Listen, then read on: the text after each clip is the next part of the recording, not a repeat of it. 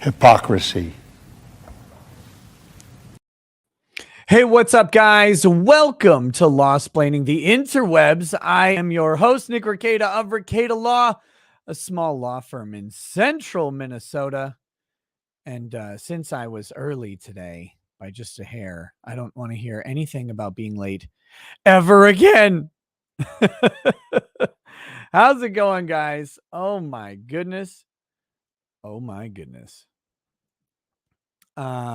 So we are here. We've got some, some hearing to watch in a minute. First, we are going to be joined by the quartering sometime in the next couple minutes here. He should be here, and we're going to hear his story first. We are going to hear the story of the swatting, I suppose. There's some drama to it. Probably talk a little bit about what the hell is going on, why this shit is happening to people, and all of that, and what's likely to happen again. Oh, look at that. That's nice little hair poof going on back there. That's lovely. That's good. That's what I get for laying down first. Oh, the lighting. Yes, you're right.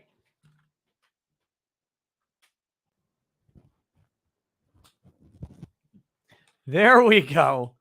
Oh, okay. All right. And here he is. Welcome to the stream, Mr. The Quartering. How you doing? Hey, thank you. Nice Schaumburg shirt. Thank you. It was sent to me by somebody. A fucking Illinois loser. Well, it says boomer style. That's why it's a boomer shirt. See? Oh, okay. I don't, because I don't understand technology. Okay, well that makes sense. I feel like, yeah, you know, as a Minnesota native and a Wisconsin native, we can both agree that Illinois blows. Oh God, it's the worst. When I have to drive through it to get down to Florida, it's like it's eternal, right? You're driving just south and you can't get out of the fucking state. It's like, when does it end? When oh my God, I hate it. Illinois was the state when I was driving during COVID down to Florida because there was nothing else to do. We drive down, and I have 5 kids, so there are 7 of us. We stopped at a Cracker Barrel. I'm like, hey, can we want some biscuits? Because Cracker Barrel's got biscuits. This will be great. And they said, oh, I'm sorry, you're going to have 2 tables because we can only have 6 people per table due to COVID. Yeah. And I was like, the one of them is 2. Yeah, that's on mom's lap. Yeah, right? Yeah. They're like, nope, sorry, that's hotel, or that's policy. So we drove 1 mile down the road to the next Cracker Barrel and ate there. And said it was so fucking dumb. I think we can both agree that driving through Illinois is basically like a white knuckle tour, and you're hoping that you don't have to get gas. Yes, and that's basically you're hoping you don't have to fuel up. If you do, you stop at one of the oases. You get your fuel. Oasis, you hit an oasis and you get the frick out of Illinois. Yeah, I hate that state very much. The people are great. The state's garbage. Yeah, it's terrible. So how you doing, buddy? You had a little drama happening recently. I sure did. Yeah, you didn't go through this not that long ago too, though, right? You had an issue. Well, I've had 3 happen, but the good thing about mine is my town is small and doesn't have a SWAT team. Yeah. Right. They don't even have one. So what they did for me was the main issue I had was I wasn't answering my phone because they called me. That's what happened to me too. They did call me twice. And so then they called my mother-in-law at 3 a.m. because they're like, hey, we're just trying to figure out what's going on. So then she called me, and you see that number. Call, yeah, right. And I'm like, oh shit, who's dead? And then I found out that apparently it was my wife who was dead because I had murdered her. I also murdered my wife. All right. Join the club. MGTOW all the way. Yeah. Incel Nation. That's what she gets for buying the wrong beer. But yeah, so you told her once. Yeah. You know. Then I told her for the last time. Right. So we did that happened, and the cop was like, yeah, okay, just come meet me outside. And so I did. And everything was fine there. The second time, similar thing. They're like, hey, just come meet me. Third time, the guy just called and he's like, just making sure everything's cool. I'm like, yep, live right now, buddy. You know, you can just tune into the show and see that I have not recently murdered anybody because I've been sitting here for hours. Right. Yeah. That was the you know, you never want to show like weakness or whatever, but like I admit it was, you know, for me, I like knew what was going on, but like, you know, for you, I think we're in a similar situation where like Mrs. Rackets, she's not an internet personality. She doesn't know what's going on. Right. No, so I have to like bribe her every 13 or 14 months to come on the show. Like something special has to happen. Yeah. I owe her a vacation afterwards. She does not want to be in the space. She's very introverted, does not like the whole you know, the idea of, but that's why we love them, her. Right? We don't want women who are TikTokers or whatever, you know. So no Anissas. No, yeah, right.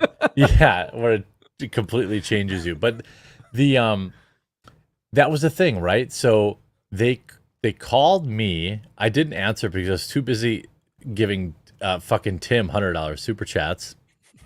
And it comes in from like a weird local number, which honestly is either like a Ron Johnson calling me or Verizon telling me that, you know, they've got a special offer for me. So I don't answer it. My wife answers at like 11-ish. Okay. She's like, I'm not killed. Yeah. Well, no, but here's a crazy thing, which was I would love to get a lawyer's take on it. I've obviously had half Asian super lawyers take on this today, but I think, you know, for the public, I'll pretend like I don't know the law. But so my wife answers the phone, right? Yeah. And they're like, oh, this is dispatch. Is this Heather Hambley? Do you live at this address? And she's like, who the fuck? She's in bed. Right? Yeah. She's in bed. So she's like, who is this? She calls me. I'm right in the other room.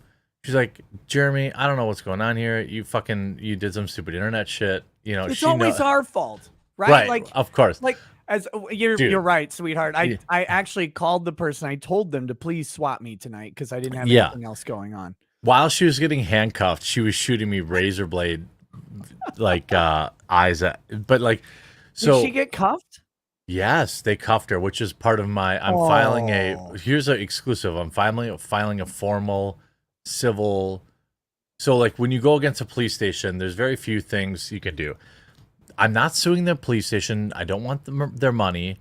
But what I do want is like some understanding around policy and this and that. But which I'll get into. But like, so I'm like, so my wife answers the phone. Clearly not dead.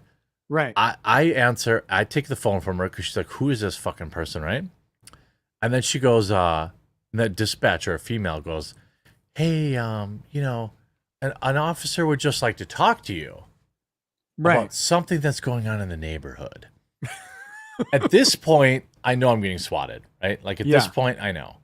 And I said, cool. Put him on the phone. I had no idea there was 25 officers with AR rifles pointed at my house at this point. So I'm like, so they're outside the house. Yes, already. They were already surrounded my house. Sure. My dog had already gone berserk. And like, not to be like too serious because I know we have fun here, but like there was a moment where my dog was like sniffing. There's like, I opened the patio door a crack and he could smell someone out there, right? Yeah. And I tweeted this out earlier, but I often think about like, if I had like gone out there and seen a dark figure with a rifle, I might be dead today. Like, all jokes aside, like, no, it happened to that one dude. Remember, it happened last year. There was the swatting, and that dude had no idea what was going on because it was the Call of Duty game. Yes, right? he fucking got murdered. Right. Cop over a shot him from $5 bet. Yeah, because the guy, he basically went like this and then put his hands down. Yeah. Like kind of frustrated at the cop, and the cop across the road just ploop, and headshot, done. Dead. Yeah. Yeah. No, it's not a fucking joke, man. It's crazy. Yeah, like I laugh because I can't, you don't want to like show weakness or whatever, but like Yeah. the reality is like, dude, when I was fucking so they go oh, there's something going on in your neighborhood, blah blah blah. And I was like, look, I know what's happening. It's a swatting. Let me talk to the guy. At this point, I had no idea that there were police outside my house. At this point, there was 15, 20 officers surrounding my house. I had no idea. And dispatch was like, okay, great. We'll connect you with the officer. I'm on hold for like 3, 4, 5 minutes. Yeah. I'm just standing there, shirtless, drinking a White Claw, as you do. And then it was technically a high noon, but like... White Claw, Wisconsin. I've heard that White Claws do pacify Wisconsinites. I learned this during the Kyle Rittenhouse trial. Yeah. It was technically a high noon, unsponsored, but it was. And so in the police's defense, okay, they called me twice. My phone was charging, so I didn't even notice. Right. They rang my doorbell, but I don't have my doorbell chime on because I have 2 German Shepherds, and I have a wife who likes to shop, which means I have Amazon delivery drivers here 37 to 40 times a day. Dude, so ridiculous. I turn off my door chime, right? They call my wife. She happens to pick up. And again, at this point, they've been outside the house for I don't know how long. I take over. The dispatcher's like, hey, officer would love to talk to you. So let me talk to him because I know I'm getting swatted. I had no idea they were here. And then they go, okay, cool. And then I'm on hold. Boop, boop. I hear I'm on hold forever. At no point do I realize that there's people outside my house. And then she comes back on, and she's like, oh, well, he just wants to talk to you. And I'm like, why? Because I know what it is, right? Please tell me why. Yeah. No, well, there's just a disturbance in your neighborhood. And by the way, this should be public, I think. I don't know if the dispatch call would, but certainly the radio calls would be. Yeah. And I said, no, this is bullshit. I'm getting swatted. Fuck off. I'm not coming outside, right? Yeah. So then she goes, just go talk to him. You pop outside, right? I open the garage door. 15 guys with AR-15s, flashlights. I pop the garage door. I come outside expecting one officer sitting outside the door. Like, get on the fucking ground! Like they were fucking full on, right? So I'm like, holy shit! Like I have anxiety problems. I'm having a full blown panic attack. I'm like, guys, please. Like I'm a content creator. This is definitely a SWAT. Fucking chill out. Please stop pointing your guns at me. They did not give a fuck. And again, in their defense, they had called me. They had called my wife. They also told me later that they saw me like walking around shirtless, just drinking a White Claw, and the cop was ringing the doorbell. Like I didn't know that he was ringing the doorbell. But like later I find out like they rang the doorbell like 20 times. I'm just out here fucking shirtless with my fucking glorious 8-pack, drinking a White Claw. It was a high noon, but like they're like, this guy's a fucking psychopath, like he did it and whatever. Yeah, I think the same when I look at you, so I get it. You're not wrong. But then like, I go outside. Of course you comply because it's not like you're like dealing with some dude. There's 15 shadowy figures with flashlights, strobe lights pointing at you. You can clearly tell they're rifles. So I do the whole thing. I posted a picture, put my hands up, walk backwards, do this and turn backwards, blah, blah, blah, blah, blah, go down on your knees. They fucking jump on me, cuff me. And to be fair, they were fine. They didn't like cram their knee in my back. They didn't fucking whatever. Sure. And did they put their finger in your butt at all? Not that I remember. But then, but then they go... pay extra for that on the swatting, I think. Right. They should have super chatted more. But then they go, so they take me back behind my truck. I'm moving right now, so I've got pods. Those like, those mobile thing. So they take me back here, and then I realize there's like 25 officers.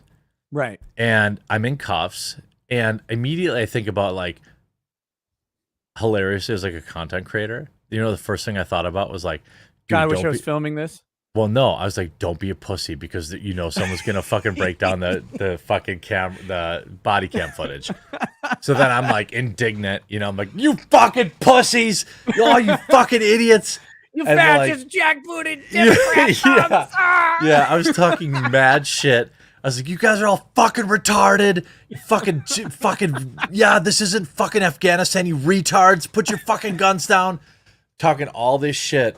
You have big guns because you have tiny dicks. Right. Yeah. I was just like talking mad shit because at this point I'm cuffed and I'm off to the side.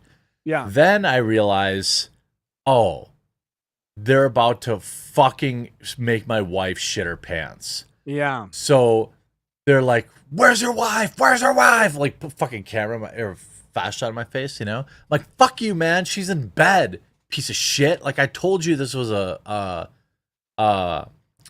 SWAT, and then they're like, well, get her out of here, get her out of here. I'm like, what? So if you remember back, if you're following my story, I took her phone. Yeah. So they had called her. Right. I took her phone because she doesn't answer the phone like a good woman does. She doesn't answer her phone. She's like, who the fuck is this? Please protect her, man, giant wang dude. Please answer my phone calls. So she hands me the phone. So I'm like, you fucking, I have her phone. I have her phone, which was in the lawn at this point after they put me face down 3 inches from a pile of my dog shit. Nice. And cuffed me. I'm like, that's her phone in the lawn. I have no way to contact her. And so at this point, they're like, oh, you know, he definitely murdered her.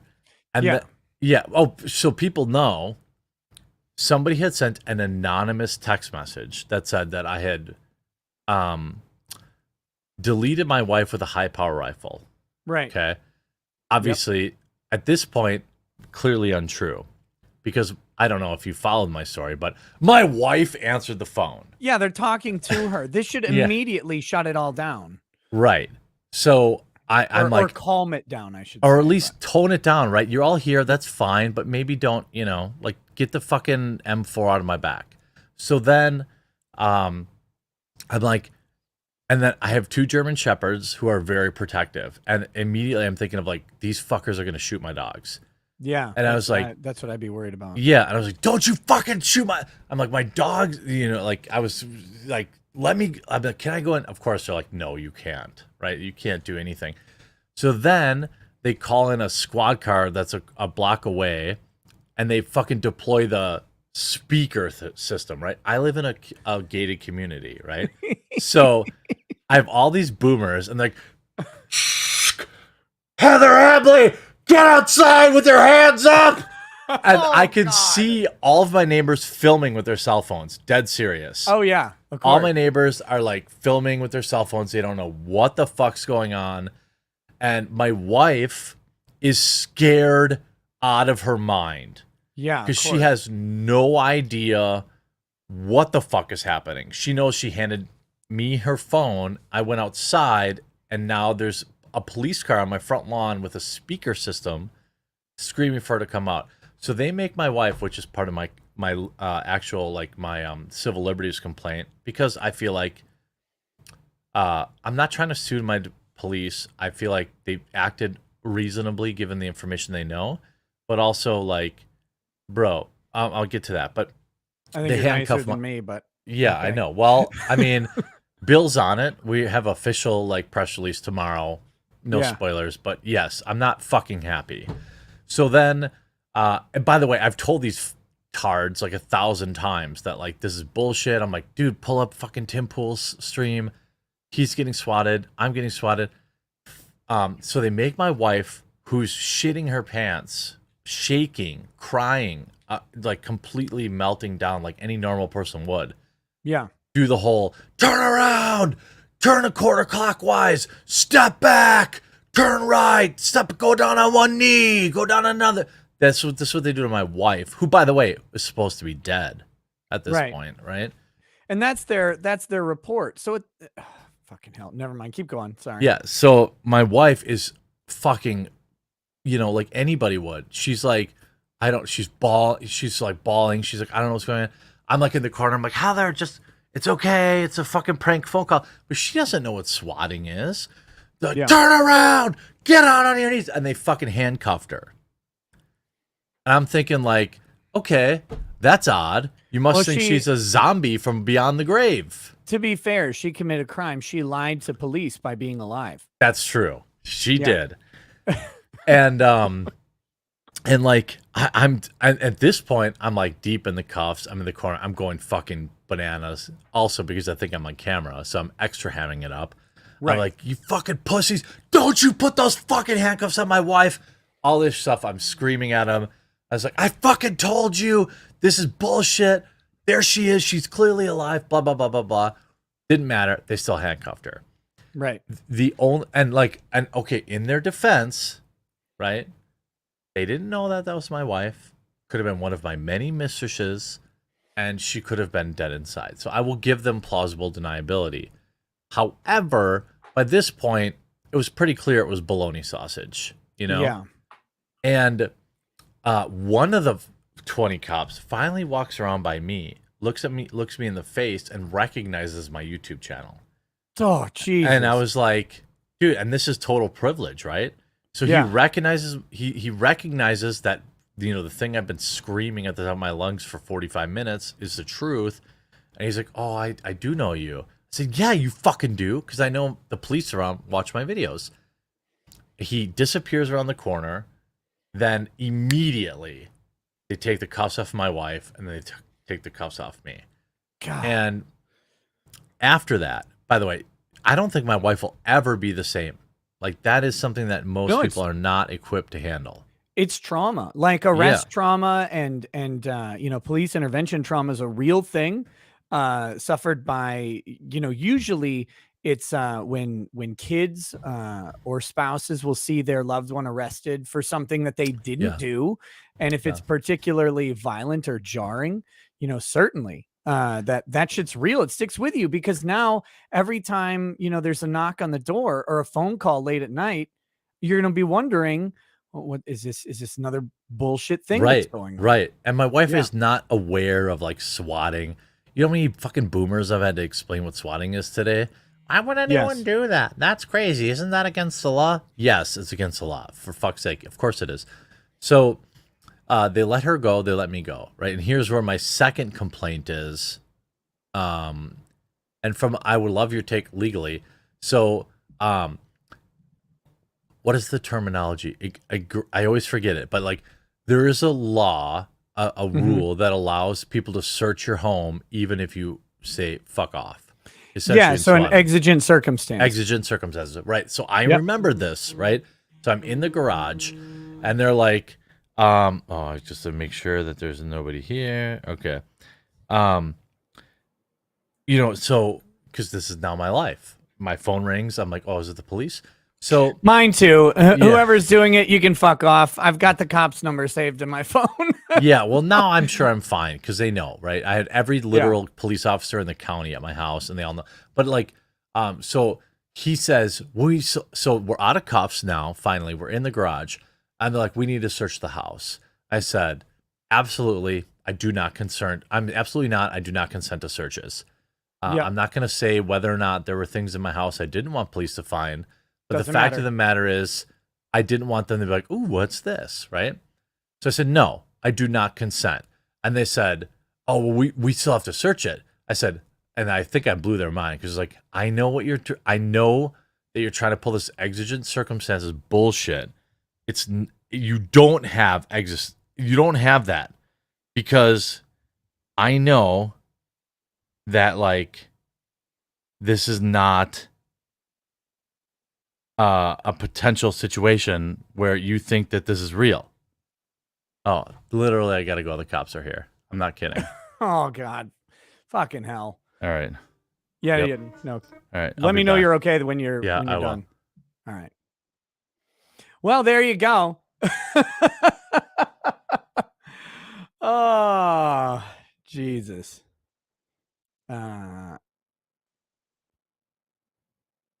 Okay. That's how it goes. This is the bullshit aspect of it. So hopefully, you know, everything will be okay since this just happened to him. But it isn't a joke, right? It isn't a joke. And I know cops have some, you know, they have to adapt to a real situation, right? They have to make sure that everything's gonna, you know, that they're doing what they're supposed to do. But for fuck's sake, they need to act with common sense and common decency, and they need to understand that they are deeply impacting the lives of the citizenry when they do this and when they react in this way. SWAT teams should be deployed when there's a knowing need for SWAT, not on a whim. Not on oh god damn it.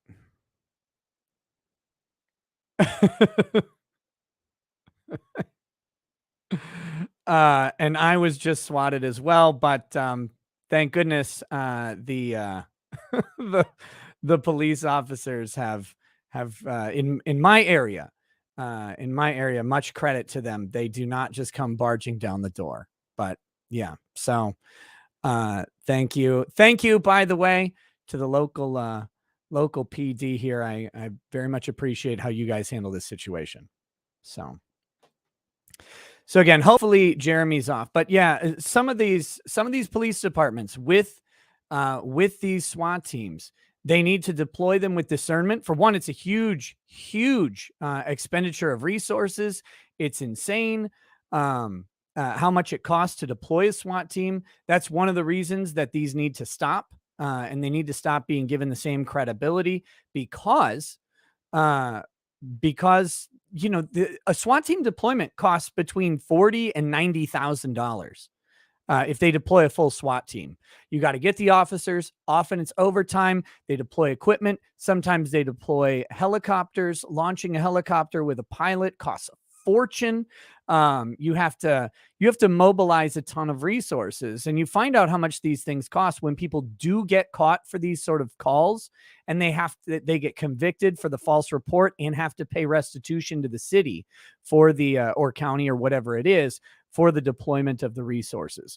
And so it's a really expensive thing, and it's high bullshit that it keeps happening. And so I think SWAT teams are going to have to SWAT teams and police departments across the country are going to have to get used to a digital age.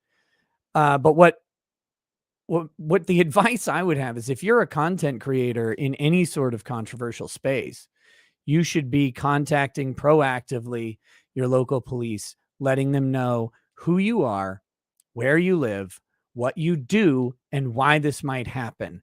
And find out if there are different channels and alternative communications that they could use to make sure this doesn't happen. Because it's crazy. It's crazy. The Jeremy story is absolutely insane. Very dramatic. The fact that they handcuffed him and his wife is terrifying, frankly. Like, I think about my house where I've got kids. I mean, what would you, how do you explain that to your children? People busting in the house in the middle of the night. Again, thank God out here, we have some police officers with a good way of dealing with this situation. So, anyway, speaking of swatting, in a little bit, we're going to review the January 6th committee. We're going to do a live watch through. It's about a 90-minute meeting for today's opening session. This will actually be a multi-event stream. I think the next one is on Monday, and I believe it's at 10 a.m., but that might be Eastern time. I'll verify as we go. And I should be covering that one live. And that'll be fun. Tonight we're going to watch what happened. We can skip if there's any lulls in the action. I don't know. This will be a fresh watch for me, but that's on the agenda. For now, just hopefully we'll get some notification from Jeremy soon that everything's okay. And in the meanwhile, I'm going to read some of the super chats and stuff that have come in while we wait. So thanks for bearing with us on this. And I believe me, like as interesting as the drama is, none of us want to deal with this ever. Certainly not. It is it's not fun. Even when it's dealt with in the appropriate way, it's not a fun thing to have to go through. So we'll get to that in a minute. Cult of Personality says, "Yo, Rackets, in regards to January 6th committee primetime, do you think it's a desperate final move from the Democrats before midterms, or do you think it's a distraction from any attempts to fortify the election?" No, I think it's 100%. This is a midterm Hail Mary. They know with midterms coming. And again, this is not a political point. I want to be clear on this. I mean, my political biases lean to the right side of the aisle. But that being said, whether you're Republican or Democrat, you should acknowledge what's going on with the January 6th committee. It is, from a political standpoint, it is political gold in the hands of the Democrats, and it is it's political cancer in the hands of the Republicans because of how it's been framed and because of how a lot of people think of it. Whatever the reality of January 6th, that's what it is. So what you can expect all politicians to do in all instances is try to fortify their own power and expand their own power. So the Democrats will, of course, run on January 6th through the midterm elections as much as possible. Why do you think that many of these people are still being held in jails around the country without having a court case yet? I mean, honestly, like, that why they're not being let out of jails on house arrest to await trial, why their trials have been delayed so thoroughly that we're now a year and 5 months out from the event, and they're still just waiting on hearings, and that's political influence. Make no mistake, and it's political biases from judges, from prosecutors, in many cases, because they want these trials to happen closer to election time. They want news stories about what's going on. Democrats will want to appear tough on the crime that almost brought down the U.S. government, right? Like that's a great story to come out in September and October of this year. That's the story. If I were a Democrat, that's the story I would want to tell. Republicans are going to want to tell a different story. They're going to want to probably distance themselves from January 6th. Most Republicans are not participating in the commission, and the ones that are on there are, well, let's just say they're not the strongest, staunchest supporters of the Republican Party that people have come to know and expect in 2022, for whatever that means. But yeah, this is political theater of the highest order. And look, the Democrats have a garbage economy with gas prices in the toilet. Everybody remembers how bad gas prices got under Obama, and they were reminded very quickly after Trump left office how bad they would get. There's low employment numbers. There's been all these lockdowns. There's a lot of political unpopularness going on in the Democrat wing of the American politics right now. So with that being said, this will definitely be a way for them to try and latch onto the one issue that has done them some positive numbers, and that's January 6th. So long answer for that. Long answer for that, but it's a true answer. Matthew Perkins, coffee brand coffee, cocoa, and tea so good it might be a felony, like swatting somebody for trying to grift. You gotta wonder what the motivation. Like, I don't know what the swatter is for. Who the swatter is for Tim Pool or Jeremy. It's really hard to find this information out because of the way people do it, unfortunately. But that being said, you just wonder, like, what's the motivation for it? Why are you doing it? And it's oftentimes it's why you won't hear me talk much about it, other than the fact that, hey, this is what, I had to leave the other night. This is why. Here you go. Here's the story. Not very dramatic.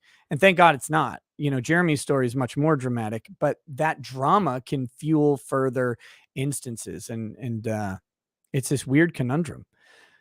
I hope, if I were Jeremy, though, since it's already been dramatized, I would be asking all of my neighbors for the footage that they have of the event, and I would make a super cut, man. That's the grift right there that he's got to do. A troll says, watched your last video. Can't believe you didn't notice where that author got inspiration for long descriptive titles. Watches anime. Yeah, right. Wait, what? Okay. Nate Dub. Hail Nick. Oh, wait. Are you making fun of like my long descriptive titles or anime's long descriptive titles?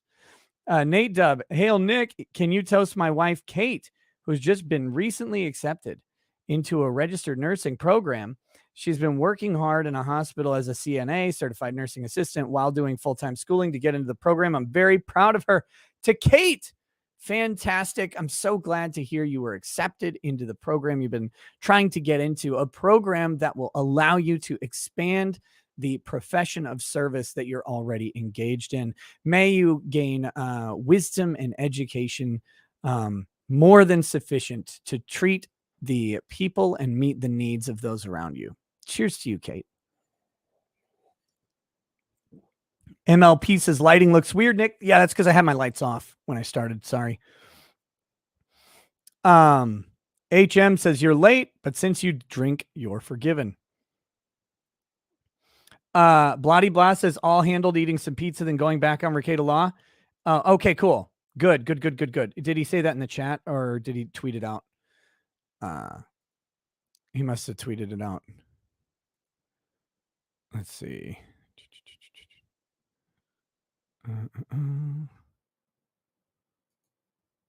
Let's see. Here we go.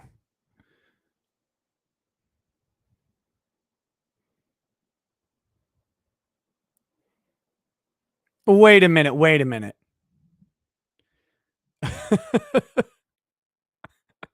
The quartering is still grifting here. But apparently, what is this? He says 644 more orders and the beard is gone. So wait, if he gets what 600 and I think it's down to 630 orders. If he gets 630 coffee brand coffee orders, then he'll shave his beard off. That'd be hilarious. Can you imagine what he would look like? Do you think he has an ass under the beard, just like on his face, just his big buttock sitting there? That would be good. HM, you're late, but since your drink, you're forgiven. I wasn't late today. I was actually early by just a minute. Ali Yusuf, Nick, you're far too on time and straight. You're ruining my fun. Just a second.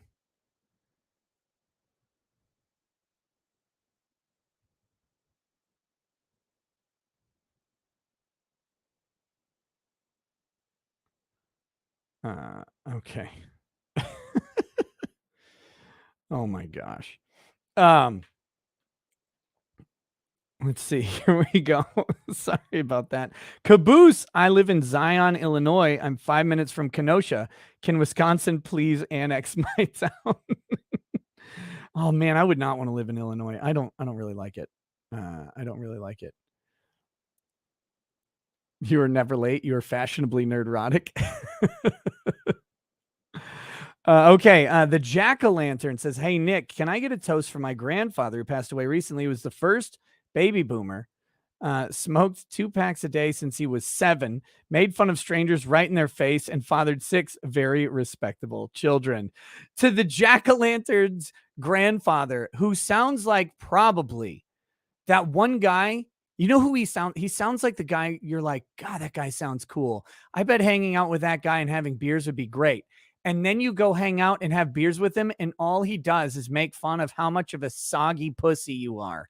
The entire time it's like, yeah, I killed 8 men in Nam with my bare hands when I ran out of ammo because I was shooting the prostitutes first. What did you do today? Like, oh, you ate? You ate food? Food must be nice. Was it made for you by some sort of gay? Like, that's the guy. Like, he sounds awesome, and he is. And he makes fun of you for not ever being awesome because he doesn't care anymore. That's the guy right there. A cheers to that guy. You've all met him, and you always like him, even though he hates you. And you know that the best part about that is you do know that they do raise respectable children because they don't have time for anything else. Cheers to him. Thomas gifted 20 Mercado Law memberships. Thank you, Thomas. Now, I know someone else gifted a bunch of memberships today. But the way YouTube displays this stuff, it's not as easy to find. Let me see if I can find it real quick who that first one is, because it's not on my list anymore. Let's see.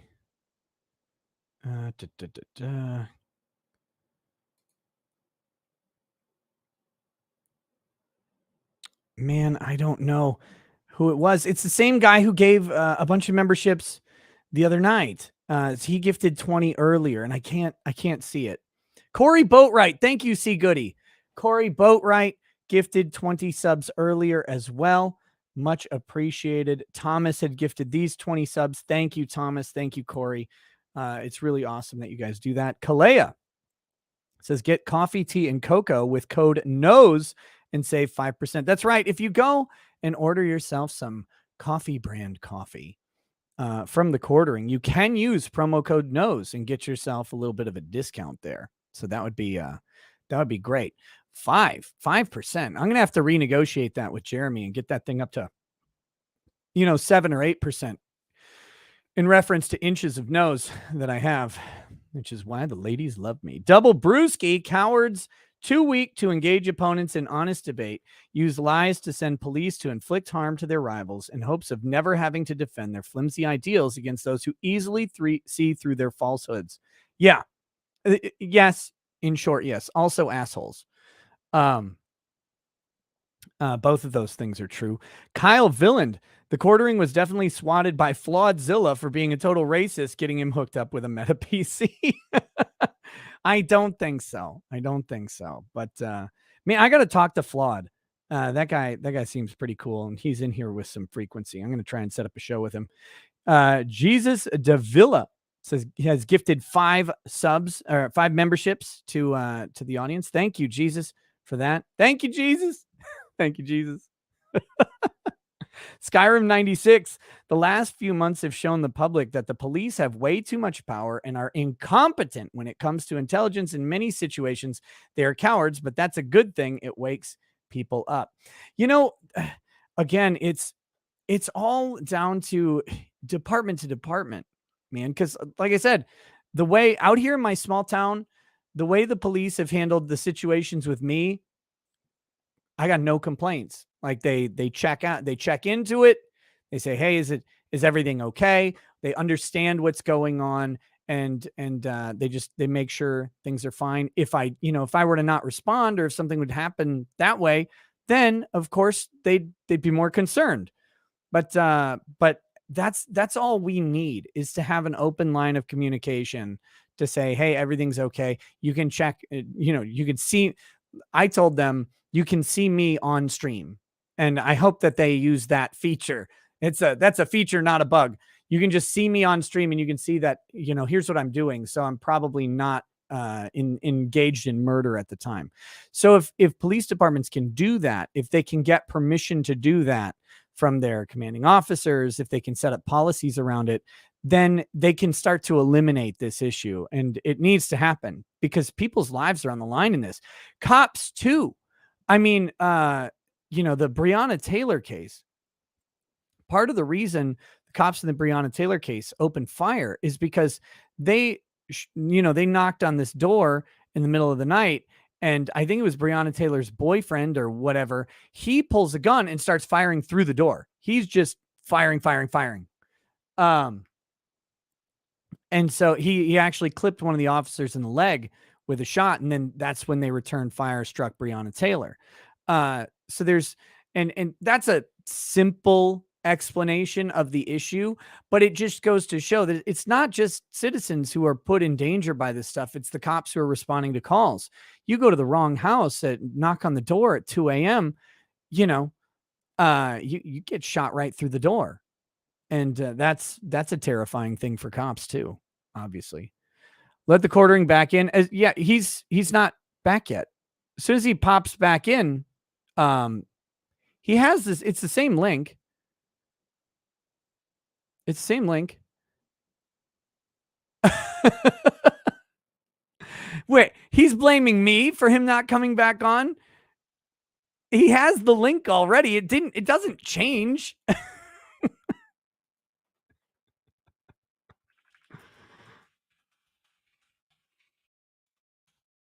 Okay. So anyway, all right. Devil Fist. Hey, Nick, have you heard any of what's been happening to the Act Man? He's gotten his entire channel demonetized because he made a video exposing this guy, Quantum TV, for issuing false copyright claims, ban evading, etc. Well, from what I understand, he actually got demonetized for a joke, which is completely inappropriate that he was demonetized. But he made an offhanded statement on Twitter, a joking statement, talking about how YouTube was not cracking down on their harassment policies in regards to Quantum TV. And so he made a statement on Twitter reflecting like what Quantum TV was doing, but about YouTube, and they went after him. And so that's what's going on. Look, that's what I saw from Keemstar. I have a feeling Keem is probably on top of this. And it's some bullshit, obviously, but yes, yeah, it's YouTube's implementation of policy has not been perfect. That's obvious. What? It's Jeremy. I do not see you backstage here. Let me send you another link just in case.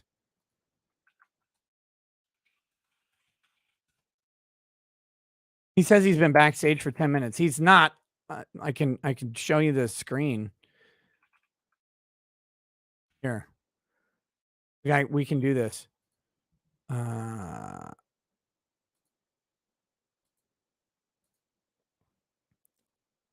There he is. He just popped in. Okay, perfect. Yeah, dude. You're just trying to stop my grift. No, I want you to shave that beard off your face because I want to see if there's an ass on your chin. I heard about the ass chin. I've been back. Like, I don't know what happened. I was just chilling backstage and you were saying all sorts of heinous things about me. And then you also admitted to calling the cops again. By the way, I'm not dead. Thankfully, this time it was a text message to the fire department that said I was dead. My husband is dying. Oh, okay. Yeah. That's nice. Thank God this time it was just two fucking absolute kings that were like, oh, so you're not dead. I'm like, nah. No, I'm alive. Yeah, they're like, cool, see you later. And also, by the way, shout out, one of the guys was here last night. He's like, fucking sorry about last night. Well, that's nice. Yeah. That's he's like, okay, see you later. I was like, yeah, I'm not dead. Did you hear that I similarly was attempted swatted at the same time you were? No, I didn't hear just that. now. Yeah. Oh, are you serious? Yeah. I got a message from the local police, and they said, "Hey, just so you know, this is what's going on." So, it's because of me. I'm sorry. Yeah. No, I told my wife, I'm like, "Hey, just listen for the door." Yeah, just in case. Answer the door if like a Ring camera. So like. But, I of course I get the notification a little like, oh, motion was noted. I'm like, I fucking knew it. And like I just see like this guy. Yeah. Poor dude. God damn it, dude. It's like, okay.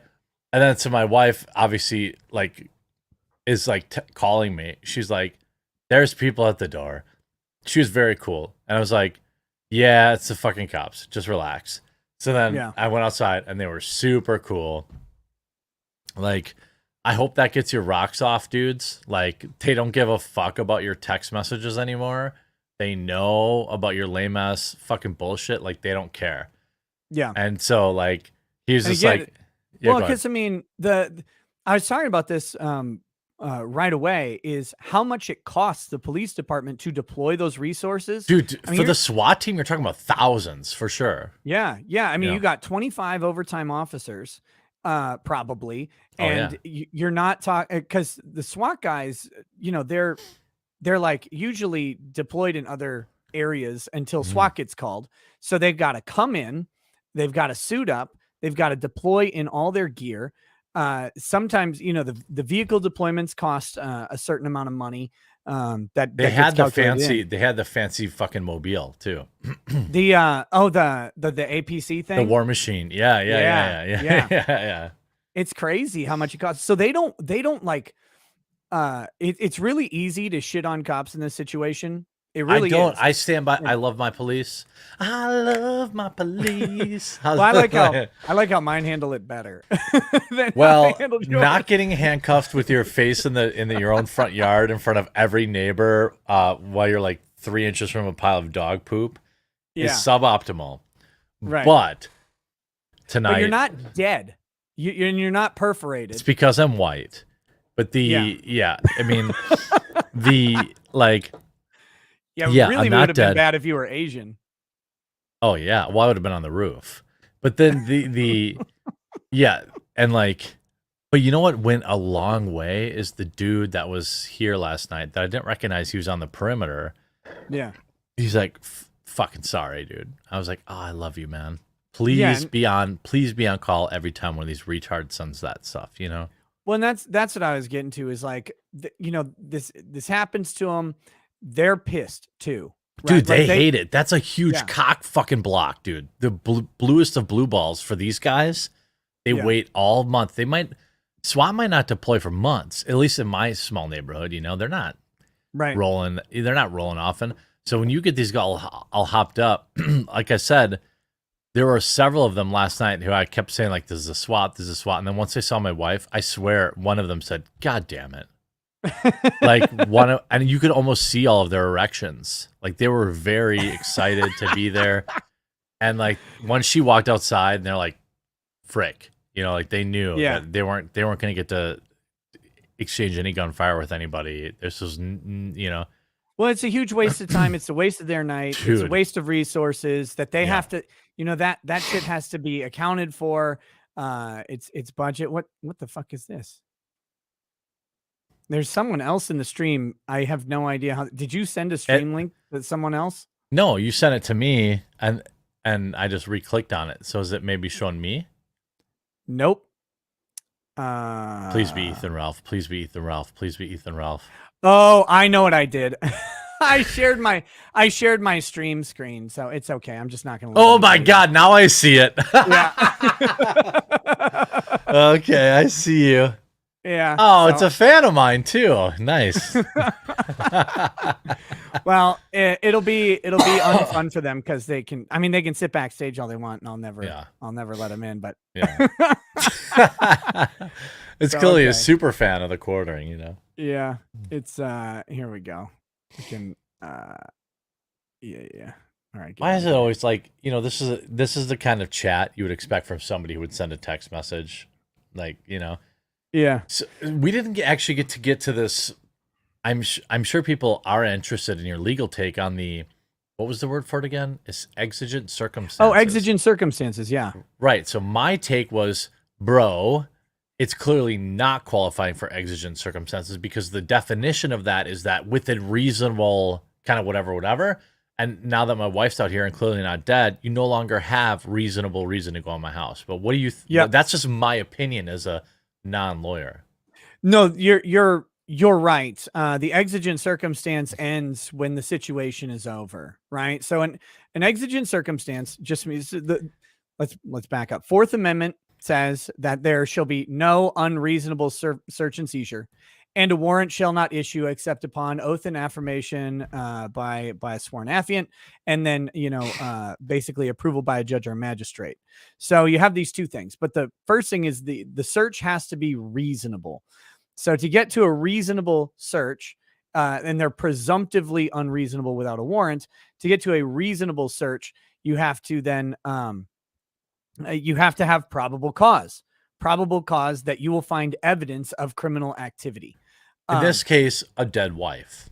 Right. And so once you're out, she's out, at that point, there's no reason for a search because there's no probable cause for the evidence that they would find evidence of a crime that they know didn't happen.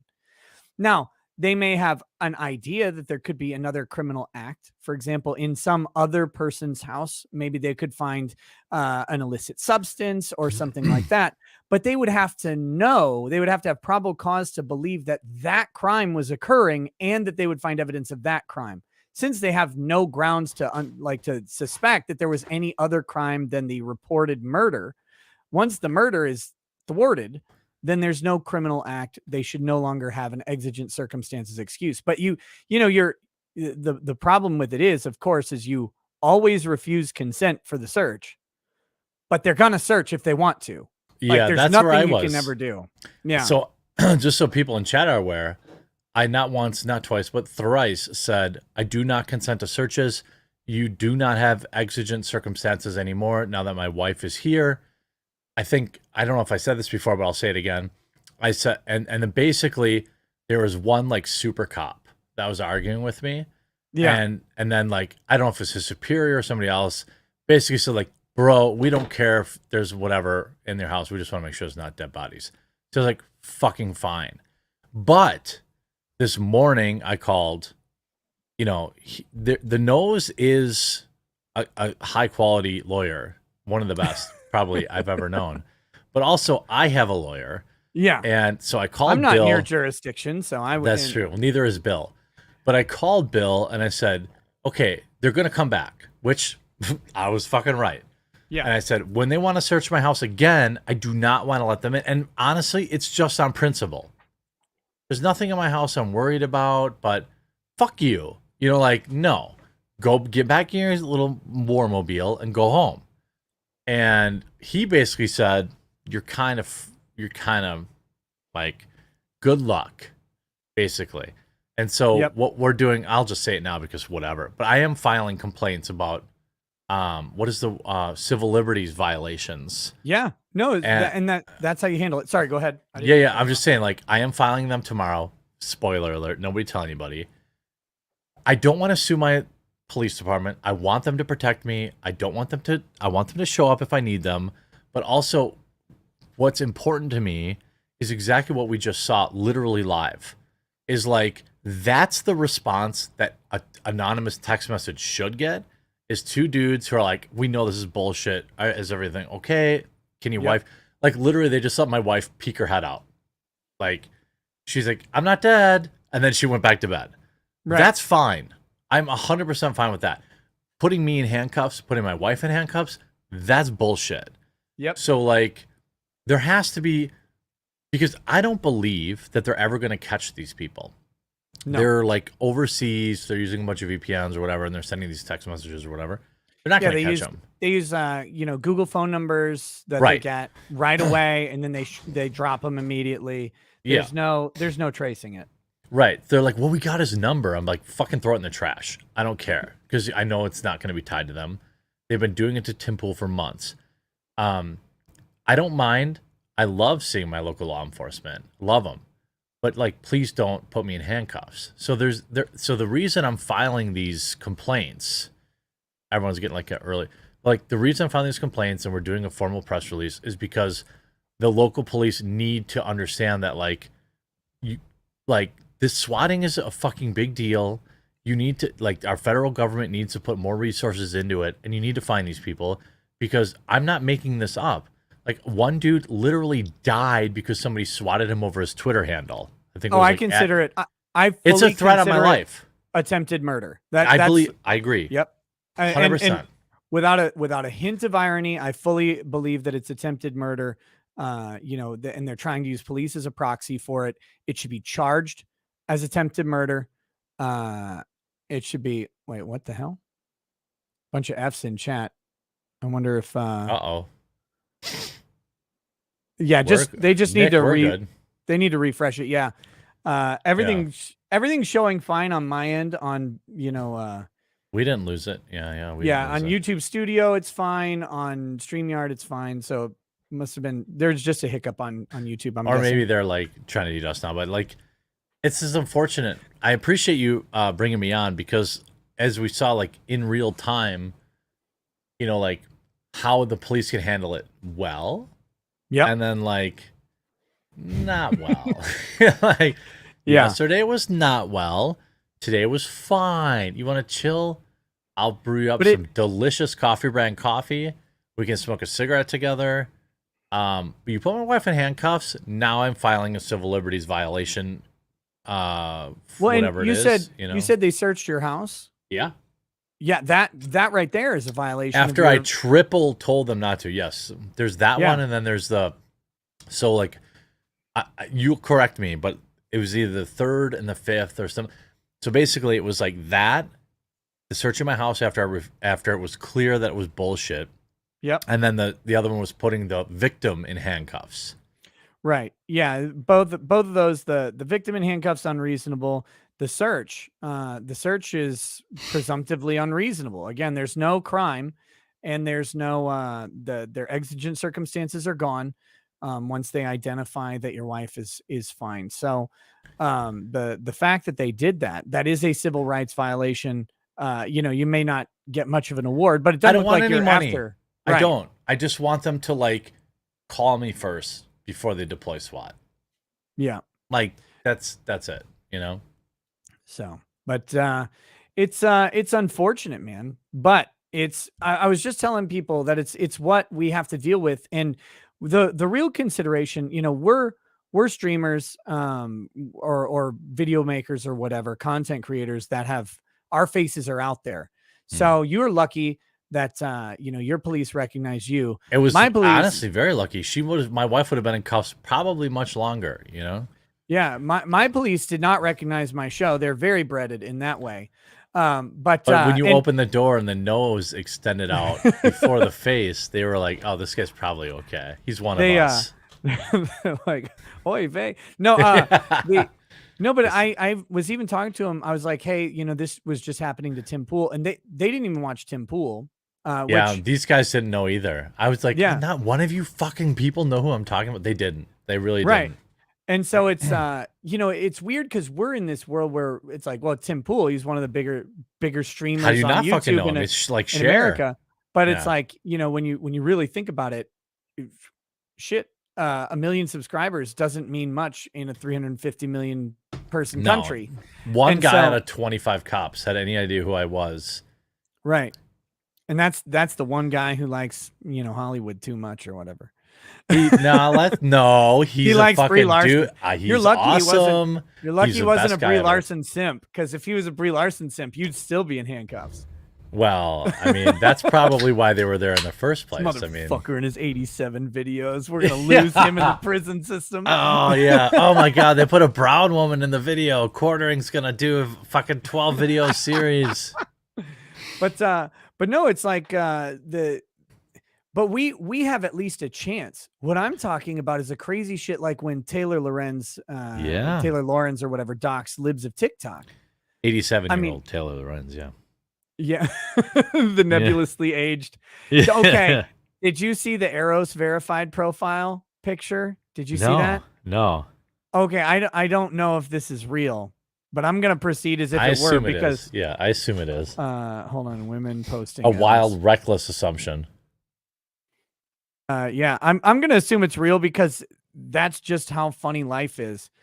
But I don't think the Fox headline here is real. So that's why I'm suspicious. But okay. I haven't seen it yet. I haven't seen this shit out. I hope this is real because it's so funny. So okay. Eros.com. Eros verified. Escort. Oh no. Oh no. Oh no. Hey, look, everybody needs a 4 or 5 head. Look, I mean, she may be a very she's really hot for somebody in her late 70s, but like, no, she's working it really well. One of my favorite things about Taylor Lorenz is how clearly, obviously that's where the meme comes from, how clearly like insecure she is about her age. Like when she went on that video, or like, what was it like? I forget. You probably might, or chat will remember. Where it was like, 20-somethings are really struggling with mean words on the internet, and then like cut to Taylor Lorenz, who's like 300 days shy of 40, and she's like, "Oh, it's just so hard. It's just, I'm sorry. It's just so hard." I saw someone say she lied. Someone said she's 44 and lied to win an under 40 award or something. I mean, I can't confirm or can deny that, but I'd accept it. Yeah. There's a simple way for her to give us the information we need. Post that birth certificate, girl. You and Obama, post them. What the fuck? Let's put it out on Twitter, right? Let's put it out on Twitter. I don't give a fuck if you're 6'3". I'll slap the shit out of you, fucker. Oh, he's got such a big belly, man. His belly is so funny. Like, I disavow people showing up in a different country to like harass him and then goad him into a fight. But his belly, man, his belly's so weird. They didn't actually goad him into a fight, though. Like, no, but he's like, I invite them, right? Yeah. They should not have showed up in the other country. I 100% agree. It's just dangerous, like from a legal perspective. Yeah. They looked around the corner. They saw him. They backed around the corner, and they were not doing anything. And I'm guessing he got a message in his chat or something. Yeah, he was streaming too. Yeah, Cogs around. Yeah. So then he comes around and he moves in on him, which was the dumbest thing you could do. But that's the Ralphest thing you could Ralph. Like that's I'm gonna fucking I'm gonna go gunt into this buzzsaw, and then I can say like I went down fighting. Look, at least you know what I would let Ralph play on my softball team. Oh, no doubt. Yeah, because no doubt. You put him in the outfield because the way he catches hands, you know he's not dropping a softball. He's not dropping anything. Yeah, that's like that guy is a magnet for fucking. I mean, and like I know a lot of people are less sympathetic than me, but like I'm starting to feel bad for him. Like this freaking guy. Sorry. No, you can. I know, but I can't because if I let it loose for you, then then I'll let a curse word into my videos. But like this guy, his belly is so weird looking. It's so weird, and then every time he gets beat up, his belly comes out. Like, well, see, I want to know if you have a chin gunt because he has a front ass right on his. Well, I'll tell you right now how many orders we need to reveal the possible chin gunt. And by the way, I did offer the officers coffee, and they did not think it was funny. They didn't even they didn't even sort of laugh. I was like, hey guys, you probably don't know what I'm talking about. Would you like some coffee brand coffee? Because I'm just hoping one of these guys has a fucking neither of these guys had what are they, chest cameras or whatever. Yeah. But I was like, hey, I don't know. You guys have a long shift. Would you be interested in some coffee? And they're just like, no, we're okay. I'm like, oh, it's too bad. At least let me have the memes. Fuck, you know? You should have made them buy it, but use promo code NOSE. Promo code NOSE. Somebody, was funny. Somebody on Twitter specifically said, I will buy using promo code NOSE as long as you tell me that Nick doesn't get any of the money, because that's even better. I was like, yeah, Nick doesn't get any of the money. It's just like... And then they bought. They bought. Yeah, they definitely bought. When I was grifting Tim's stream last night, like a bunch of people bought with code TimCast or whatever. Yeah. And you know what? Like, shout out to Tim. Like, I know that like we have this weird thing, but like shout out for him for being cool when he came back. Like he shouted out the coffee, and like he wasn't obviously mad about it. You know what? He played. What I've noticed about Tim is like Tim is he's so averse to drama that he doesn't care. Like you're right. I was talking to him about it when I was out there, and he won't even let you talk about it. He'll like cut you off and be like, I don't care. Yeah, on the show, yeah, he will. Yeah. But off the show, I was talking to him, and I was just like, talking about various stuff. And he's like, I don't care. I don't care what anybody says. Like, I don't have time for that shit. And like, much respect for that, because that, for someone, especially in his position, that's the position you got to take. For two fledgling grifters, he is like the Pope of grift. Like I'm coming for that throne. I know. Well, I'm coming for you, buddy. I literally grifted myself into a second swatting. Like Heather's like, please don't, because I was like, I'm gonna fucking super chat on Timcast again. Fuck these guys. They don't control me. And she's like, yeah, can you not? I said, no, I can't not. So then like Timcast goes live, I immediately super chat like, swatting can't stop, coffee brand coffee. Use promo code Timcast. And then I texted her. I was like, I guarantee you the cops will be here later. And sure enough, they were. But it's wild, man. But what do you do? Like there's no solution to it right now. That's why your approach is right. Like, okay, we're gonna do this. I wanted these fuckers to show up at my house 25 times a day, so that they're like, okay, you know what I mean? That's the only real way to like not get killed. Yeah, no, so what we need to do is we need these, and your way is a great way to do it when when you don't have, I have small town privilege where it's like they're not going to do that out here. Yeah. And now, especially now that they know me, it's like, okay, everything's going to be fine. But in any larger community, because I mean, my town is seriously, it's 2,500 people. There's nobody here. In any larger community where you do have a SWAT deployment or a local metropolitan area that's close by. I don't actually know where you live, but if you're close, It's small. It's like 8,000 people. It's pretty small too. Yeah. Wow. So like a high percentage of the town was there. Everybody.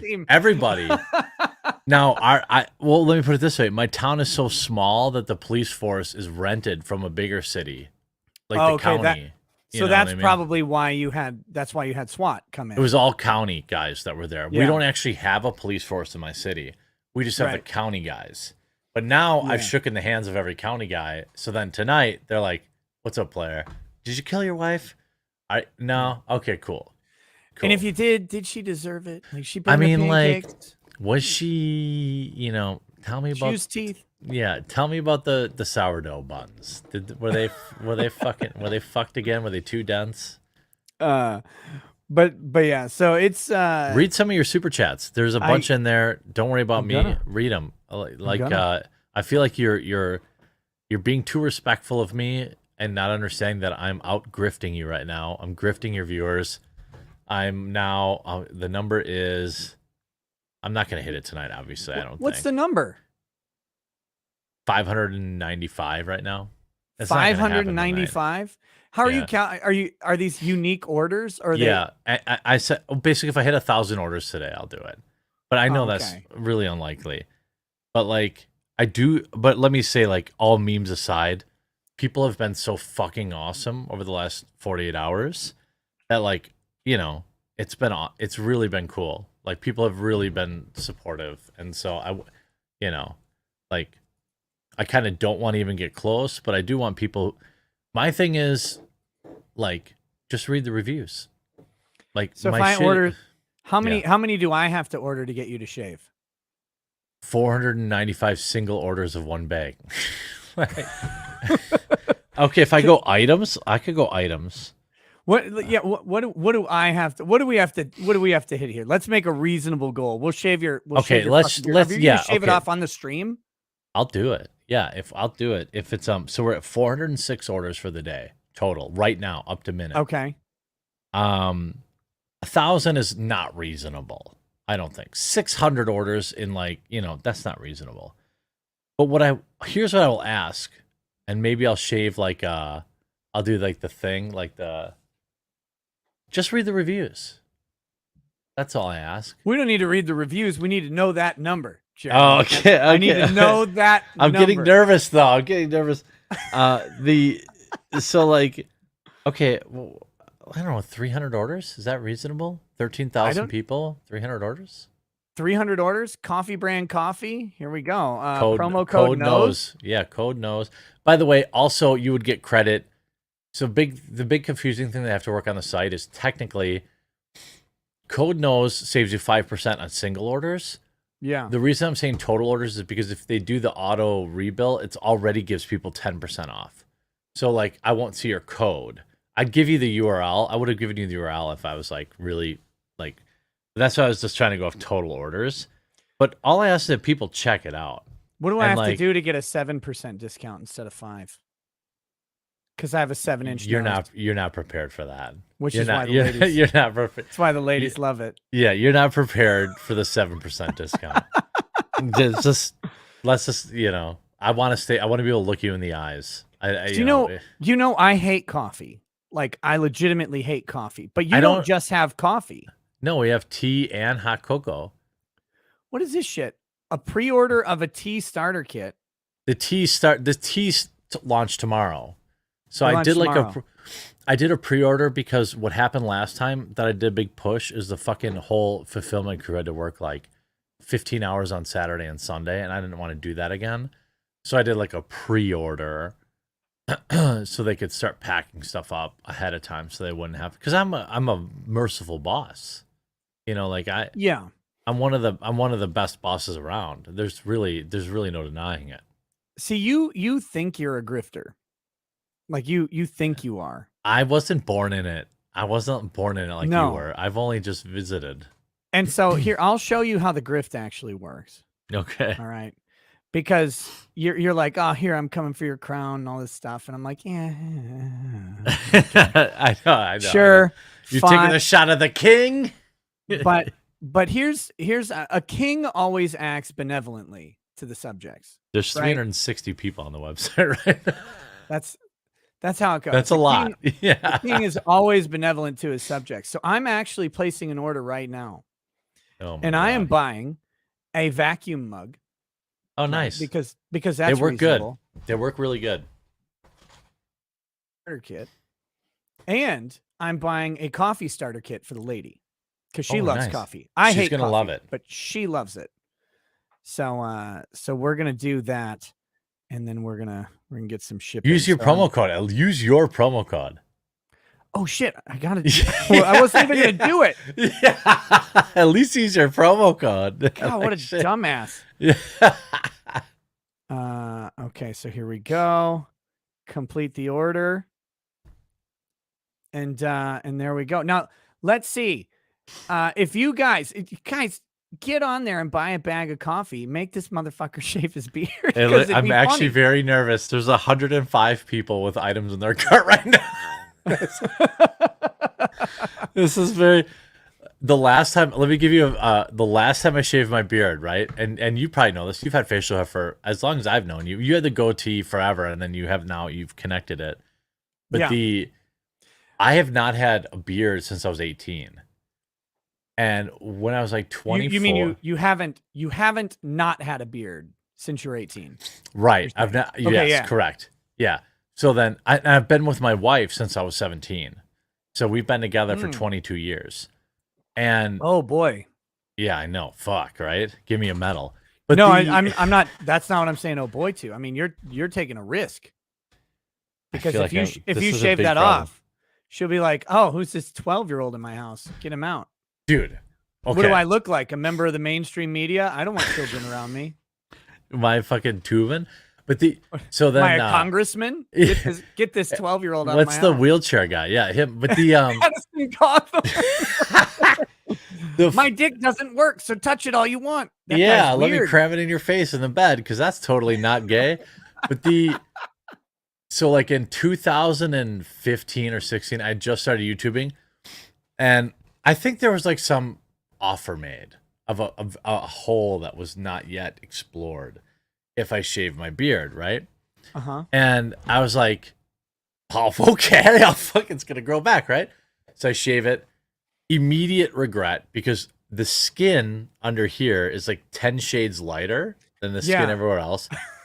I walk out of the bathroom and she's like, it's funny. The skin under your beard has a better credit score than the rest of your skin. It does. Yeah, it's 10 points higher.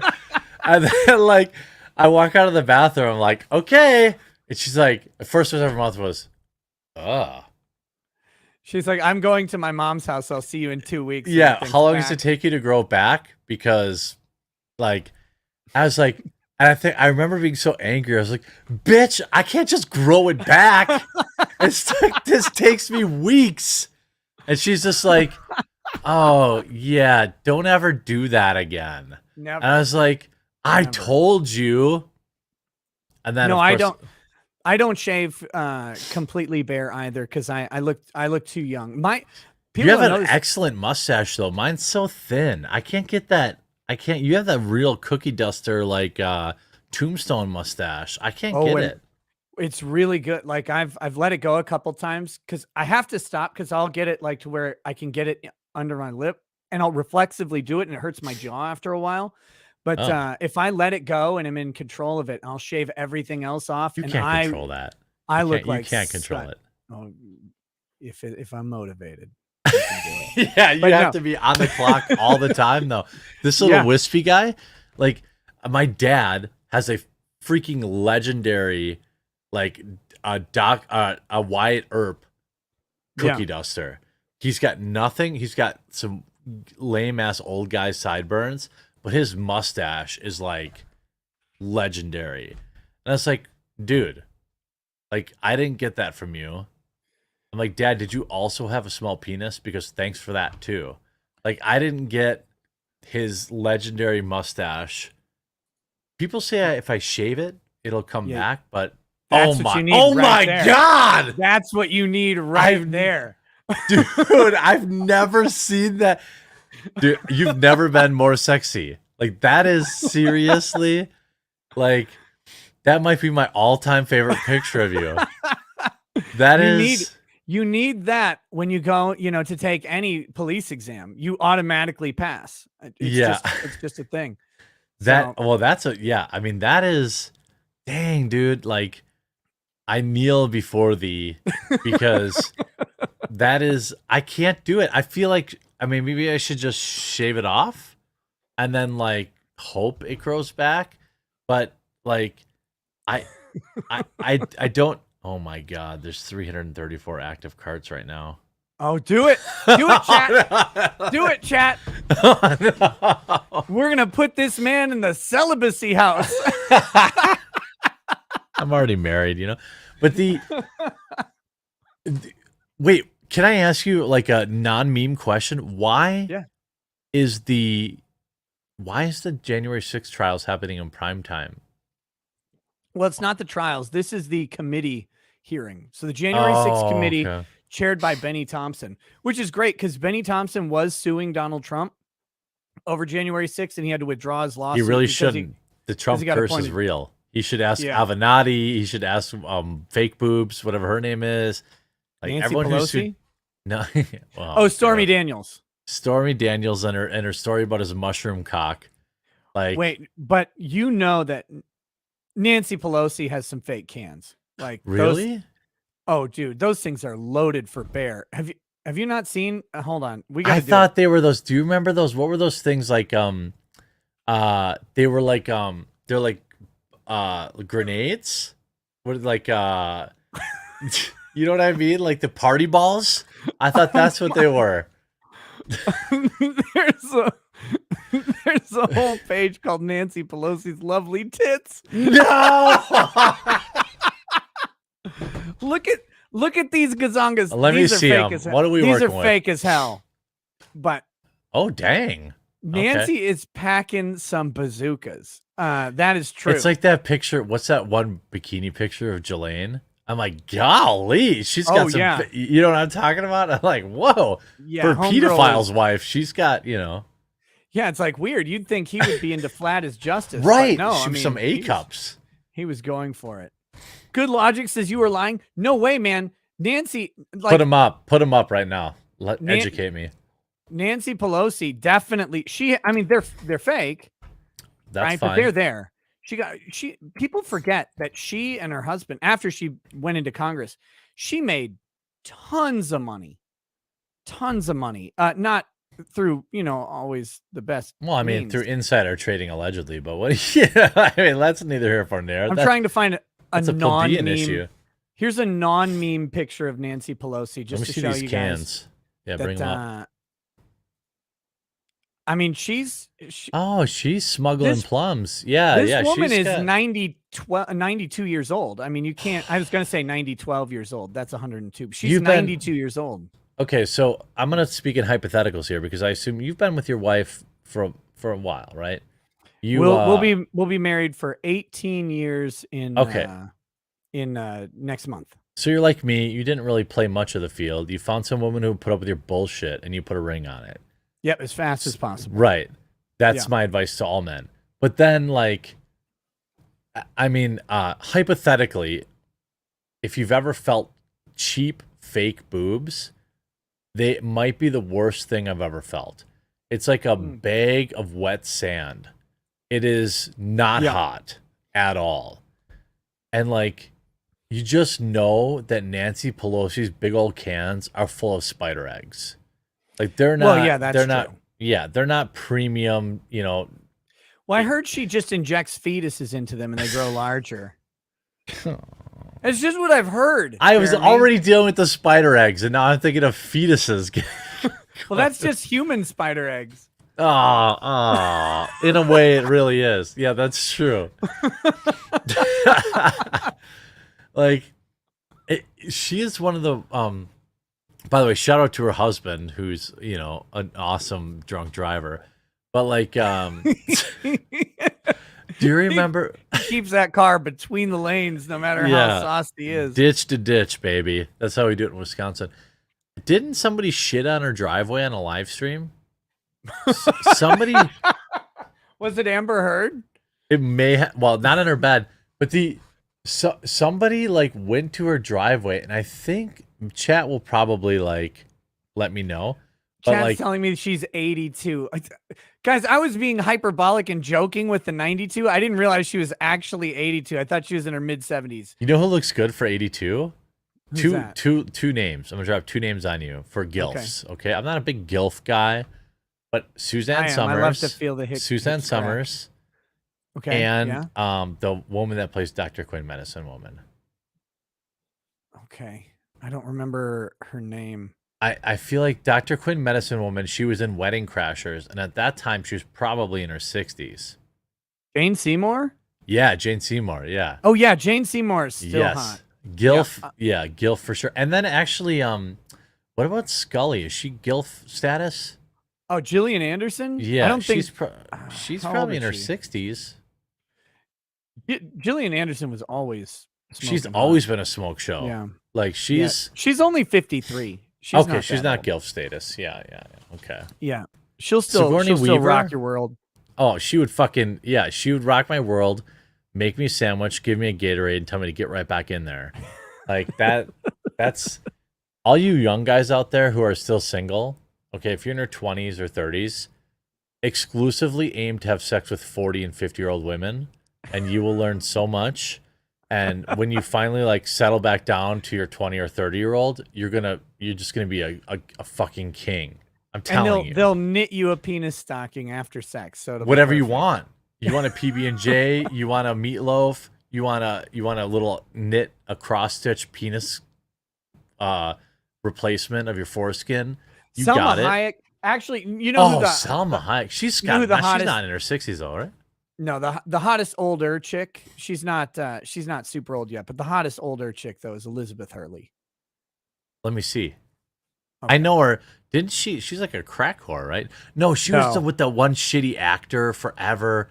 What was his name? He was like that British actor. He was kind of a piece of shit. Oh yeah. Fucking Hugh Grant. Hugh Grant. Yeah. And she was like way out of his league even then. And like it was like this weird thing. Okay, here's this is current. This is a fairly current picture of Elizabeth Hurley, okay? Lay it on me. What? Dude, she is. If you told me this woman was in her 30s, I'd believe you. She's 57. She's 57. If you told me late 30s, I buy it. Yeah. No, she's 57. This is like within the past 2 years. She is, I mean, obscenely attractive. So, I mean, by the way, I want to say shout out to chat. By the way, Nick, fucking thank you so much for all the support. You're welcome. We're getting dangerously close. We're getting dangerously close. It's at 693 right now. Oh shit! Oh shit! Get there, guys. You can do it. So what's the number we have to hit? 1,000, really. That's 1,000. Yeah. Wait a minute. You said 1,000 was infeasible, and so you said like 300 on the stream. Oh, did I say that? Yeah, I remember that. Well, then we hit it. What did he say? Whatever's I'm not denying. Just let me know what I said. Yeah, I'm definitely not 300 on the stream. Okay. Well, I'm definitely not reneging on what I said. So if we hit it, I'll shave it. I would never renege on the King Grifter. Can't do it. Let's. They're all over there. Somebody said 800. Somebody said 600, 700. You said 300 orders on the stream. 300 more total. Yeah, 300 more orders, which I think we've hit. We'll probably hit it. Yeah, I think that's probably true. But Jesus but guys, Christ. Of course you want to buy it to humiliate this man, but buy it because look, let's be real. Jeremy's putting in the work. He's making a product. He's giving it to you. He's not a guy who hates you. And I don't hate you. that goes so far for me, honestly, in business, is that just knowing that the person I'm buying from does not hate me. That's enough. Isn't that refreshing? Yeah, I don't need people to like agree with me or support me or hold my balls or anything. I just want them to not think I'm a piece of garbage. Cause that's it. Yeah. And so Well, I can promise you this, that Brand Coffee will never celebrate Pride Month. We will also never celebrate Straight Pride Month. We will never celebrate we might do Mother's Day. I don't know. That's apolitical, right? Yeah, Mother's Day, Father's Day, Christmas. Of course, you got to do, like, you can hit major holidays, of course. Yeah, right? It's Ramadan, Rosh Hashanah. Well, somebody asked me today Shabbat. if my coffee was kosher, and like it's technically, but like when somebody asks that, like I don't want to get that wrong because it's clearly important to them. Right. What I know about coffee grounds is like my coffee grounds are not technically kosher by whatever, like, you know, priest comes and like whatever. Right. But like, yeah, like people ask too if they're, what's the other one? Kosher or halal? Halal. Yeah. And I'm like, I don't know. It's just coffee, bro. Like if I start saying it's kosher, then I feel like I'm getting political. Like I feel like it's just coffee beans. It's between you and your God. Not I'm me. sending the ADL to your residence right now to make sure. Well, that they're too busy worried about coffee. fucking Pepe memes. People forget. Remember when, like, you were around enough to know? You remember when the ADL during Hillary Clinton's presidential campaign? That's when they came out and said that the Pepe meme was anti-Semitic, and that was the whole like basket of deplorables. It has nothing to do with Jews. Ever. And it never did. Yeah, it never. You couldn't even make a conceivable argument that it would. But somehow the ADL. Here's what happens. For those uninitiated in chat, here's what happens. The ADL, which has, I don't know, financiers. I don't know who they are, but they have big money, just like the ACLU. Their name is George Soros. No, sorry, go ahead. I'm not naming any names. Nick Rekieta said George Soros. Names them, quartering. I will not name the... You will name them or you will pay. Yeah. Sorry, go ahead. The ACLU has $160 million in offshore funds, just so everyone knows that. That's a fact. And they got none of them from Amber Heard. That's correct. 500,000 from Elon because she has his baby. But so like the ADL and the ACLU, and Nick will know this, I think same BuzzFeed, right?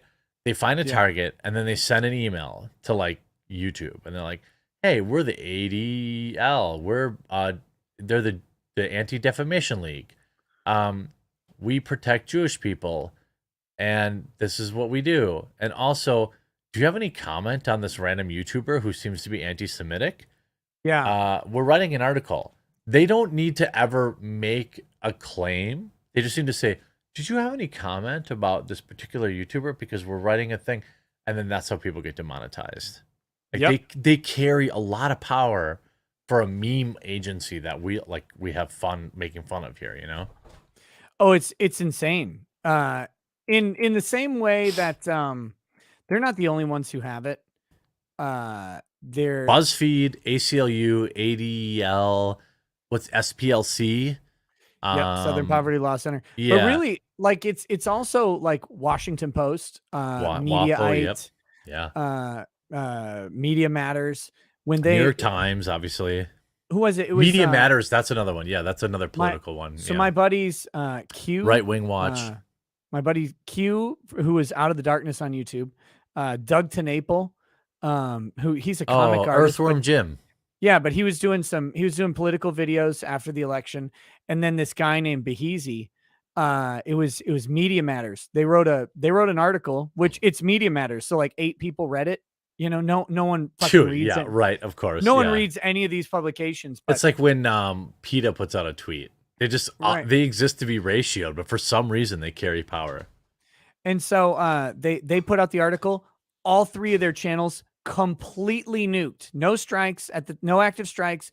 Completely nuked within 10 minutes of each other. Was Z like a moniker, or is that Q? Q? Oh, Q. Sorry. Yeah, Q is it's my man Quentin. His first name starts Quentin. with Q, so he's been Q forever. But he Not has nothing Q to do reviews. with nothing to do with QAnon. QAnon at all. Yeah. But he was just covering political topics about the election, stuff like that. But he had no active strikes. Same with Doug TenNapel and same with Behezy. No active strikes. And Actman, by the way. Yeah, Actman today because of the joke that he posted. Now on we Twitter, know why. apparently. Yeah. Right. But that's bullshit too. But yeah, all it takes is one article like, hey, blah, blah, blah. And as much as I like to make fun of Ethan Ralph, the same thing happened to him too with the heel stream. I mean, that's what did it. Yeah, that's what did it. Yeah. He did the heel. It's why I don't do charity streams ever. Like I do a shitload of my own charity. And I'm happy to do charity and just let that be its own thing. But people are like, you should do a charity stream. No, nope. Well, because those get weaponized against the people who do them all the time. You would be shocked. Well, you wouldn't because you know. But like Dankula, it took him months to find a charity willing to take 40,000 pounds for free. Yeah. Months. Because of that. Because of his dog joke. Because he taught his dog a trick 8 fucking years ago.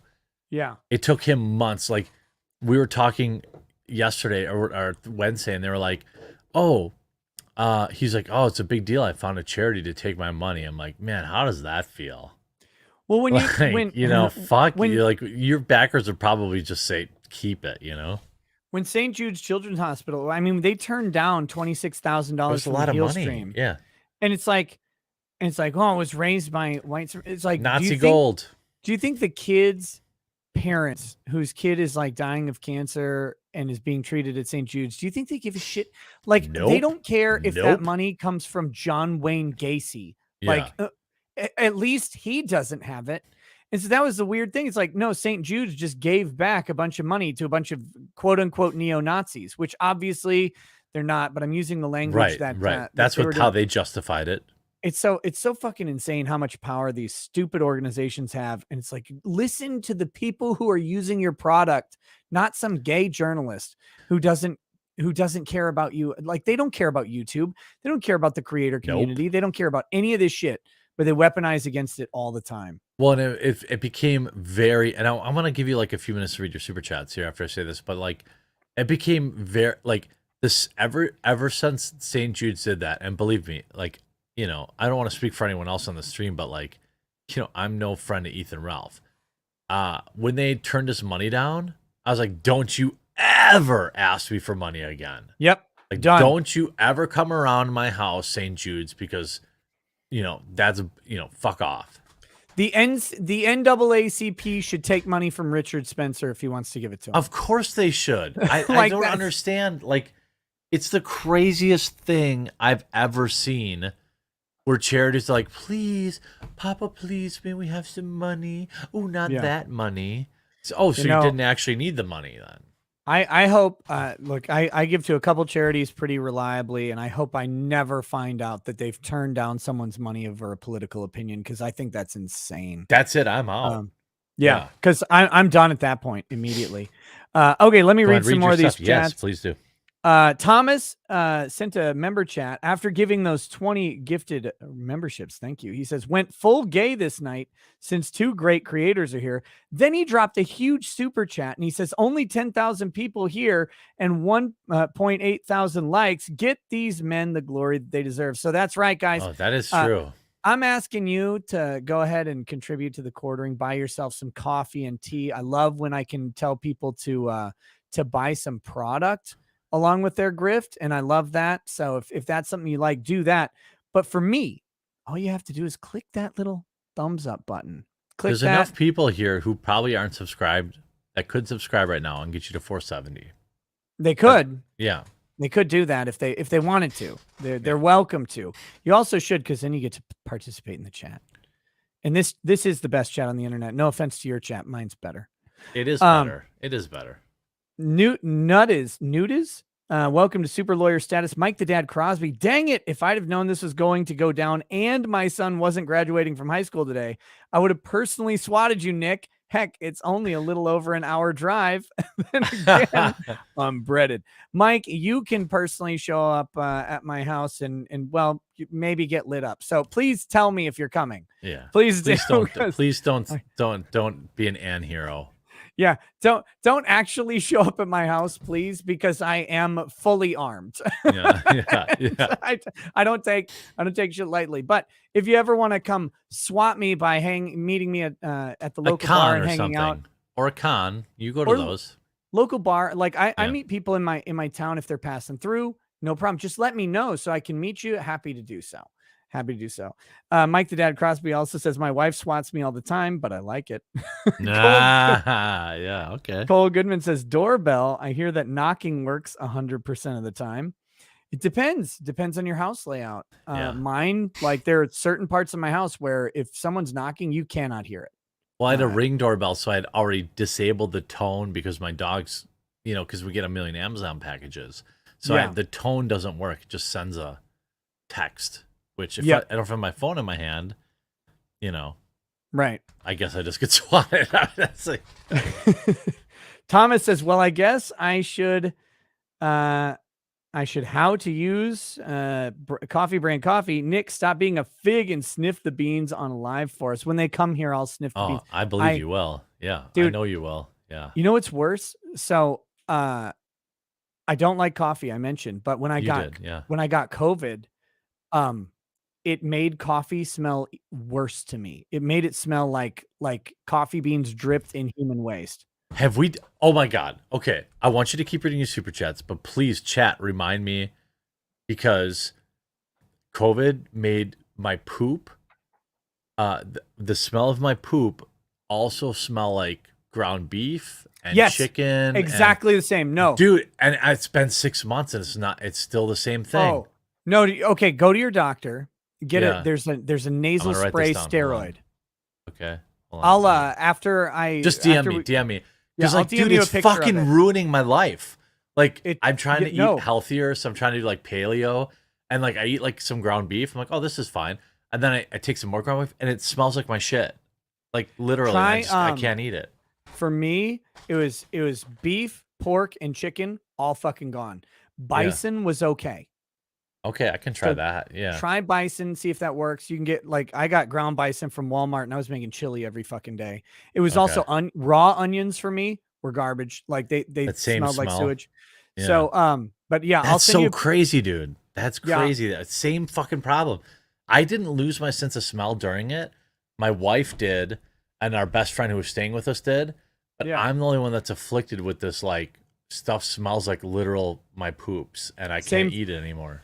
Same for me. There's only one good thing that's come from it. Now my BO to me smells like maple syrup. So I don't give a shit. You turned Canadian. Okay. I'm like, oh, that's not so bad. What do you mean? Anymore. Yeah. Fuck everybody else. Yeah. Why is there a 6-foot bubble around me? You guys are all ignorant. But yeah, I'll send you a picture of the exact medication I have. I'm going to take it. Yeah. Cause it sounds like we have the same problem. It took about 25 days for it to like really start working. But once it did, it was quick. And then it's gotten better ever since. So Felwyn says, this is exactly why we need to fight red flag laws. Nailed it. A random anonymous call can generate swatting and eventually will be used to simply take away your possessions and rights. Yep. Some states do not have red flag laws that now allow unconnected reports. Some states require a police officer report, but what happens is people will just they'll Baker Act somebody. So you get a 72-hour mental health. Oh, they're suicidal or whatever. And then the police officer at that point can do the red flag. That's also bullshit. If it's premeditated, then that's just a part of it. That's just in their way, right? They're going to do the red flag. The other things So that's bullshit. It needs to be stopped. It's 100. Red flag laws are presumptively, in my opinion, they're presumptively unconstitutional because they assume guilt before anything else, and they infringe directly on Second Amendment rights. Tiger Cop, it's a damned if you do, damned if you don't. Worked cases where husband paid women to pretend to be wife on the phone, used exigent and rescued handcuffed female kidnapped in bathroom. You never know. He's right. And that's even my wife, when I was like getting indignant about it, she said that. She's like, how do they know I'm your wife? So valid point. Yeah. It's well, for the purposes of your lawsuit, it's invalid. They had verified for Correct. you Yeah. that They already knew her description at minimum, you know. and when they knew who you, because it sounds like the guy identified like, hey guys, this is this guy, the quartering, he's a He has content great creator. coffee. Yeah. It's he's been saying that he's been swatted. It's consistent with him being a content creator. When you do this, they uncuff you, they uncuff your wife. At that point, they shouldn't be searching your house. They should be saying, hey, sorry for the inconvenience. Let's go. Especially if you don't consent. No, I don't consent to a search. And to the chat, legal advice. Never, ever, ever, ever, ever in your entire life, no matter the circumstances, consent to a search. Politely and respectfully say, I refuse to consent to a search. Know that they may search you or your house or your car or whatever, and that's fine. And then your lawyer can deal with that after the fact. But always refuse to consent to a search, because once you consent, your legal defenses are gone completely. That's so exactly always, what I did. Yeah, I declined. I refused. I refused. They said I got to go in, and in my mind, I was like, okay, well, whatever happens after here, it's not going into court. Like, I told you couldn't go in. So I mean, I'm not a lawyer, but that is what I did, you know, based on my own legal advice. That's all you can do. You can't, don't fight the cops. Don't like, don't go too far and like try. They're going to do what they're going to do. Yes, they will. And that's okay. It's actually okay if the cop says, hey, we have exigent circumstances. We're going to go through your house. And then they go and because they may be looking for your wife. And it's more important to the cops, to their credit, to find out if there is a bound, handcuffed woman in the house that they can rescue than if they incidentally see like a marijuana pipe or something. They don't care about that. Probably. They really don't. And if they try and charge you with some bullshit like that, then your lawyer can go after them if you refuse consent. But you refuse the consent, they'll do what they're going to do, and that's the way it goes. And that's okay. Some guy 001, no joke, Uvalde blackpilled me on cops. People will be better off if we defund all cops and take the money for mandatory firearms for the citizenry. Everyone gets a gun at 18. Let the common citizen ventilate criminals again. That unfortunately will never happen. Disaster anyway. That would be really bad. And just so people know, it was not the Uvalde cops. It was their, how I understand it, it was their chief commanding or whatever. Officer. Yeah. So like usually is. Yeah. They were quote unquote just following orders. Yeah. Parkland had the stand down order. And that shit needs to stop. There should never 100%. Be a stand down order on an active shooter. Ever. And that's not even SOP. SOP says you engage immediately, as far as I understand. The cops present are lucky that no parent shot the cops to get to their own children. That's just a tragedy. But that's why, to me, like I think this, like, you can't have a gun in a school ever, even with like a trained security or a police or like teachers who are trained. Or I think that we need to really look at that, because if I'm sending my kid to government schools and I don't, but other people do, the government has a responsibility to protect them. And when you really think about it, we can shit on the cops who don't go into the schools all you want, but you never know how someone's going to react when you say, go into gunfire. Like, a lot of these guys aren't military trained either. You know, and even the military guys, you never know if they're actually going to walk into gunfire, if they're going to freeze up. You can't know until they're going into what they know to be danger. Here's what my take on it was, and I'll keep it super short, is how many of these little sad emo boys that, let's say hypothetically, they got all turned into Swiss cheese in the parking lot by an armed police, guard. How many of those do you think it would take to stop this? I'm guessing one. Yeah. I mean that's it's part of the theory, and it's only a theory, but it's got some good data to it. These people pick gun-free zones for the reason softest target possible. Yeah. It's not because they're not afraid, or they're afraid of dying, because a lot of times they go in, they know they're not going to make it out. Oftentimes they'll self-delete. It's not that. It's that they can't accomplish the goal if, when they pull out that gun, a janitor goes up, pop, pop, and puts them down. right, or a duty officer or whatever. You at least slow them down in that particular case too. Like fuck, man. Yeah, and believe me, a bullet round to the, even like a glancing round to some 18-year-old, that might change their mind real fucking quick. They open that door and all they hear is pop, pop, pop, pop, pop, and they're not coming back in. Like that.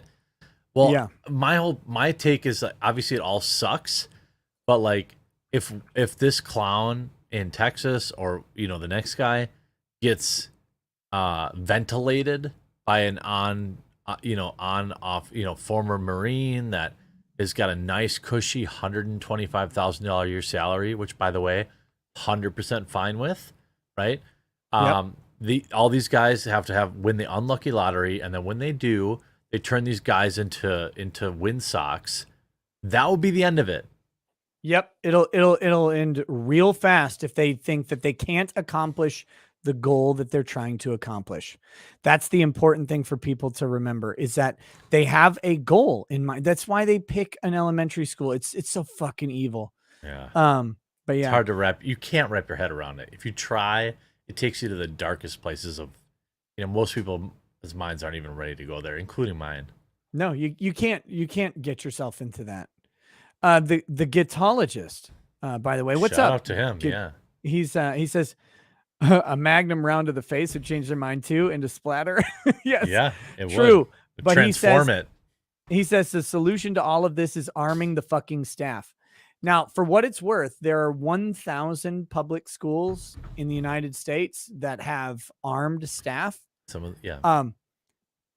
Not a single shooting has occurred since they armed their staff. And I'm not talking about that can't be true, Nick. That can't be true. You're making up. That sounds like. Allow me to fact check that.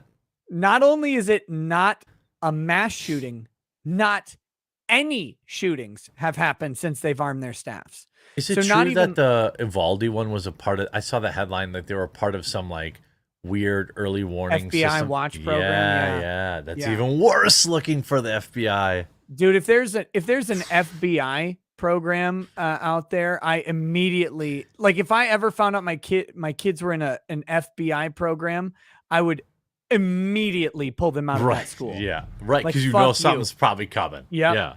Hey, allegedly. Yeah.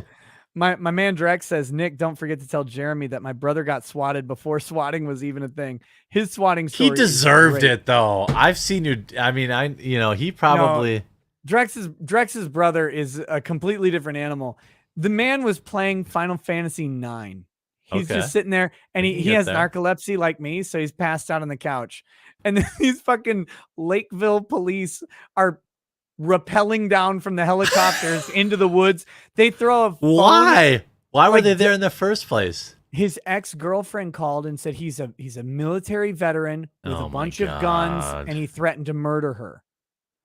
So they're like, they're hitting him with the smoke grenades and all this fucking shit. They duct taped the phone to a brick and threw it through the window. He's sitting there. They were living in a movie. Yeah, he's sitting there sleeping. He's like, "What the fuck?" I wanted my channels under attack. Like, I don't want to dox Drexel's brother, but you all have seen him, but not actually him. He looks and sounds almost exactly like Dave Chappelle if you added about 20 pounds of muscle.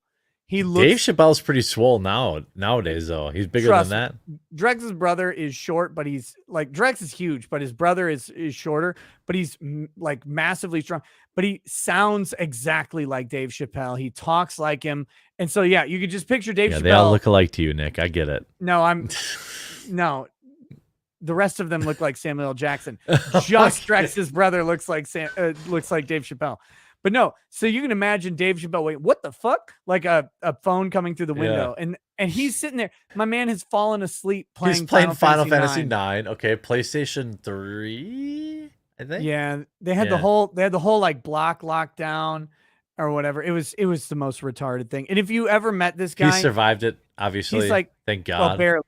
Yeah. They only put their knee on his neck for 3 minutes because they weren't Minneapolis police. This is not 9. 8 minutes and 20 seconds. Yeah, I get it. Yeah. It was a suburb. But if you ever met him, he's like the most chill, relaxed dude on the planet. Like, there's no way on earth he's gonna fucking smoke some chick with a rifle, or I don't even know if he had guns, but it didn't matter. They did it. Okay, here we go. Ali Yusuf, if a swatting results in a death, is that considered a murder on the part of the person who called in the swatting?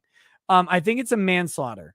And I think the two guys, the only known swatting death by me is the popular one that happened about a year ago, where it was over Call of Duty, and the guy gave an old address, and some poor innocent motherfucker gets just not smoked. even the guy. Yeah. Over I was either a $1 or a $5 bet. It was fucking absurd. Yeah. So that guy got smoked. I believe both people involved in that swatting, the guy who gave the address and the swatter, I believe they both got charged with manslaughter. That's correct. And they both, one got 8 years and one got 12. I think it was in Missouri, I think. Not enough. They should have had their dicks nailed to a table. Yeah. In my opinion. Character Holding says, your ideas on prosecuting false reporting.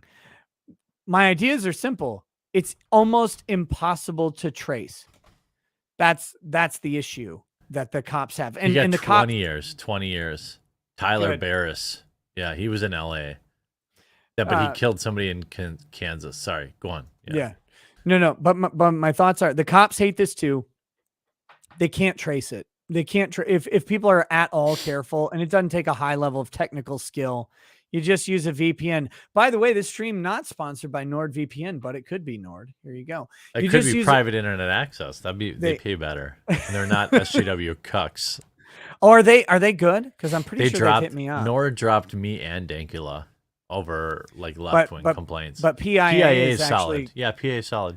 Okay, I think they sent me an email. I was gonna ask you about it. I can connect you with them. Yeah. But yeah, so if they use a VPN, they get a Google phone number, and then they do it, and you can never trace it. So if you can trace them, they should be prosecuted, in my opinion, for attempted murder. Each time, by the way, in my opinion. Yes. So like Tim, 10 times, 6 people, that's 60 counts, in my opinion. But I'm not a lawyer. Yeah. No, I think you're 100% right. If there's 2 people in the house, so if you swat me, it should be 7 counts of attempted murder. I agree. Yeah, 100%. Yeah. Yep. Ryu Carito. At that point, wouldn't anything found in Jeremy's home fall under fruit of the poisonous tree after they knew it was a swatting? If red flags are passed federally, SWAT, it will be used to take guns away against rights. Yeah, red flags on a federal level are a disaster, and hopefully no one even tries it. But I do think the Supreme Court would smack that down. That being said, yeah, if you can show that the search was presumptively unlawful, then anything found would be fruit of the poisonous tree. And the point that we were getting to earlier is that the cops may do it anyway. Because there's a greater interest than the prosecution of some guy, and that's making sure that everybody in the house is safe. And they know that if they're violating a Fourth Amendment right of someone, that nothing they find is going to matter, and they probably aren't even really looking. They don't give a shit. Yeah, they don't care. But yes, that would be your defense, would be to effectively say, yeah, the search is unlawful, therefore anything you find, even in plain view, would be unlawful. Even though that would normally fall under the plain view exception, you still need to have a lawful search to get a plain view. The concern for me is that they text their buddy who's a narc, and 3 days later they show up at your house conveniently. You know what I mean? Like that's kind of where shit. It gets dicey. Yeah. Right. Of course, the solution, Jeremy, is to not have all of those illegal one-up I don't arcade. have anything like that in my house. I'm a Jesus baby, dude. You have every illegal one-up arcade that's ever been made. Do you have the Terminator 2 one? Of course I fucking do, dude. Come on. I want that one. I haven't built the Simpsons one yet. It's been sitting in my entryway for like I'll tell you 5 months. I'm nervous about the light gun because Big Buck Hunter sucks. The light gun sucks. I'm like, actually, like, if I could return this thing, I would, but you just can't. Once you build it, it is what it is. Yeah. But it sucks. So I'm hoping the Terminator one's better. You should give a homeless guy $200 to bring it to the one-up arcade place, personally. Yeah, yeah. In New York, they're actually fulfilled by tastemakers, which is kind of funny. old Weird. reference, but yeah. There's so many games I want them to do, but they're doing Killer Instinct, and I'm gonna buy that. I have it already, yeah. Oh, that one's already out? Yeah, that's out. Yeah. I better order it. Come on, Nick. Dude, I got unplugged with Johnny Depp. Like, here's what you do. Let me offer, and you keep reading, but let me offer you this advice. Buy the cheapest arcade 1-up they make, which I think is currently Metroid Centipede or whatever. And then you get the Retro Pie. It's called Arcade Mod Up is the company. Arcade MOD Up. And they sell a controller, a whole unit that fits right in, and then a Raspberry Pi. And then you have all of them. No, I have like 5 or 6 of them. Killer Instinct also, by the way, has Battletoads. Yeah, I know. That's why I wanted to buy it. So, it's cool. Yeah. That Battletoads arcade is fucking a money. It's great. It's a money muncher in real life. Yeah, but, Konami Quarter King. Yeah. But yeah, no, I'm gonna get it. With Johnny Depp, like I unplugged from everything I was normally doing because it was 6 weeks of nonsense. Skyrim 96. After the people from January 6th are released from prison, do they have a case against the government where they could sue and have a chance of winning if they do? You always have a case against the government, but do they have a chance of winning? They'd have to sue under the Federal Tort Claims Act, and they will lose. They will lose dramatically on that. In my opinion, I'm non-lawyer on a lawyer's stream. Those prosecutions were purely political. 100%. And it's fucking disgusting. Yep. Yeah, I'll shut up now, but yeah. No, you're 100% right. I was saying this while you were gone. So you don't have to. I was here, but I was in the waiting. Yeah. Let's see. Jan 6. Here we go. I found it. I had my YouTube window just refreshed, which was great. Okay. Next, we've got Ted. Hey, Nick, sorry for asking, but could you give us a toast to Pippa for being the most base VTuber to ever walk the earthly realm, and just in general being one of the funniest cat rabbits out there? God bless.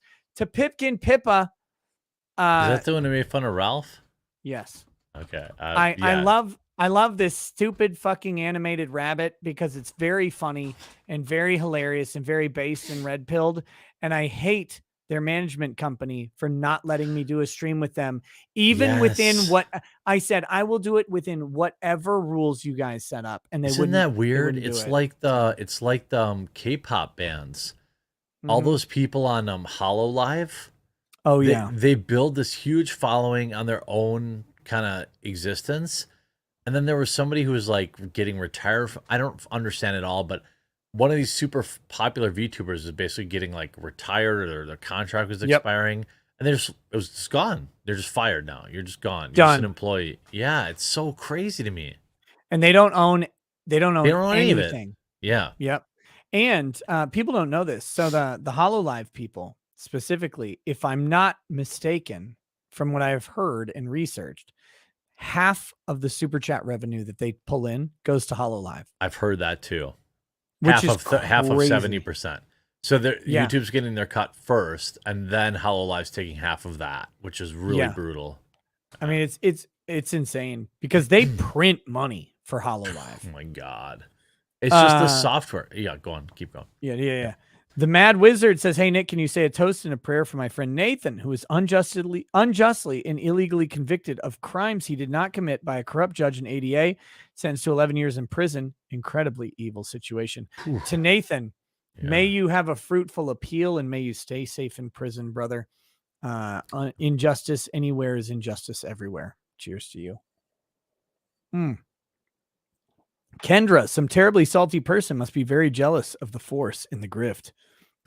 What are you at now? I'm surprised this stream is even still up because the grift power is unbelievable. I was interacting with chat, updating, and then because my website's in like Eastern time or whatever, it just reset. So now it's at 3. But what was it? It was at I think 7:29. You owe a de-bearding. It's done. I have to do it. Yeah. When are you going to do it on your show, or are you going to do it here? I won't do it. What I'm thinking I might do is just do it and then do a video and totally not acknowledge it. No, you have to do a live stream of the de-bearding. Okay, I could do that. And invite me to it. Oh, okay. Yeah. Okay, so Thursday.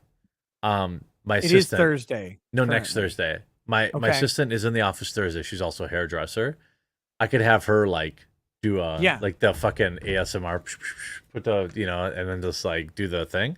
We do that next Thursday, or I could obviously just do it, but it would be less fun then. No, do it on a stream. Invite me on, and we'll laugh about it. It'll be fun. Okay, next Thursday then. Either next Thursday or whatever works for you. But yeah, we'll do it on a Thursday. I'm almost positive we can do it on Thursday. Yeah, that'll be fine. I thought you had a vacay coming up.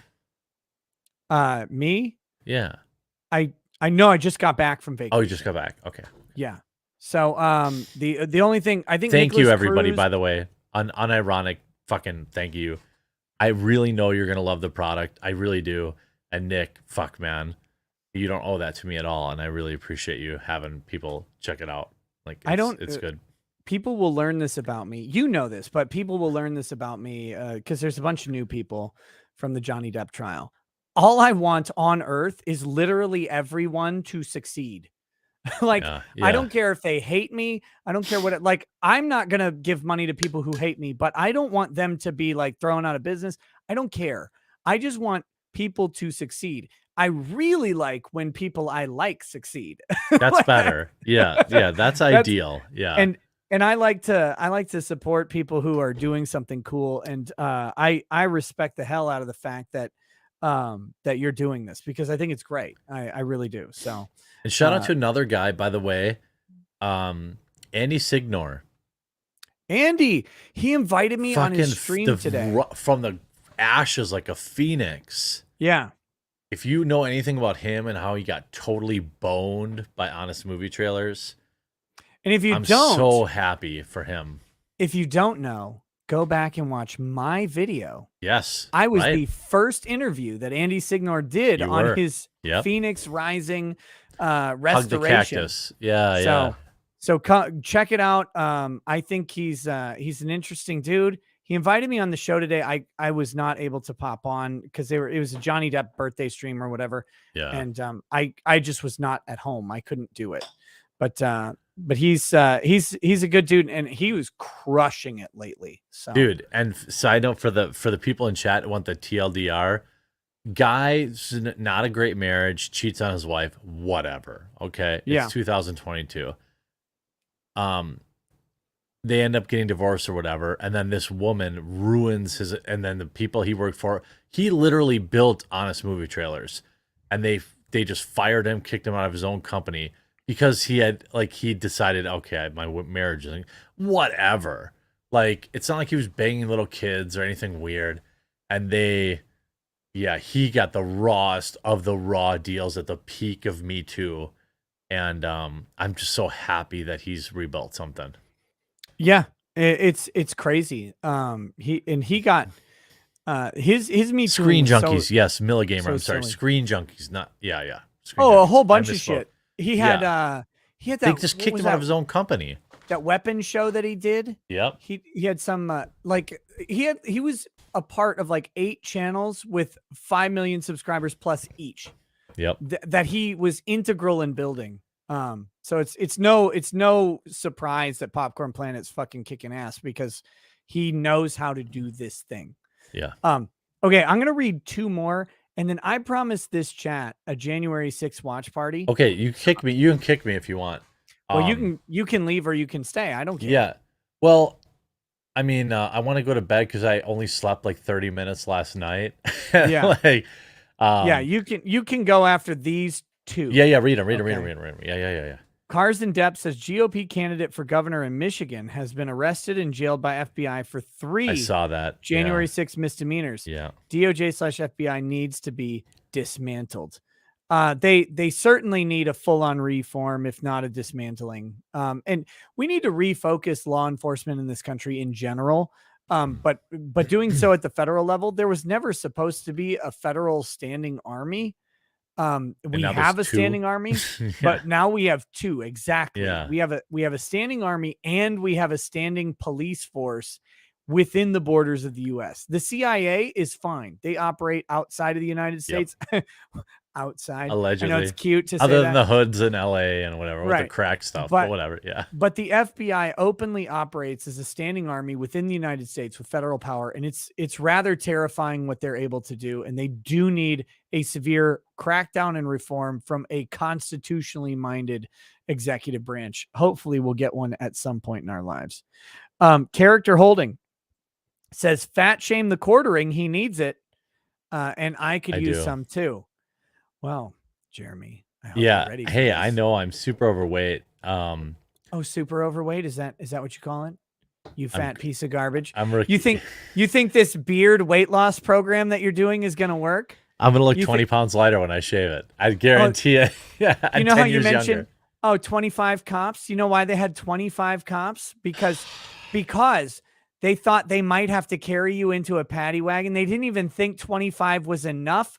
What they brought was a bunch of ropes, like slaves in Egypt, to haul your fat fucking ass up the side of a pyramid into a drunk wagon. I know you're saying the SWAT. Oh, it's a swatting. Yeah, sure it was. It was a drunken disorderly from you drinking so many goddamn White Claws that you ran Wisconsin out of stock on calories. Wait a minute. Are you saying the piano box? Do. Are you saying the piano box they brought was not for moving a piano? No. Are you saying that was my coffin? It was. Nick, thank you. First of all, thank you, chat, for showing immense support. I feel very confident that you're gonna love what you bought, and Nick, thank you for this is a brand new company. You know, it's like 2 months old. And the influx of people who are going to be able to try out the coffee, tea, or cocoa, I already know they're going to like it.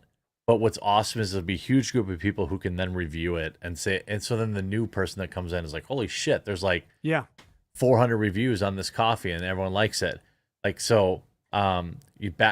Once I'm rich and famous, obviously I'll forget all about you. But for now, I'm immensely thankful, and I won't hold up any more. I hope chat had a good time with you guys got to see a live swatting. You got to see all sorts of stuff. So stick around. And we've had a whole bunch of people on this entire time. It's been good.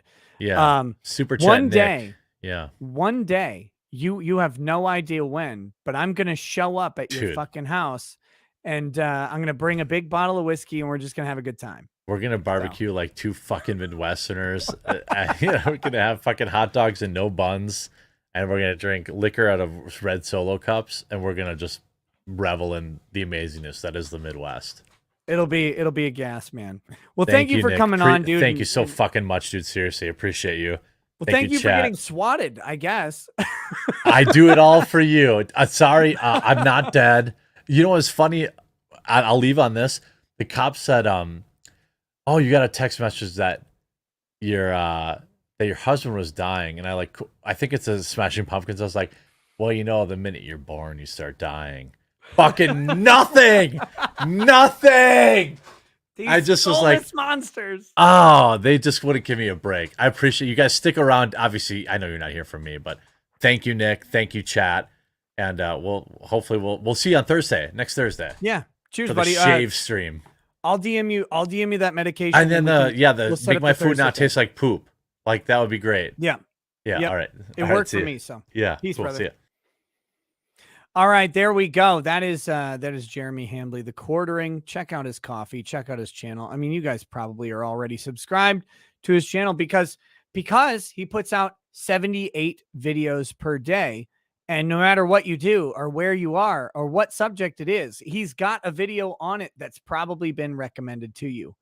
Unlike this sad sack of lady over here from PBS NewsHour. Now, I hope you're ready. Guys, I said to my wife today, I am trying to not do a 5-hour stream every single night because since Johnny Depp, every fucking stream is 5 hours. Normally I do a 3-hour show and then I go on Twitch for a couple hours and wind down. And it's great and it's wonderful. There's no way this show is 3 hours long. It's going to be a 5-hour show. And look, if the people want 5-hour shows, I will deliver it. And I will find another time to do Twitch, maybe during the day tomorrow. But I got to tell you, I got to do the first live chat since the live chat happens in my Discord. The first one since the Johnny Depp trial today. It was awesome. We had a shitload of people in there. It was crazy. And there were no retards in there screaming about stupid stuff. It was actually just a well-organized live chat. It was a lot of fun. I still maintain that my Discord is a terrible place. And if you go in there, you are worse than a furry. Don't do it. But to the people who are in there, who have looked into the asshole of the internet and have seen nothing but sphincter, to the people who are already there are more live chat Wednesdays or live chat whatever days to come over the next couple days. I know I have during trial times are really hard to do. I'm going to try and get a couple of them in before the next trial starts. So I appreciate your patronage and your patience with those. But those are starting up. But we're doing this. That's the ultimate thing. We're fucking doing this. We're doing the January 6th hearing right now. Right now. We're going to do it. 90 minutes. I'm going to try and not pause it. We're going to try and just do live commentary as if it were live. But most importantly, Monday, when they do the next hearing, I'm going to be covering that one live. And I believe we will have Ty Beard on as well. Let me preface this. Really quickly with saying one important thing before we start. The government should fear its citizens 100% of the time. Unironically, and without a hint of jokes, the government should fear the people, period. Because the alternative is the people fear the government, and that is fucking tyranny. You should become a government agent or official reluctantly in the service of your fellow man, not thinking that you get to be an administrator or controller of their fucking property and their fucking rights. We have twisted government service into a position of power, but the word is government service, and the service is not to the government, but to the people. And these motherfuckers lord over us as a new aristocracy, a new ruling class of nobility. And they do so openly and in our faces. The founding fathers would roll in their fucking graves to see how we treat the government today.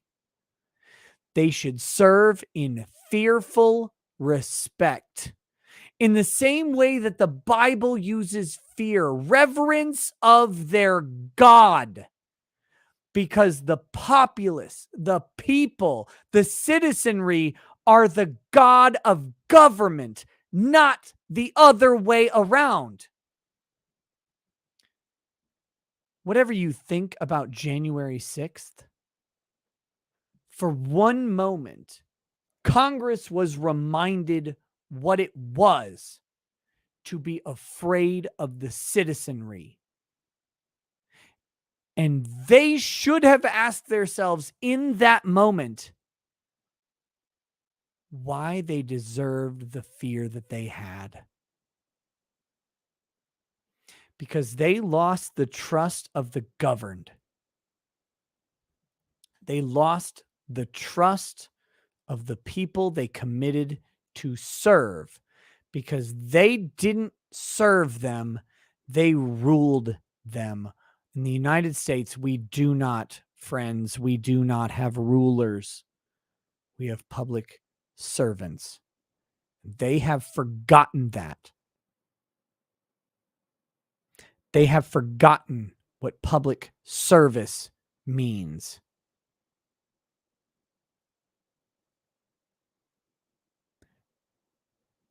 We do not have rulers, and we never, ever should. So that's my preface for this video. And if you're uncomfortable with those ideas, stick around and I'll give you reasons to be comfortable with them. With documentary kind of feel to it, this will be the most highly produced congressional hearing in history. Lisa Desjardins, let's go quickly to the chair. There you go, right there. I'm not going to pause a lot, but this is a point that merits addressing. I told you at the beginning what these congressional hearings were. These are the Democrats running as hard as they can on the only popular issue that they have, which is January 6th. And again, whatever you think about January 6th, I don't care. I'm fully willing to accept people saying January 6th was an insurrection. Okay, you can have that opinion. I will slightly disagree. I think it was stupid. I don't think it was an insurrection under the definition and under the practicality of it. But I get where you have that idea. Okay, so just hang with me for a minute. Whatever you think about it, what is happening to it is political theater of the highest order, and the people involved, if they actually committed the heinous crimes they are accused of, should have already been prosecuted to the fullest extent of the law, because I guarantee you that we are now 2 years and 5 months away from when this happened. No, wait, 1 year and 5 months. 1 year and 5 months away from when this happened. There's no new evidence to be gathered. There's no new information to be brought against these people. There's nothing pending in the wings. There's nothing waiting for them to be charged and criminally convicted if they are guilty. The only motivation for it is political leverage. And that, left or right, should disgust you, because even if you are on the left and you fully buy into the Democrat narrative about January 6th rather than the Republican narrative, they're both narratives. Don't accuse me of being biased in this regard. I'm personally biased in a couple different ways. But the Republican narrative exists and the Democrat narrative exists. Rather than buying into the Democrat narrative, justice would be served by a swift prosecution as required under the law, and they could be put in jail. But this isn't about the prosecution, and this isn't about the administration of justice. This is about weaponizing a political opportunity for personal fucking power. And left or right, that should disgust you. And if it doesn't disgust you yet, stay tuned. Chair Benny Thompson. Without objection, the chair is authorized to declare the committee in recess at any point. Pursuant to House Deposition Authority Regulation 10, the chair announces the committee's approval to release the deposition material presented during tonight's hearing. Thanks to everyone watching tonight for sharing part of your evening to learn the facts and causes of the events leading up to and including the violent attack on January 6, 2021, our democracy, electoral system, and country. I'm Benny Thompson, chairman of the January... What was that? Our electoral system, democracy, and country. Notice that that was an unattached phrase, but it was mildly attached to the attacks on January 6th. He can't honestly link them because none of those three things were actually under attack on January 6th. Whatever happened that day, none of those three things were literally under attack or in any danger of any compromise.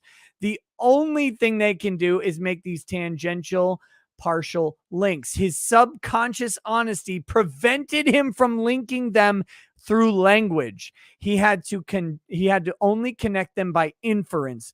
And it's, again, even if all of those people are guilty of every crime they're accused of, none of those three institutions were actually in danger or in peril from what happened on January 6th. And that fucking dishonesty is what will sink them in their efforts here. 2021 committee. I was born, raised, and still live in Bolton, Mississippi. Good. A town with a population of 521. That's 520 which is midway between Jackson and Vicksburg, Mississippi, and the Mississippi River. I'm from a part of the country where people justify the actions of slavery, the Ku Klux Klan, and lynching. I'm reminded of that dark history as I hear voices today try and justify the actions of the Benny the bitch Thompson. on January Fuck 6, you. 2021. Here we go. God fucking damn it. I'm not supposed to be pausing this. This motherfucker just linked January 6th to the KKK. If you want to know what a fucking lie is, there it is. That's a liar lying right now about the fucking facts. Next few weeks, hopefully you will get to know the other members, my colleagues up here, and me. We represent a diversity of communities from all over the United States, rural areas and cities, East Coast, West Coast, and the Heartland. All of us have one thing in common. We swore the same oath. And you all fucking violated it, you fucking communists! Same oath that all members of Congress take upon taking office and afterwards every 2 years if they are reelected. We swore an oath to defend the Constitution against all enemies, foreign and domestic. Then kill yourselves in Minecraft, because you are the enemies of the Constitution. Congress has been the enemies of the Constitution since 1912. The words of the current oath taken by all of us that nearly every United States government employee takes have their roots in the Civil War. Throughout our history, the United States has fought against foreign enemies to preserve our democracy, electoral system, and country. When the United States Capitol was stormed and burned in 1814, foreign enemies were responsible. Afterward, in 1862, when American citizens had taken up arms against this country, Congress adopted a new oath to help make sure no person who had supported the rebellion could hold a position of public trust. Without the approval of Congress, you fuck, because most of the people who did that were approved by Congress to come back. Fuck you. Therefore, congresspersons and United States federal government employees were required for the first time to swear an oath to defend the Constitution against all enemies, foreign and domestic. That oath was put to test on January 6, 2021. The police officers who held the line not even fucking close. And that day honored their oath. Many came out of that day bloodied and broken. They still bear those wounds, visible and invisible. They did their duty. They repelled the mob and ended the occupation of the Capitol.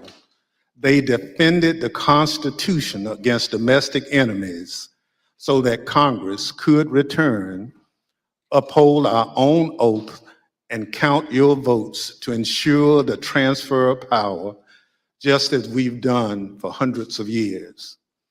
But unlike in 1814, it was domestic enemies of the Constitution who stormed the Capitol and occupied the Capitol, who sought to thwart the will of the people to stop the transfer of power.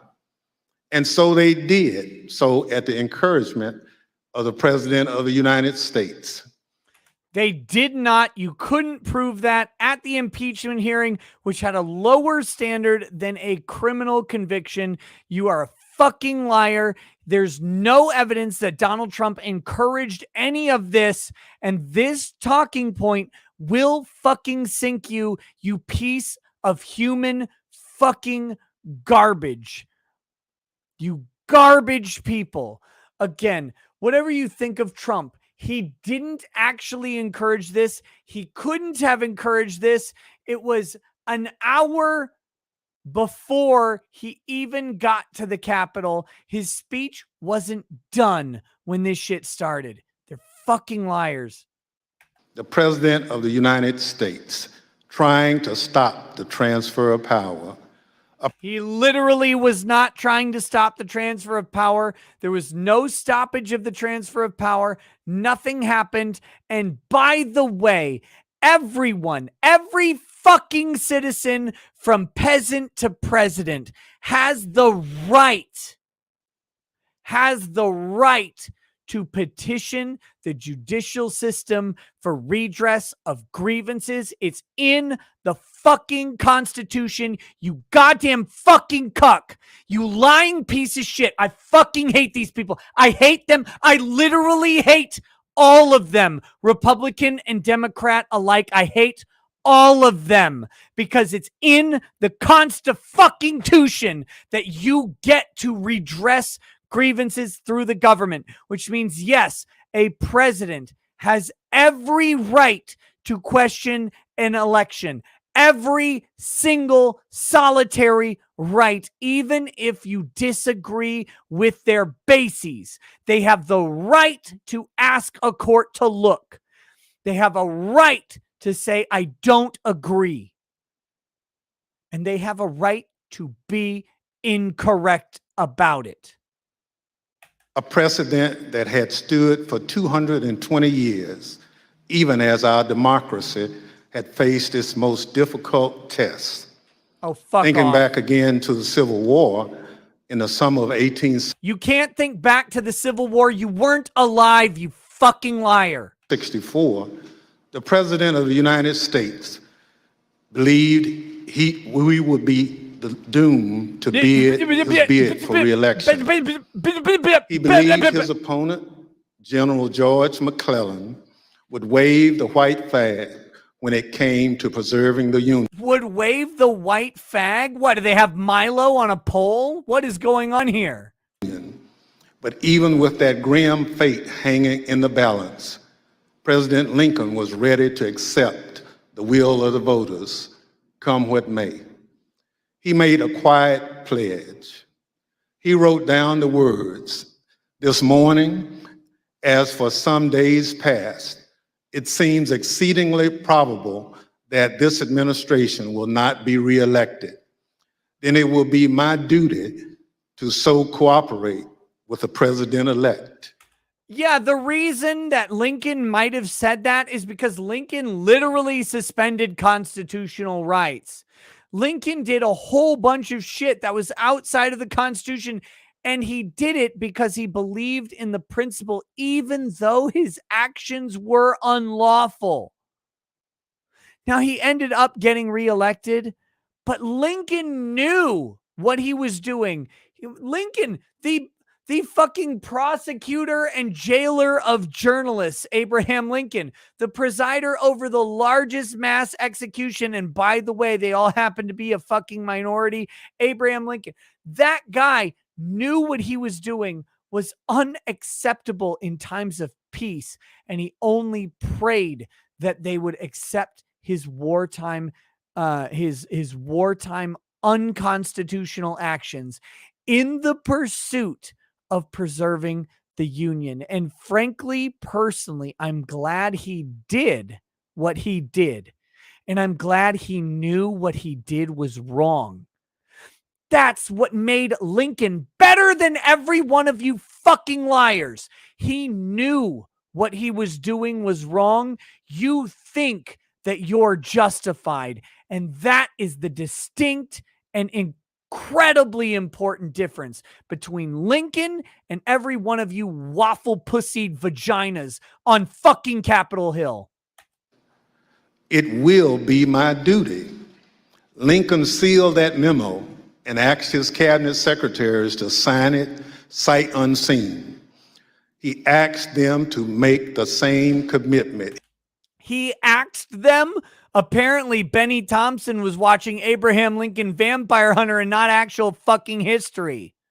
Asked, Benny, not axed.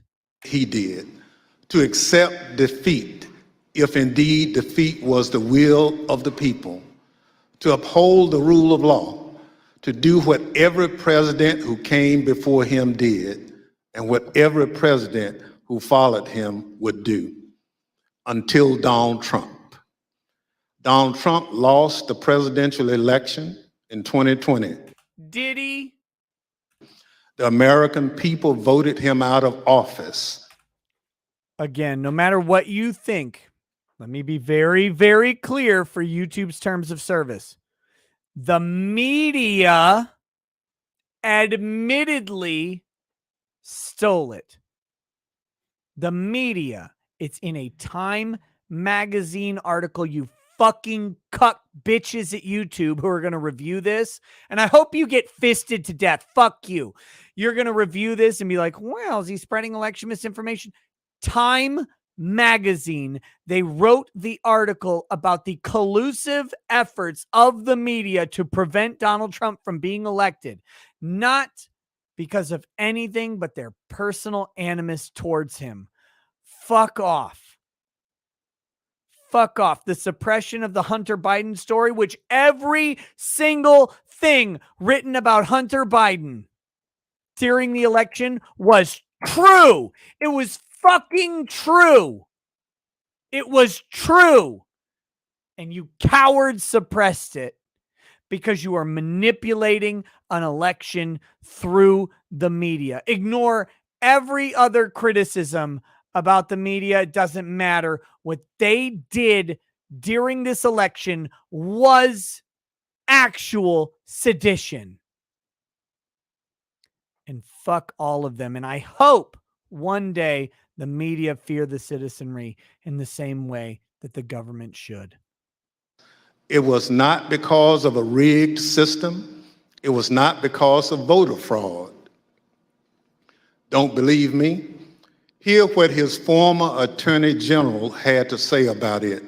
Yeah, his former attorney general who hates him and has been a giant fucking piece of garbage ever since. His former attorney general who turned down the plea agreement of Derek Chauvin. That guy.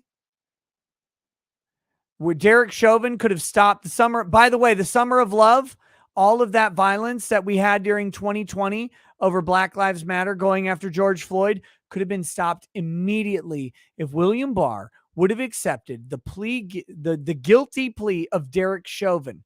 And everybody who ever criticizes me for calling Derek Chauvin guilty, 3 days after the death of George Floyd, Derek Chauvin tried to plead guilty to his murder. And William Cockhole Barr rejected it. Like I want to hear what he has to say about January 6th. Fuck him. I warn those who watching that this contains strong language. Fuck you. No, just what I've been through. I had 3 discussions with the president that I can recall. One was on November 23rd, one was on December 1st, and one was on December 14th. And I've been through sort of the give and take of those discussions. And in that context, I made it clear I did not agree with the idea of saying the election was stolen and putting out this stuff, which I told the president was bullshit. And I didn't want to be a part of it, and that's one of the reasons that went into me deciding to leave when I did. I observed, I think it was on December 1st, that how can you can't live in a world where the incumbent administration stays in power based on its view, unsupported by specific evidence, that there was fraud in the election. Bill Barr. For the purposes of YouTube, since Bill Barr mentioned fraud in the election, I, the streamer, am not making any statements about electoral fraud in any way. And you need to check the reliable media reports about electoral results. The electoral results were tabulated in a constitutional fashion. And no matter what you think about the presidential election of 2020, it was done, and the transfer of power was done according to the Constitution, something that Benny Thompson and this committee will repeatedly lie about over and over and over. But the transfer of power was peaceful and fully in accordance with the Constitution. And to overturn it, you would need an action sanctioned by the Supreme Court or a constitutional amendment, because there is no existing legal process that would overturn the election based on the information that we have. That being said,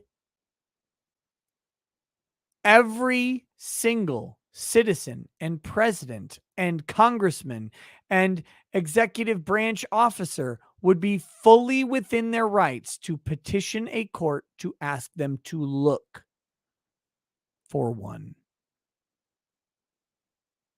And that's the reality we have to face.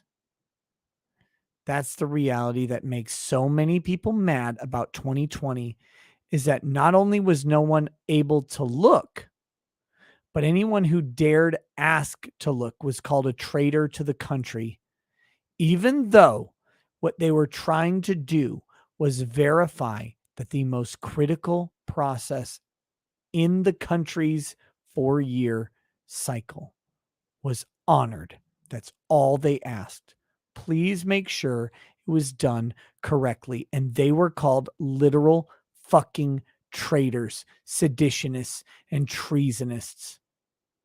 Why? Why was this propagandized so fucking hard? It never should be. You should always be able to ask that your government is doing government in the right way,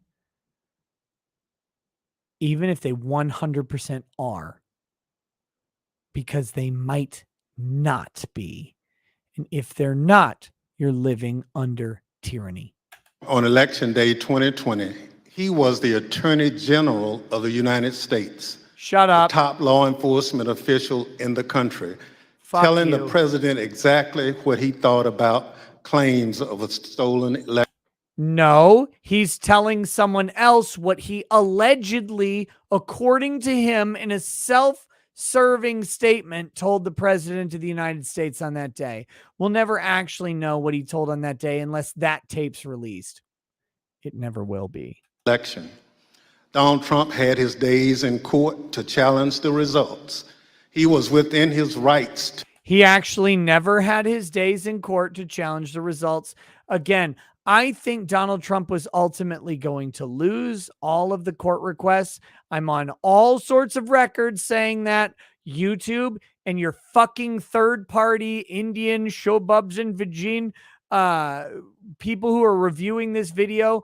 By the way, check out my Instagram if you want to see my bobs and vagine. You can do it there, and feet pics are on my OnlyFeets.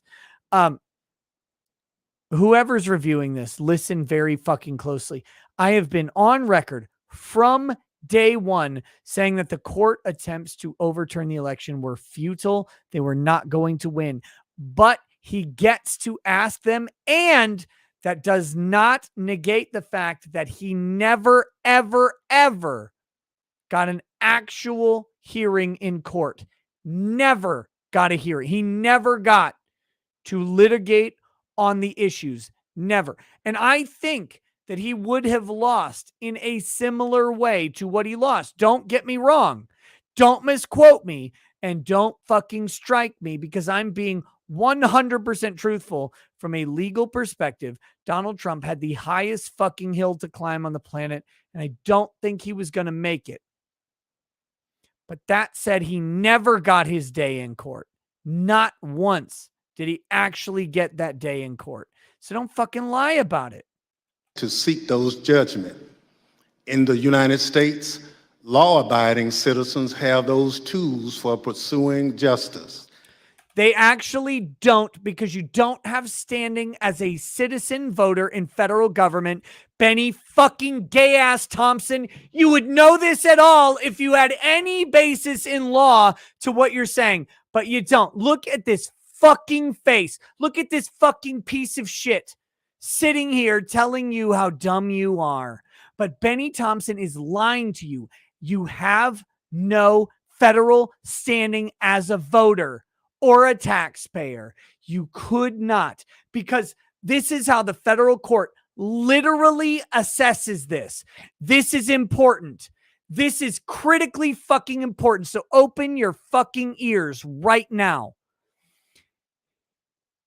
If you sue and say, I, as a voter, was disenfranchised by fraud, even if you have all the evidence in the world, I'm not saying anybody did, but hypothetically, if you say, I have all the evidence in the world, I, as a voter, was disenfranchised by fraud, here is what the federal courts will respond to you. You do not have a particularized individual injury because you are not the only person disenfranchised by fraud. In fact, everybody, even the people who benefited from the fraud because their candidate was elected, were similarly affected by the fraud. That is a federal standing analysis. Don't take my word for it. Read it in every lawsuit filed by Lynn Wood, who's a crazy man, by the way. Lynn Wood's a crazy. I don't think that all of his screws are up there. Doesn't matter. You can read the federal standing analysis of every single federal judge who says that you, as an individual voter or taxpayer, do not have standing. You don't have a right to bring this claim because you weren't independently and individually affected by this, which literally means that if the fraud affects everybody positively or negatively, not in the same way, but affects everybody, then there is not an individualized standing argument for it, which is why the Supreme Court refusing Louis Gohmert's constitutional question to them which was joined by Donald Trump, the only person who might have standing, and they didn't even do a standing analysis for Donald Trump. They just dismissed it out of course, was one of the worst Supreme Court decisions of our entire generation. Because if there's only one person who can have standing in an election where there's allegations of fraud, and that is a sitting president or a presidential candidate. That's it. That's the only person. Everybody else has generalized standing, which is not sufficient under federal law. This is basic civil procedure. It's why over and over and over again, I said, Lynn Wood's lawsuits will fail on standing. Go back and check the fucking tape, YouTube, before you strike me. Guys, I can't tell you how much risk I'm taking in just telling you this information and giving you the law on this, even though it is favorable to the narrative, favorable to Benny, the fucking piece of shit Thompson, favorable to Joe Biden, even though it's fully in favor of them. Just telling you how the law works is a risk to the channel. But I'm doing it. And I'm telling you what it is because I told you what it was at the time of the election lawsuits. I said, this lawsuit is probably going to fail due to lack of standing. There is no voter standing. That doesn't exist under federal law because these same fucking reasons. He lost in the courts, just as he did at the ballot box.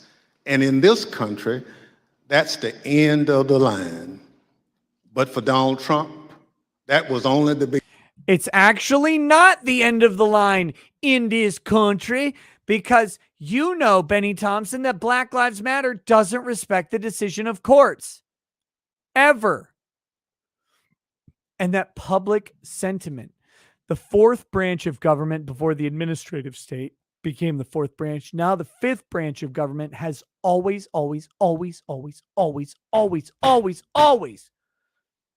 been the citizenry. The citizenry is the final branch of government.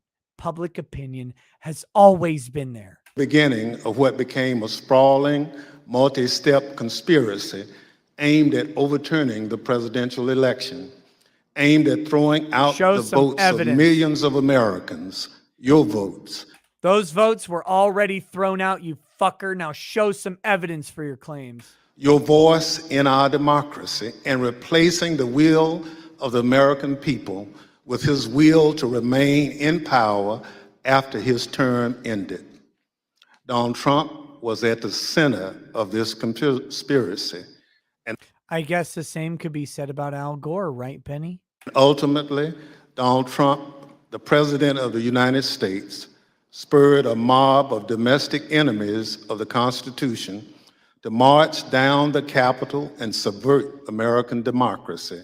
Every one of those people, every single one of them would proffer that they were an ally of the Constitution, hoping to ensure that the constitutional, by the way, a bunch of these people, I think they're garbage.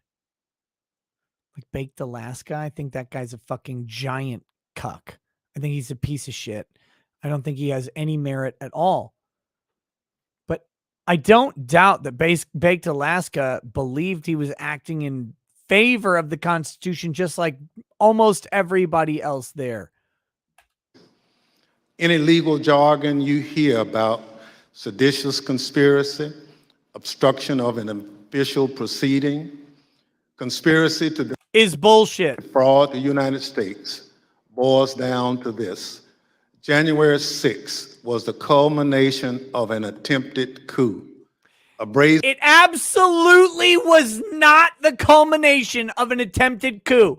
A bunch of unarmed fat fuckers walking into a government building were in no way going to somehow overthrow the U.S. government with zero planning, with zero resources, with zero provisions, and zero bullets. Were they going to overthrow the United States fucking government because in 10 seconds, the National Guard walks through the building and guns every single one of them down? And maybe that would have been the more salacious and better result. But there is no fucking way on earth anybody thought that they were overturning the United States government on January 6, 2020. And this is the dishonesty that will point you to the fucking truth. An attempt, as one rioter put it shortly after January 6th, to overthrow the government. The violence was no accident. It represented Trump's last There's no accident because the government let them into the building. stand, most desperate chance to halt the transfer of power. Now, you may hear those words and think, this is just another political attack on Donald Trump by people who don't like him. It's not a political attack on Donald Trump. It's a political attack on fucking half the country. That's not the case. My colleagues and I all wanted an outside independent commission to investigate January 6th, similar to what we had after 9/11. But after first agreeing to the idea, Donald Trump's allies in Congress put a stop to it. Apparently, they don't want January 6th investigated at all. No, they just realized what you're going to do, which is this. You're going to drag this out through an entire election. You've already dragged it out for a year and 5 months, and you're going to keep dragging it out as long as you think it's politically expedient. You fucking cuck. And in the last 17 months, many of those same people have tried to whitewash what happened on January 6th, to rewrite history, call it What did actually happen? Oh, a bunch of people were let into a White House and then they were shot and arrested. a tourist visit, Sorry, a Capitol building, not a White House. I've had a couple to drink. label it legitimate political discourse. Donald Trump and his followers have How much you want to bet Benny Thompson supports the people standing outside Justice Kavanaugh's house threatening to kill him right now? adopted the words of the songwriter, "Do you believe me or your lying eyes?" We can't sweep what happened under the rug. The American people deserve answers. So I come before you this evening, not as a Democrat, but as an American who swore an oath to defend the Constitution. The Constitution doesn't protect just Democrats or just Republicans. It protects all of us, we the people.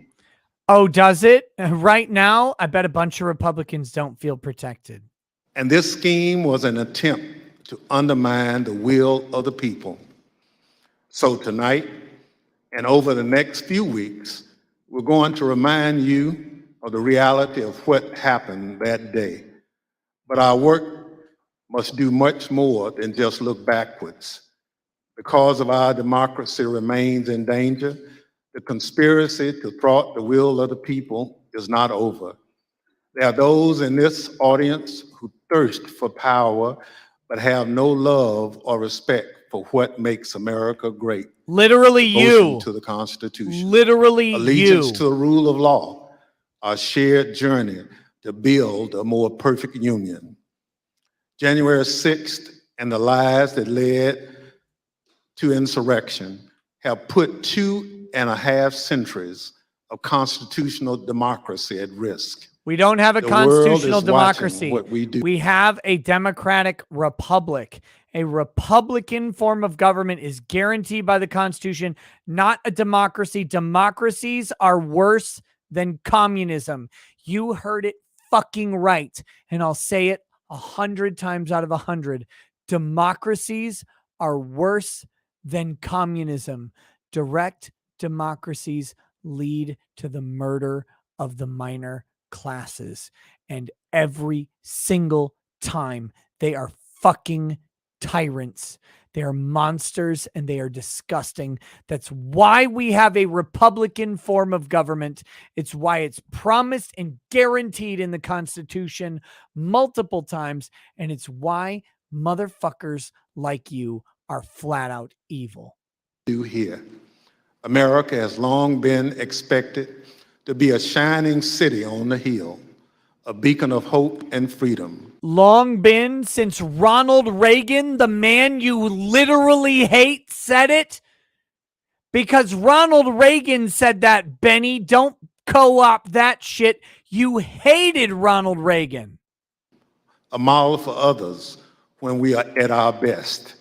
How can we play that role when our house is in such disorder? We must confront the truth with candor, resolve, and determination. We need to show that we are worthy of the gifts that are the birthright of every American. That begins here, and it begins now, with a true accounting of what happened and what led to the attack on our Constitution and our democracy.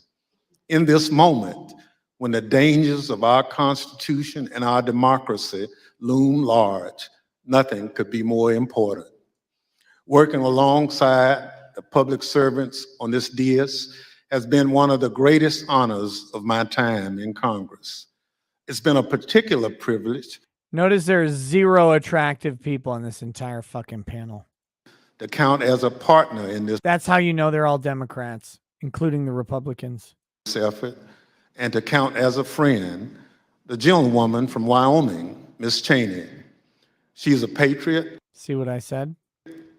a public servant of profound courage. See how what he's doing right here? He's jerking off Liz Cheney. the least Republican on the planet. And he's going to drink her cum later. He loves it. He's got his cum catching glasses on. He's going to lick them clean afterwards. Of devotion to her oath and the Constitution. It's my pleasure to recognize Ms. Cheney for her opening statement. Thank you very much, Mr. Chairman. And let me echo those words about the importance of bipartisanship and what a tremendous honor it is. There's no bipartisanship in this panel. It's Democrats and Democrats who are labeled Republicans. They know it. They know that they have no Republican support. And they know that they're there as tokens. And the best part is they're willing. They're willing. They're the guy in prison who opens his asshole. That's who they are. That's who Cheney is. To work on this committee. Mr. Chairman, at 6:01 p.m. on January 6th, after he spent hours watching a violent mob besiege, attack, and invade our Capitol, Donald Trump tweeted, but he did not condemn the attack. Instead, he justified it. He doesn't have to condemn shit. He didn't do anything with it. These are the things and events that happen, he said, when a sacred landslide election victory is so unceremoniously and viciously stripped away from great patriots who've been badly and unfairly treated for so long. As you will see in the hearings to come. Why don't you read the rest of it, you fucking cunt? Why don't you read the "Go home with love and peace, remember this day forever" that he wrote? Why don't you read that? Why will you not just read the rest of the tweet? It takes you 2 seconds. I just read it. Go home with love and peace. Remember, with love and in peace, remember this day forever. Why don't you read that? Where he was encouraging a peaceful retreat. Why don't you read it? President Trump believed his supporters at the Capitol, and I quote, "We're doing what they should be doing." This is what he told his staff as they pleaded with him to call off the mob, to instruct his supporters to leave. Over a series of hearings in the coming weeks, you will hear testimony, live and on video, from more than half a dozen former White House staff in the Trump administration, all of whom were in the West Wing of the White House on January 6th. You will hear testimony that, quote, "The president did not really want to put anything out," calling off the riot. He doesn't have to, by the way. He's not in control of a riot. All of this is predicated on the idea that he was in control of the mob that he was never in control of. You have to first assume that he controlled the mob to then assume that he could tell them to not be what they were, a mob. Or asking his supporters to leave. You will hear that President Trump was yelling and, quote, really angry at advisors who told him he needed to be doing something more. And good. Like, seriously fucking good. You need to do something more. Why do I have to do something more? I have to do shit. What did he have to do? The man, like, whatever you think, the man believed what happened to him was injustice. Why should he capitulate to injustice? Think about that. Well, imagine, here's the same situation. Literally the same situation. Well, George Floyd should have cheered on Derek Chauvin for kneeling on his neck, right? Because Derek Chauvin was doing the right thing. He was the cop who was arresting a counterfeiter, who was having a fentanyl overdose, and who was having an excited delirium in response to the police showing up, was being uncooperative.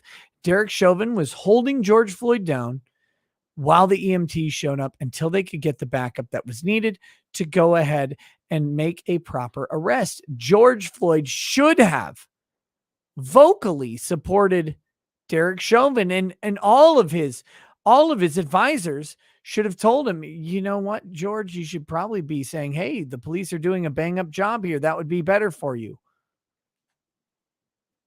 Whatever you think about the reality, we don't deal in reality in this stuff.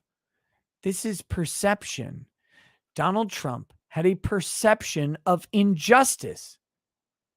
Why would he support his perception? He may be wrong. He might be incorrect, and people could say, "Hey, Mr. President, you're incorrect in this." I'm sorry. If you believe that you are justified, and someone comes up and says, "Oh, I'm sorry, you're wrong," do you just well, you know what? You said it, so therefore I am wrong. No, you assess whatever they present to you, and then you make a determination. And aware of the rioters' chance to hang Mike Pence, the president responded. They had no chance to hang Mike Pence. That's never a thing. It's not even real. Fuck off with that. With this sentiment, quote, "Maybe our supporters have the right idea. Mike Pence, quote, deserves it." You will hear evidence that President Trump refused for hours to do what his staff, his family, and many of his other advisors begged him to do: immediately instruct his supporters to stand down and evacuate the Capitol. Tonight, you will see never-before-seen footage of the brutal attack on our Capitol, an attack that unfolded while a few blocks away, President Trump sat watching television in the dining room next to the Oval Office.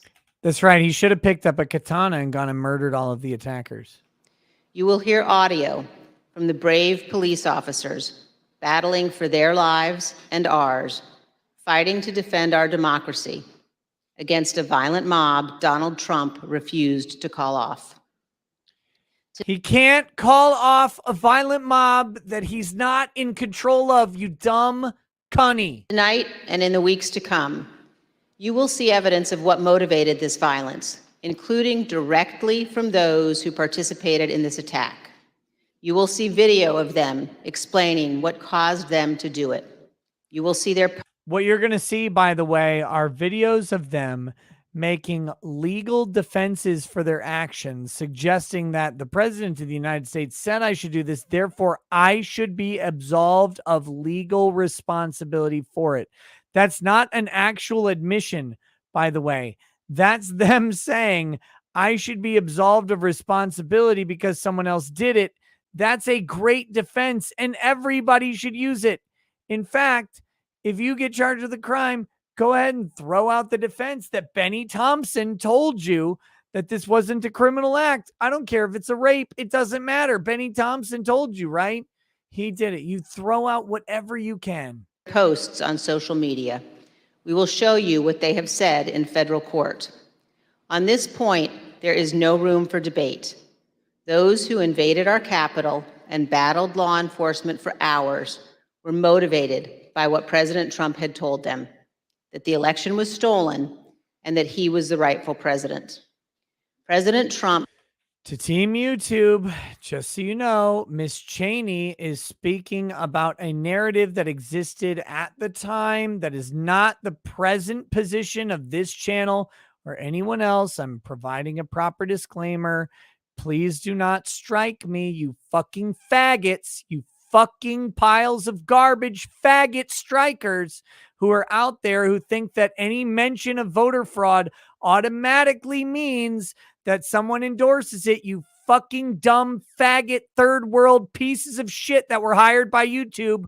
Fuck all of you and your fucking faggot ways. I hope you catch fire and die in a wife burning. Fuck you. Summoned the mob, assembled the mob, and lit the flame of this. He literally couldn't have done that. The mob was still at his speech, which happened when the mob started attacking. Attack. You will also hear about plots to commit seditious conspiracy on January 6th, a crime defined in our laws as conspiring to overthrow, put down, or destroy by force the government of the United States, or to oppose by force the authority thereof. Multiple members of two groups, the Oath Keepers and the Proud Boys, have been charged. Bunch of fucking faggots there too. With this crime for their involvement in the events leading up to and on January 6th. Some have pled guilty. The attack on our Capitol was not a spontaneous riot. Intelligence available before January 6th identified plans to, quote, invade the Capitol, occupy the Capitol, and take other steps to halt Congress's count of electoral votes And notice none of what they planned actually occurred in any way that day. In our hearings to come, we will identify elements of those plans, and we will show specifically how a group of Proud Boys led a mob into the Capitol building on January 6th. Did they start punching them and asking them to name 10 cereals and then telling them they can't masturbate ever again in their lives? Because that's the fucking Proud Boys. They're a bunch of weirdos. They're like, name 10 breakfast cereals. Stop masturbating. 6th. Tonight, I'm going to describe for you. Gavin McInnes, Proud Boy in Chief, shoved a dildo in his ass to own people like you, Cheney. He was on live TV and he put a dildo into his ass to show that you were fucking stupid. That's how weird the Proud Boys are. They don't count. For you some of what our committee has learned and highlight initial findings you will see this month in our hearings. As you hear this, all Americans should keep in mind this fact. On the morning of January 6th, President Donald Trump's intention was to remain President of the United States, despite the lawful outcome. Yes, it was, because he didn't think the outcome was lawful, you dumb bitch. Of the 2020 election, and in violation of his constitutional obligation to relinquish power. He didn't have a constitutional obligation to relinquish power at the start of the day on January 6th, you dumb bitch, because the electoral votes had not been counted and there was still a chance that Mike Pence might not count them in the way that he ended up counting them. And there was still a pending Supreme Court case from fucking Louis Gohmert at the time, you dumb bitch. Again, you can hate, you can say Donald Trump was wrong all day. You can say the insurrectionists were entirely incorrect. But at the morning of January 6th, every legal claim and political claim was still on the table and would be not only on January 6th, but for the next 13 days until inauguration. Because only when Biden was inaugurated did the presidential power change, and his right and Donald Trump's right to assert a claim of a cause of action against anyone else expire, because that is the moment where the constitutional question of who is president is answered. It is upon inauguration. It's written down in the fucking text that is when constitutional power shifts from one executive to another, is upon inauguration. Prior to that, everything is on the table up until the moment the oath is taken and the new president is sworn in. Over multiple months, Donald Trump oversaw and coordinated a sophisticated 7-part plan to overturn the presidential election and prevent the transfer of presidential power. In our hearings, you get to have every single part of that plan until Inauguration Day, you bitch. We'll see evidence of each element of this plan. In our second hearing, you will see that Donald Trump and his advisors knew that he had in fact lost the election. But despite this, President Trump engaged in a massive effort to spread false and fraudulent information to convince huge portions of the U.S. population that fraud had stolen the election from him. This was not true. Jason Miller was a senior Trump campaign spokesman. In this clip, Miller describes a call between the Trump campaign's internal data expert and President Trump a few days after the 2020 election. I was in the Oval Office, and at some point in the conversation, Maddox wearing a mask inside a closed room by himself. Clearly, this guy, this is a full-on Republican right here. This is a freedom-loving American. Have you ever seen one who is less freedom-loving than Jason Miller? I everybody is less freedom loving than Jason Miller. Kowski, who is the lead data person, was brought on. And I remember he delivered to the president pretty blunt terms that he was going to lose. And that was based, Mr. Miller, on MAD and the data team's assessment of the sort of county by county, state by state results as reported? Correct. Alex Cannon was one of President Trump's campaign lawyers. He previously worked for the Trump Organization. One of his responsibilities was to assess allegations of election fraud in November 2020. Here is one sample of his testimony discussing what he told White House Chief of Staff Mark Meadows. Mark Meadows is a giant vagina, by the way. I remember a call. Do you remember summer? It lasted so long until you cuckolded all the time. You watch your wife get railed. I don't know. That song got weird. With Mr. Meadows, where Mr. Meadows was asking me what I was finding and if I was finding anything. And I remember sharing with him that we weren't finding anything that would be sufficient to change the results in any of the key states. When was that conversation? Probably in November, mid to late November. I think it was before my child was born. And what was Mr. Meadows' reaction to that information? I believe the words he used were, "So there's no there there." There's no there there. The Trump campaign's general counsel, Matt Morgan, gave similar testimony. He explained that all of the fraud allegations and the campaign's other election arguments taken together and viewed in the best possible light for President Trump could still not change the outcome of the election. President Trump's Attorney General. By the way, I don't know if you guys noticed this, but opinions of lawyers aren't reality. They're opinions of lawyers. And while those opinions have been quote unquote vindicated now, that doesn't mean that those were the correct or valid opinions at the time, or that they should even reasonably be listened to. This is the insane part of this. There's nothing about these opinions that necessitate the outcome that we have. Bill Barr also told Donald Trump his. By the way, I can make tons of opinions. And again, full disclosure, go check the tapes if you want. My opinions were that Donald Trump would lose all of these lawsuits. The only one I thought asked there were two I thought asked interesting questions. One was coming through Pennsylvania state courts, which got shut down entirely. And the other one was Louis Gohmert's lawsuit, which also got shut down entirely. And I will maintain that those were interesting legal questions. I didn't know at the time if they would be sufficient to overturn the election, but they were certainly interesting legal questions.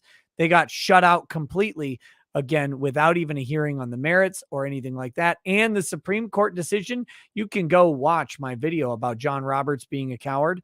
The Supreme Court decision on the Louis Gohmert case in particular is entirely flawed because the Supreme Court took a political position rather than a legal one on that case. But it doesn't matter what an individual lawyer says, because in almost all cases, there are two lawyers, and one of them says the opposite of the other. And so you're listening to a person who literally held the position that there was really no legal avenue for Donald Trump to win. But I'm just me. And there are a bunch of other lawyers who know more, who have researched more, who have more experience, who may even be smarter than me, who disagreed.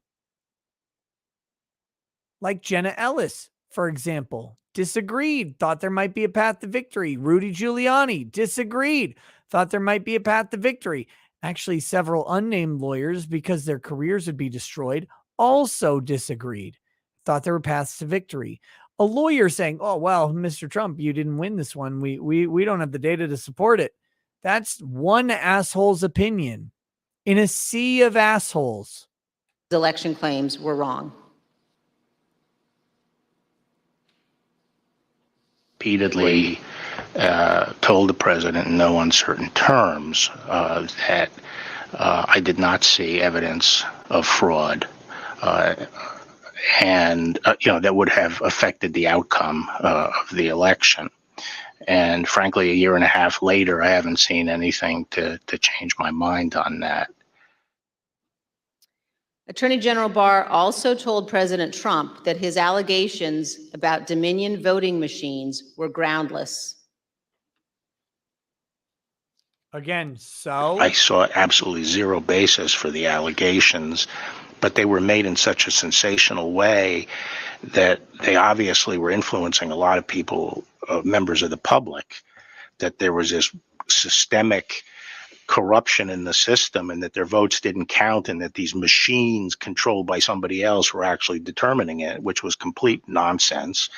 And it was being laid out there. And I told them that it was crazy stuff and they were wasting their time on that. And it was doing a grave disservice to the country. But President Trump persisted, repeating the false Dominion allegations in public at least a dozen more times, even after his attorney general told him they were, quote, complete nonsense. And after Bill Barr refused to accept the guilty plea of Derek Chauvin. The man isn't batting 1,000 on legal opinions. In fact, there are plenty of opinions of Bill Barr that all of these people, including Liz Cheney, would fully disagree with in any other context.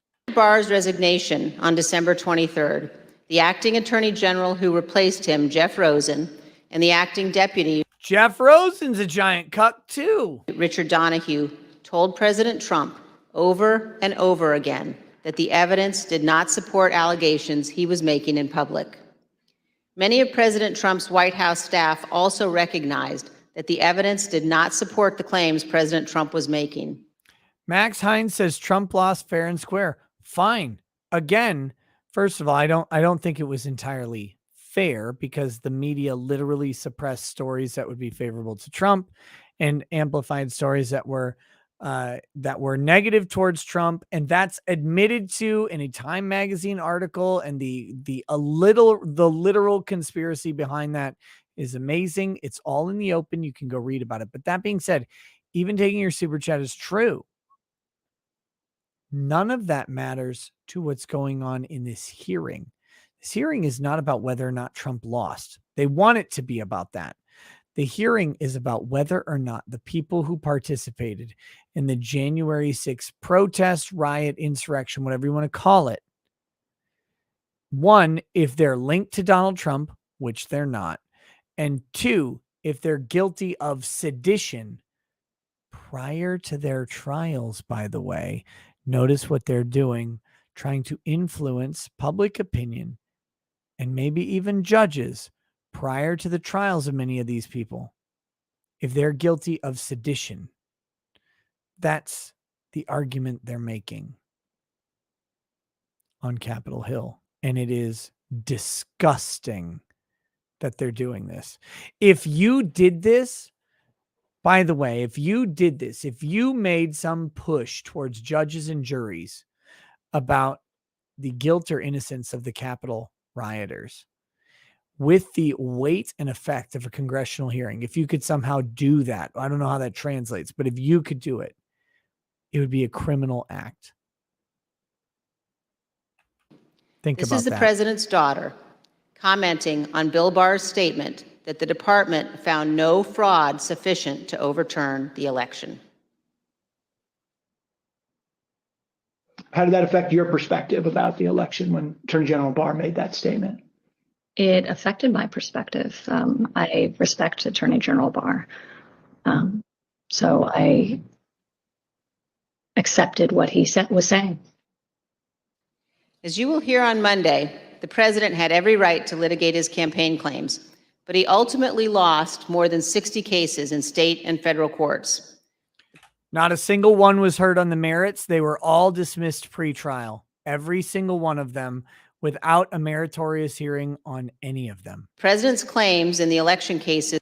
And again, I think he would have lost all of them if heard on the merits, which is why the court should have obviously fucking heard them on the merits for the health of the country instead of dismissing them pre-trial like a bunch of fucking morons. Were so frivolous and unsupported that the president's lead lawyer, Rudy Giuliani, not only lost the lawsuits, his license to practice law was suspended. Here's what the court said. Yeah, again, bar associations and lawyer professional responsibility boards are complete political animals. And I have zero respect for Rudy Giuliani. I think that his oral argument at the only hearing that he gave was one of the most embarrassing oral arguments. Again, I'm on record with all of this. Go listen to my dissection of his piss poor oral argument all you want. He didn't argue any of the relevant factors. He went with all of the irrelevant shit, and it was stupid of him to do so. That said, just because he got disbarred doesn't mean the disbarment was correct. Of Mr. Giuliani.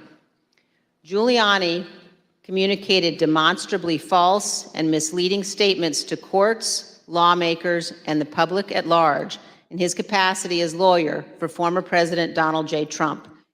Shouldn't Elaine Bredehoft be disciplined for doing the same thing? Why won't she? She'll never be. Lawyers do this. They make demonstrably false and misleading statements to courts. Well, lawyers never do that. Lawmakers and the public at large, in their capacity as lawyers, they do it all the time. All the time. And the Trump campaign in connection with Trump's failed effort at re-election in 2020. As you will see in great detail in our hearings, President Trump ignored the rulings of our nation's courts. He ignored his own campaign leadership, his White House staff, many Republican state officials. He ignored the Department of Justice and the Department of Homeland Security.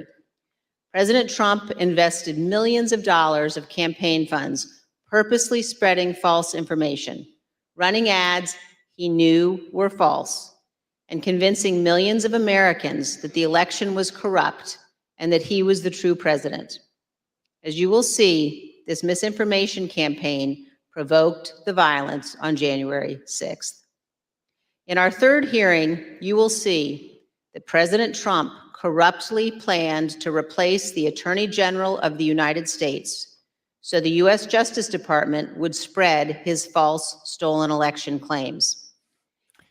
He had an insubordinate employee, and he chose to replace him with one who he believed would be subordinate.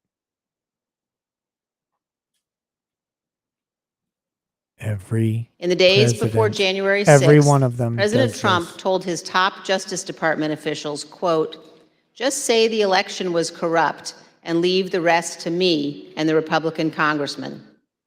Senior Justice Department officials, men he had appointed, told him they could not do that because it was not true. So President Trump decided to replace them. Good. That's literally his job and their job. He offered Jeff Clark, an environmental lawyer at the Justice Department, the job of acting Attorney General. President Trump wanted Mr. Clark to take a number of steps, including sending this letter to Georgia and 5 other states, saying the U.S. Department of Justice had, quote, identified significant concerns that may have impacted the outcome of the election. This letter is a lie. The Department of Justice It's not. Justice had, in fact, repeatedly told President Trump exactly the opposite. Except that the Department of Justice lawyers on the Georgia phone call said something different. So it clearly wasn't. Now, maybe the Department of Justice wasn't homogenous in its opinions. And maybe even the Attorney General of the United States didn't agree with them. That does not mean that the Department of Justice itself had not identified causes for concern that were explicitly mentioned on those phone calls. And all they asked for from Georgia was the raw data that Georgia had to compare with their own raw data, which seemed to indicate a discrepancy, was refused to be provided by Georgia, and all of this could have been prevented if Georgia would have just provided them with the voter data that Georgia had that they could compare it to, but they didn't. Why? Why didn't they? That they had investigated his stolen election allegations and found no credible fraud that could impact the outcome of the election. Georgia said that, and Donald Trump's lawyers specifically said, well, we have some discrepancies in the numbers. All we're asking is for you to explain them to us. And they said, no, we won't. This letter and others like it would have urged multiple states to withdraw their official and lawful electoral votes for Biden. Which he's fully entitled to do, whether the states do it or not. He could ask them for anything. Acting Deputy Attorney General Richard Donahue described Jeff Clark's letter this way, quote, "This would be a grave step for the department to take and could have tremendous constitutional, political, and social ramifications." Name a single constitutional ramification, which is the only one of those that matter. For this country. Name one. The committee Name agrees one. with Mr. Cite the Donahue's Constitution assessment. that says the president Clark can't assumed the role order of the Attorney Department of General Justice in the days before to, January 6th and to issued these request them letters. to The ramifications review could their indeed have been grave. endorsement. Mr. Donahue Name it. also said this about Clark's plan. And I recall toward the end saying, what you're proposing is nothing less than the United States Justice Department meddling in the outcome of a presidential election. The same thing that Al Gore and several other presidents throughout history, and including a bunch of Congress people, have advocated for. There is a point in which the DOJ or anyone else can quote unquote meddle in the outcome of an election if they believe that the election is based on fraud. And again, whether you agree or disagree with the allegations of fraud is irrelevant to the question. That's like saying, I don't agree that someone stole anything. Therefore, no one should ever be able to question whether or not something was stolen from them through the courts. Of course, you can ask a court, you can say, hey, I think this person stole my bike. Here's a serial number. Let's prove it out. And they can say, this isn't your bike. It's just one that looks like it. We both shop at Walmart.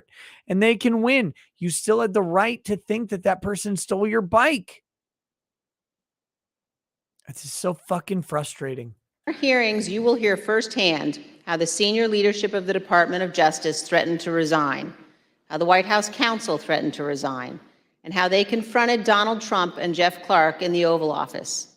The men involved, including Acting Attorney General Jeff Rosen and Acting Deputy Attorney General Richard Donahue, were appointed by President Trump. These men honored their oaths of office, they did their duty, and you will hear from them in our hearings. By contrast, Jeff Clark has invoked his Fifth Amendment privilege against self-incrimination and refused to testify. Representative Scott Perry. Gee, why? Because this is a political prosecution, a political hearing entirely aimed at creating a perjury trap for people? Is that why? Maybe. I don't know. Who is also involved in trying to get Clark appointed as Attorney General, has refused to testify here. As you will see, Representative Perry contacted the White House in the weeks after January 6th to seek a presidential pardon. Multiple other Republican congressmen also sought presidential pardons for their roles in attempting to overturn the 2020 election. In our fourth hearing, we will focus on President Trump's efforts to pressure Vice President Mike Pence to refuse to count electoral votes on January 6th. Vice President Pence has spoken publicly about this. President Trump is wrong. I had no right to overturn the election. Actually, that is a legal question that is still open. Mike Pence is offering a legal opinion on this. And by the way, I happen to agree with Mike Pence that he doesn't have the legal power to overturn the election. However, both me and Mike Pence could be wrong, and Donald Trump gets to ask the fucking question. The presidency belongs to the American people and the American people alone. And frankly, except the American people don't have standing to sue over the presidency that they apparently own, so that's not actually true. there is no idea more un-American than the notion that any one person could choose the American president. What President Trump demanded that Mike Pence do wasn't just wrong. Mike Pence, in effect, did choose the American president in that point as one person. Make no mistake. I mean, what he's saying is hypocritical. It's so fucking irritating. It was illegal, and it was not illegal. Unconstitutional. It was not unconstitutional. Automatically, no court has ever ruled that the president's request is unconstitutional. And we know from Marbury versus Madison that the courts say what the law is. This is a lie. You will hear this in great detail from the Vice President's former general counsel. Witnesses in these hearings will explain how the former Vice President and his staff informed President Trump over and over again that what he was pressuring Mike Pence to do was illegal. It's not illegal. There is no law saying that Donald Trump cannot suggest to the Vice President of the United States to not read the electoral votes. In fact, again, there's a credible legal argument crafted by lawyers with much more knowledge and experience than me that suggests that maybe the Vice President's read of those votes is the operative act of naming a president. I disagree, by the way, but it's not a resolved question, and we can't pretend that it is just for political expedience or for legal agreement. I disagree with a lot of things that happen in law all the time. I fucking hate this. As you will hear, President Trump engaged. By the way, I really legitimately hate defending things that I disagree with on the principle that the question gets to be asked, because I disagree with the question and I disagree with the assumed answers. But it's my fucking job. It's my job to do this. In the same way that if I were a criminal defense attorney, which I occasionally am, it is my job to assert the innocence of my client, even if I think that there might be enough evidence to convict them. That's what lawyers have to do. And you can know this. You can find, again, all of my statements on this are all public record. I will not be dishonest with you. But I think it bolsters my credibility that I think these are oppositional arguments to my position, but they should be made. They have the right to make the arguments, and this committee is trying to insinuate that they never had the right, which is nonsense. You should have the right, just like anybody else in the United States. In a relentless effort to pressure Pence, both in private and in public. You will see the evidence of that pressure from multiple witnesses, live and on video. Vice President Pence demonstrated his loyalty to Donald Trump consistently over 4 years, but he knew that he had a higher duty to the United States Constitution. This is testimony from the Vice President's Chief of Staff. So I think the Vice President was proud of his 4 years of service, and he felt like much had been accomplished in those 4 years. Mike Pence is a political animal that had aims on the 2024 election and still does. I think he miscalculated, but I think pretty obviously Mike Pence thought that he could pose himself as a reasonable alternative when Donald Trump was no longer electable. And I think he was proud to have stood beside the president for all that had been done. But I think he ultimately knew that his fidelity to the Constitution was his first and foremost oath. And they're praising Mike Pence, by the way. Days before that inauguration, they were roasting him alive for his statements in Georgia, which suggested that Mike Pence was considering the possibility of doing what Donald Trump asked when he spoke in support of Donald Trump in Georgia a mere, I think, 3 days prior to the to the electoral vote count. I think it was 3 days prior to January 6th, where Mike Pence was making those sort of discussions. I don't know. Maybe the chat will fact check me on that, but I'm pretty sure that's what was going on. And that's what he articulated publicly, and I think that's what he felt. His fidelity to the Constitution was more important than his fidelity to President Trump and his desire. The oath he took. Yep. Yes. You'll also hear about a lawyer named John Eastman. Mr. Eastman was deeply involved in President Trump's plans. You'll hear from former Fourth Circuit federal judge Michael Ludig, a highly respected leading conservative judge. John Eastman clerked for Judge Ludig. Judge Ludig provided counsel to the vice president's team in the days before January 6th. The judge will explain how Eastman, quote, was wrong at every turn. And you will see. Again, lawyers disagreeing is not a weird thing, except when it's politically expedient for that to happen. The email exchanges between Eastman and the vice president's counsel as the violent attack on Congress was underway. Mr. Jacob said this to Mr. Eastman: "Thanks to your bullshit, we are under siege." You will also see evidence that John Eastman did not actually believe the legal position he was taking. In fact, a month before the 2020 election, Eastman took exactly the opposite view on the same legal issues. In the course of the— By the way, the lawyer who successfully argued that that Obamacare was not an exercise of the Commerce Clause, but was in fact a reasonable exercise of the taxing and spending power, didn't believe his position either. And that's the position that won at the Supreme Court. The Select Committee's work to obtain information from Mr. Eastman, we have had occasion to present evidence to a federal judge. The judge evaluated the facts, and he reached the conclusion that President Trump's efforts to pressure Vice President Pence to act illegally by refusing to count electoral votes likely violated 2 federal criminal statutes. And yet you haven't impeached him for it, and you haven't prosecuted him for it, and you won't, and you'll lose if you do.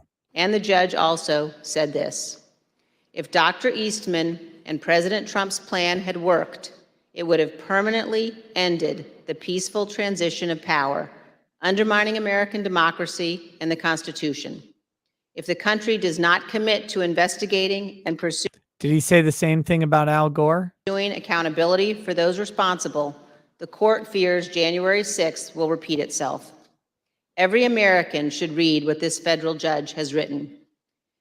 The same judge, Judge Carter, issued another decision on Tuesday night, just this week, indicating that John Eastman and other Trump lawyers knew that their legal arguments had no real chance of success in court, but they relied on those arguments anyway to try to, quote, overturn a Democratic election.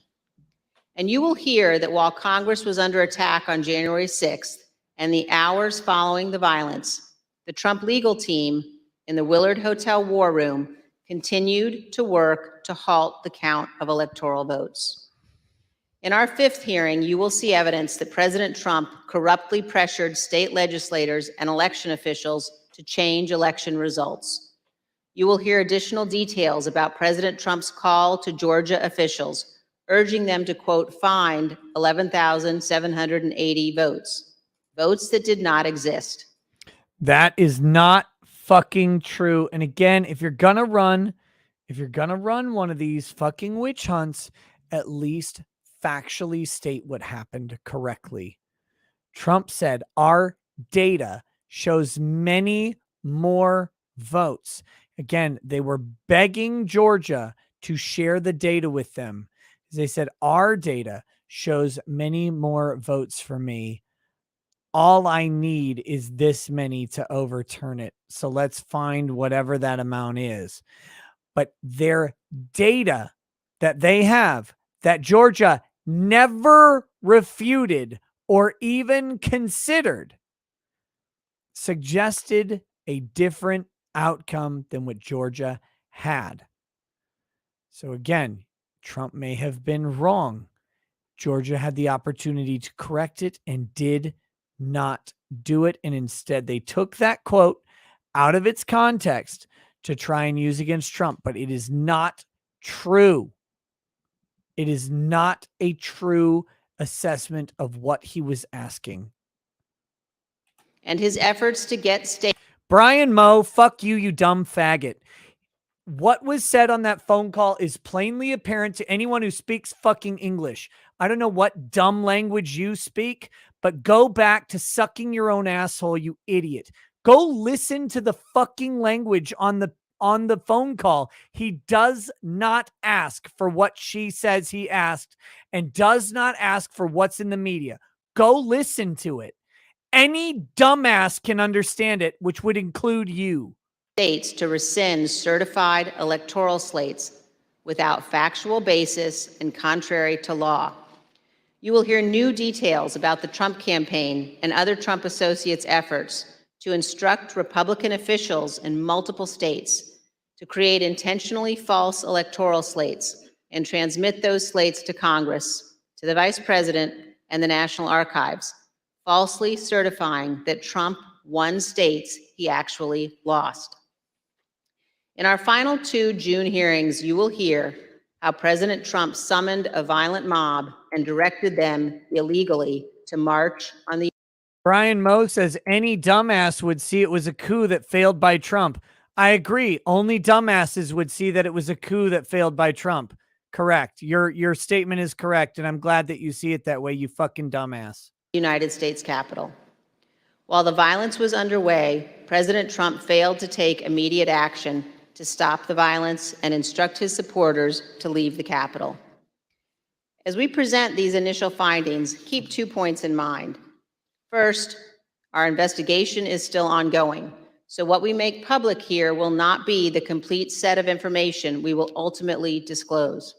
And second, the Department of Justice. Your investigation is ongoing, then why are you releasing the information from the investigation at this time? What could possibly be going on? Ukraine, COVID's ending, monkeypox, gas prices, shit economy. What's happening? Oh yeah, it's June. And you need to rehabilitate the Democratic platform by fucking November. Even though your investigation is ongoing, this investigation will be going on till sometime in 2024, by the way. Justice is currently working with cooperating witnesses and has disclosed to date only some of the information it has identified from encrypted communications and other sources. On December 18th, 2020, a group including General Michael Flynn, Sidney Powell, Rudy Giuliani, and others visited the White House.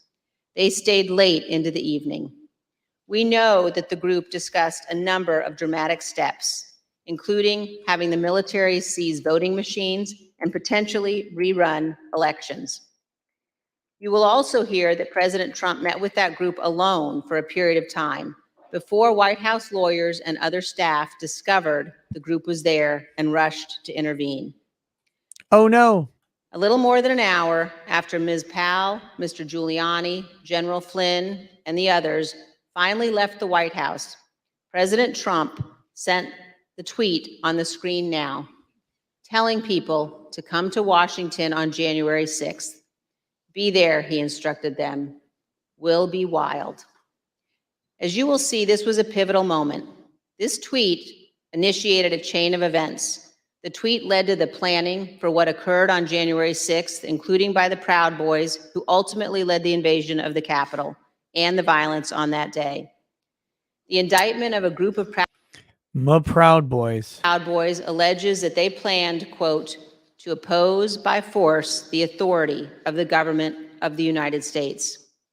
And according to the Department of Justice, I don't even like the Proud Boys, but again, there's all sorts of documented history throughout the United States, specific to the United States history, that suggests that a tyrannical government should be opposed with force. I don't agree with the Proud Boys or endorse violent actions. I don't believe in political violence, but it's not like this is a new concept. I don't know if I'm going to finish this because I'm getting fucking irritated. Justice. On January 6, 2021, the defendants directed, mobilized, and led members of the crowd onto the Capitol grounds and into the Capitol, leading to the dismantling of metal barricades, the destruction of property, the breaching of the Capitol building, and the assaults on law enforcement. Although certain former Trump officials have argued that they did not anticipate violence on January 6th, the evidence suggests otherwise. As you will see in our hearings, the White House was receiving specific reports in the days leading up to January 6th, including during President Trump's Ellipse rally, indicating that elements in the crowd were preparing for violence at the Capitol. And on the evening of January 5th, the president's close advisor, Steve Bannon, said this on his podcast. All hell is going to break loose tomorrow. Just understand this. All hell is going to break loose tomorrow. As part of our investigation, we will... Again, being...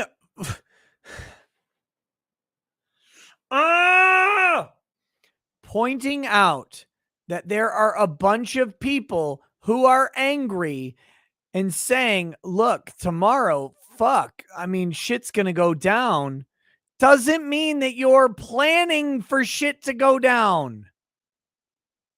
Present information about what the White House and other intelligence agencies knew and why the Capitol was not better prepared. But we will not lose sight of the fact that the Capitol Police did not cause the crowd to attack. And we will not blame the violence that day, violence provoked by Donald Trump, on the officers who bravely defended all of us. In our final hearing, you will hear a moment-by-moment. I know other people have said this, and they're 100% right. They're trying to relitigate the impeachment. That's what they're trying to do because they fucking lost. They lost the impeachment. They obviously lost the impeachment. They didn't even have a scintilla of evidence for the impeachment of Donald Trump. They're trying to do it now when there's no jury.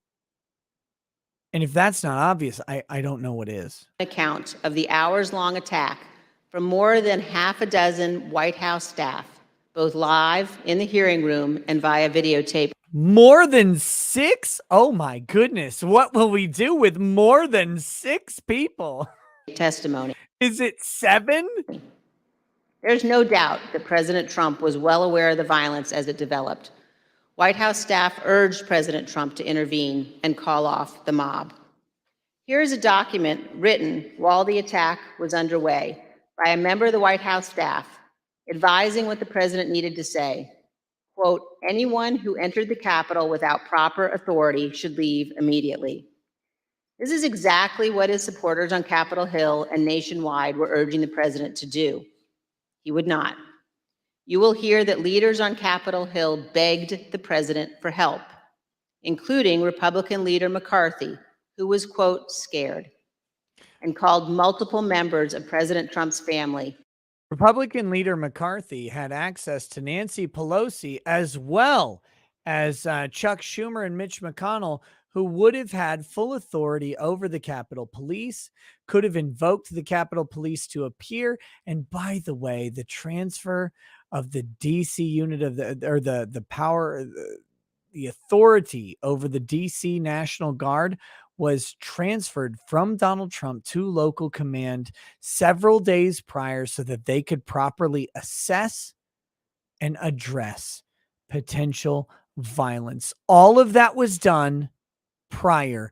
Donald Trump had washed his hands of it, and it was in the command power of other people who were present and allegedly cowering in fear when they had the authority to call in reinforcements, but didn't. Why didn't they? After he could not persuade the president himself. Not only did President Trump refuse to tell the mob to leave the Capitol, he placed no call to any element of the United States government to instruct that the Capitol be defended. He had already turned over authority to local command and I believe the DC mayor to do that. He had already said, here you go. Here is the full authority to do this. He did not call his Secretary of Defense on January 6th. He did not talk. SecDef would have no authority over the National Guard at that time. Talk to his Attorney General. The Attorney General would have no authority over the National Guard or the Capitol Police. Neither the Secretary of Defense nor the Attorney General could deploy the National Guard or the Capitol Police on January 6th, no matter what Trump talked to them about or didn't talk to them about. In fact, the Capitol Police Sergeant at Arms was directly in contact with the leaders of the House and the Senate, Nancy Pelosi and Mitch McConnell, as well, and the National Guard was directly under the control, I believe, of the DC mayor and the local general in charge of the National Guard. None of them are the Secretary of Defense, the Attorney General, who, why would the Attorney General have any authority over any of these people? They may have some ability to call in like an FBI agent, but that's not how the FBI works. And Donald Trump himself did not have authority over either of those law enforcement entities at the time. This is just a fucking lie. And again, it's a pointless lie because you could just round it out with the truth and say that Donald Trump delegated his authority to other people to absolve himself of responsibility on January 6th. He was trying to, you could make that argument, but they don't. Instead, they just lie. He did not talk to the Department of Homeland Security. DHS would have no authority over what was going on because they don't deploy the National Guard and they have no authority over the Capitol Police. DHS cannot just deploy armed forces within the borders of the United States to respond to an uprising at the Capitol building. President Trump gave no order to deploy the National Guard that day, and he made no effort to work with the Department of Justice to coordinate and deploy law enforcement assets. What law enforcement assets could be deployed? Explain, Liz Cheney. You seem to know what law enforcement assets could be deployed by the president by talking to the head of the Department of Justice. Literally none. None of them. But Vice President Pence did each of those things. And what happened? For example, here is what General Milley, the chairman of the Joint Chiefs of Staff, testified to this committee. There were 2 or 3 calls with Vice President Pence. He was very animated, and he issued very explicit, very direct, unambiguous orders. There was no question about that. And he was, and I can get you the exact quotes, I guess, from some of our records somewhere, but he was very animated, very direct, very firm, and to Secretary Miller. Get the military down here, get the Guard down here, put down this situation, etc. Why didn't you? By contrast, here is General Milley's description of his conversation. Oh, because you couldn't. Conversation with President Trump's Chief of Staff, Mark Meadows, on January 6th.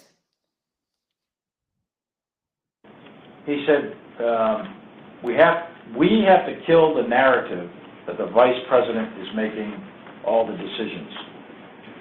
We need to establish the narrative that, that the President is still in charge and that things are steady or stable or words that effect. I immediately interpret that as politics, politics, politics. Red flag for me personally, no action, but I remember it distinctly. And you will hear from witnesses how the day played out inside the White House, how multiple White House staff resigned in disgust, and how President Trump would not ask his supporters to leave the Capitol. It was only after multiple hours of violence that President Trump finally released a video instructing the riotous mob to leave. And as he did so, he said to them, quote, "We love you, and you're very special." You will also hear, gee, if only there were any evidence of any other public officials saying we love you and you're special to any other political groups that have gotten violent ever. Oh my God. that in the immediate aftermath of wonder if that January happens 6th, anywhere. members of the president's family White House staff, and others tried to step in to stabilize the situation, quote, to land the plane before the presidential transition on January 20th. You will hear about members of the Trump cabinet discussing the possibility of invoking the 25th Amendment and replacing the President of the United States. Multiple members of President Trump's own cabinet resigned immediately after January 6th. One member of the cabinet suggested that the remaining cabinet officers needed to take a more active role in running the White House and the administration. But most emblematic of those days is this exchange of texts between Sean Hannity and former President Trump's press secretary, Kayleigh McEnany.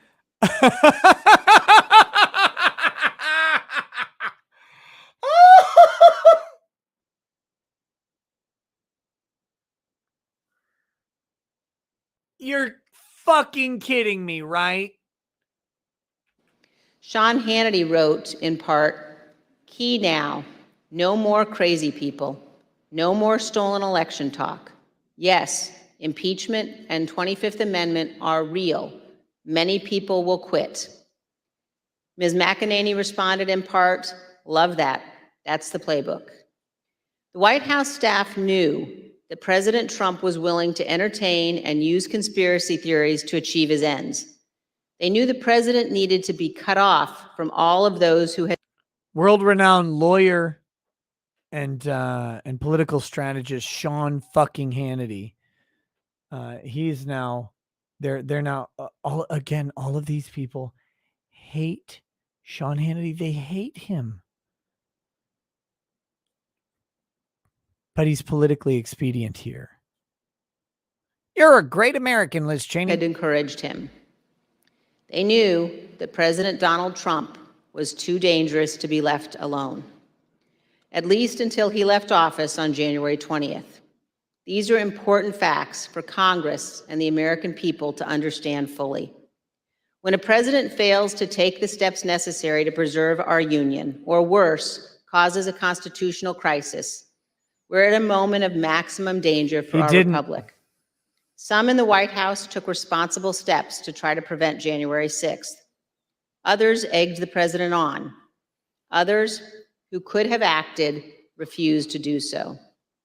In this case, the White House counsel was so concerned about potentially lawless activity that he threatened to resign multiple times.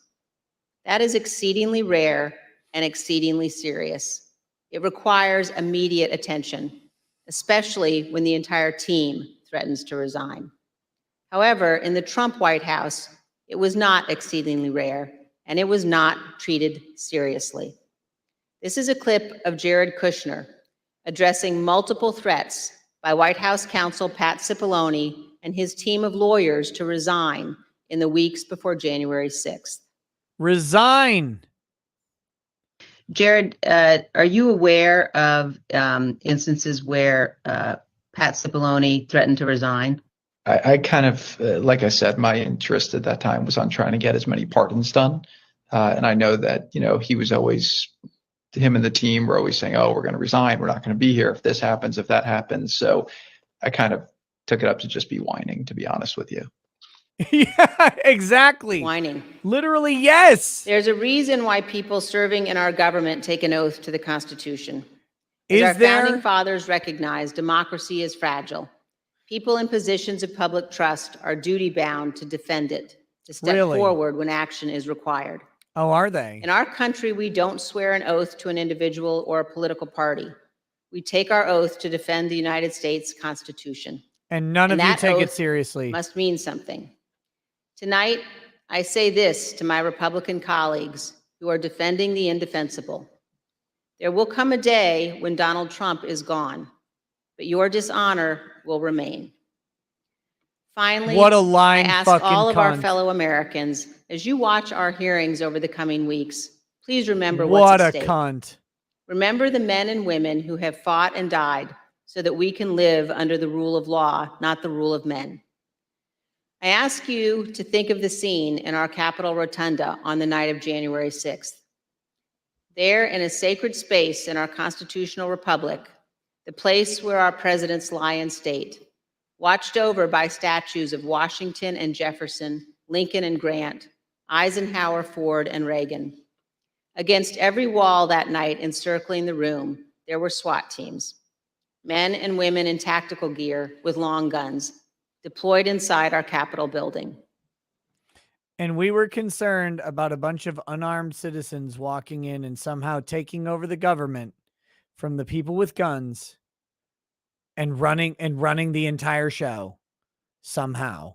There in the rotunda, these brave men and women rested beneath paintings depicting the earliest scenes of our republic, including one painted in 1824 depicting George Washington resigning his commission, voluntarily relinquishing power, handing control of the Continental Army back to Congress. With this noble act, Washington set the indispensable example of the peaceful transfer of power. Some would say it was a quote unquote noble but self-serving and entirely selfish act that George Washington did because he did not want to be president, but rather to enjoy the massive amounts of wealth he had accumulated as general of the Continental Army. I mean, again, it depends on your opinion of George Washington, but it's not like this man was a walking fucking saint and that everything he did was fully in support of the Union itself. What President Reagan called nothing less than a miracle. The sacred obligation to defend this peaceful transfer of power has been honored by every American president, except one. As Americans, we all have a duty to ensure that what happened on January 6th never happens again, to set aside partisan battles, to stand together to perpetuate and preserve our great republic. Thank you, Mr. Chairman. As we provide answers to American people. Yes, and to all the people in the chat saying FDR didn't. He didn't give a shit what George Washington said at all. He was happy to be elected 4 times. He was happy to be elected 4 times, despite Washington's noble arrangement. So many times that Congress had to pass a constitutional amendment to stop this man from being elected a 5th time. Well, and then God did by fucking killing him. About January 6th. It's important that we remember exactly what took place. That this was no tourist visit to the Capitol. Most of the footage. No one says it's a tourist visit, you dishonest pile of trash. We are about to play has never been seen. The Select Committee obtained it as a part of our investigation. This isn't easy to watch. I want to warn everyone that this video includes violence and strong language.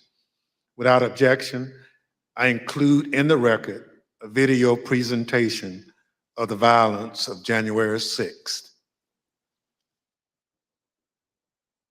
Proud of your boy! Proud of your boy! Proud of your boy! Yeah, just for awareness, be advised, there's probably about 300 Proud Boys. They're marching eastbound in this 400 block of kind of Independence, actually on the mall towards the United States Capitol. I am not allowed to say what's going to happen today because everyone's just going to have to watch for themselves. But it's going to happen. Notorious Proud Boy, this woman. Something's going to happen. Who's free? Our streets! Who's free? Our streets! Who's free? Our streets!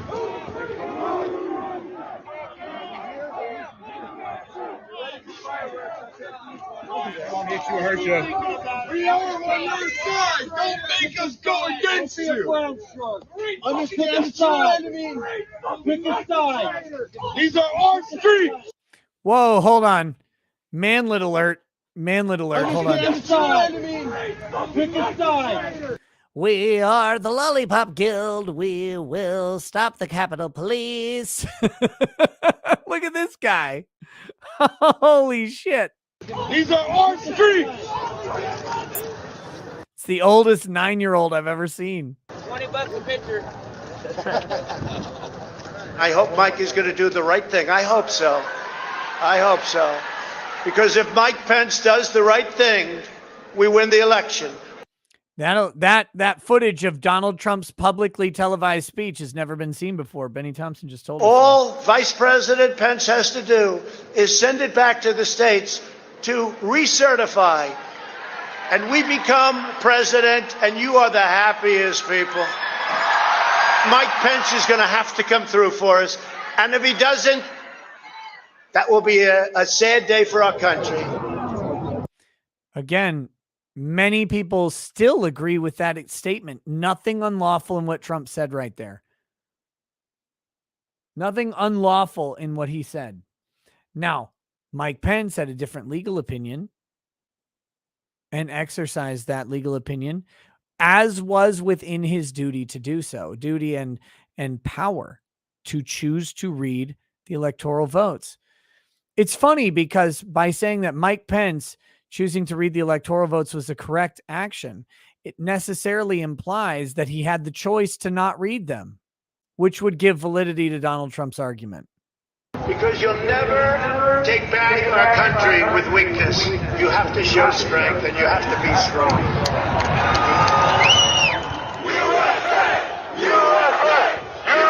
By the way, what Trump said there was 100% true. You don't take back the country with weakness. You take back the country with strength, and you have to be strong. It has nothing to do with violence at the Capitol.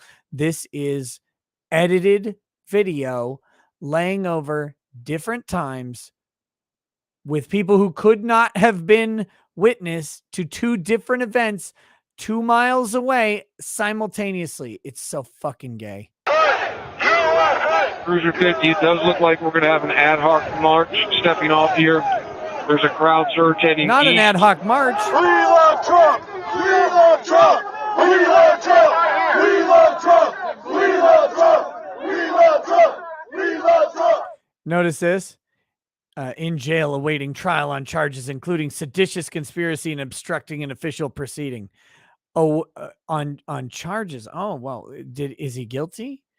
I thought we had the presumption of innocence, but apparently we don't. How much longer is this shit? Fucking 10 minutes. Mike Pence, I hope you're going to stand up for the good of our Constitution and for the good of our country. And if you're not, I'm going to be very disappointed in you. I will tell you right now.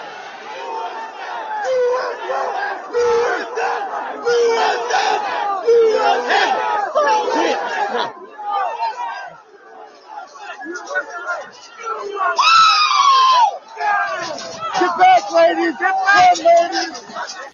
By the way, one text from Donald Trump to one person saying, storm the Capitol, storm it, baby, storm it hard, storm it wonderfully. It's a beautiful Capitol, but I've seen better. You should storm it and make it a pretty, beautiful Capitol. Again, I've seen some wonderful ones. You could use some interior designing. If one text from Trump, a Trump staff person, a Trump anybody, to one person who is present there would have made him guilty, and they can't produce even one.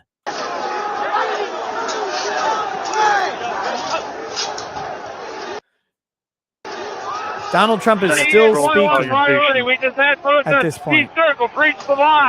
Donald Trump is still speaking 2 miles away at the point that the line was breached, by the way. 2 miles away. We need backup.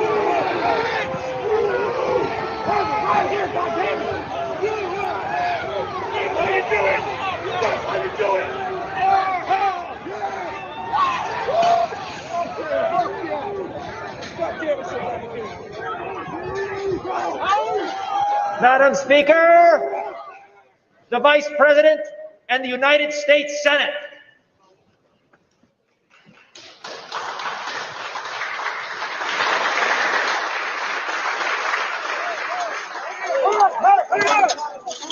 We're going to give riot warnings as soon as the apparatus is here. We're going to give riot warnings. We're going to try to get compliance, but this is now effectively a riot. 49 hours declaring it a riot. Cruiser 5 to 50, be advised, Capitol Police 1 advised they're trying to breach and get to the Capitol. Yeah, copy.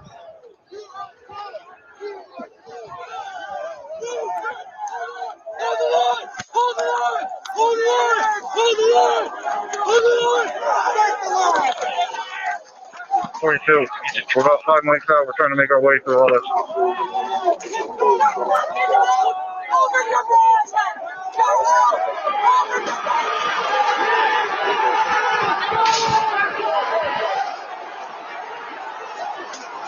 I saw an innocent road cone killed.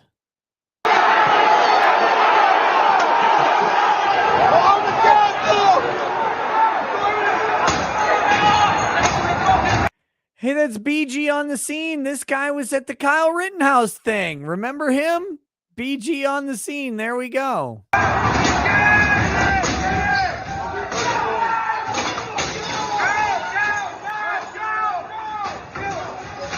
Again, my legal advice is not to do any of this.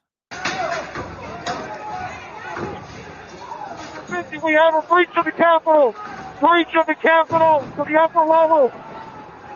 Jack, be advised they're requesting additional resources on the east side as they've broken into that window. Maybe they should show the guy opening the door and letting a whole shitload of people in. Maybe that video should be included. I wonder if it is. You guys, what do you think? Will they show the video of the guy letting people into the building through the door? Is that one going to be included in this compilation? What do you think? Just let me know. Yes or no in the chat. I know they're trying to kick it in.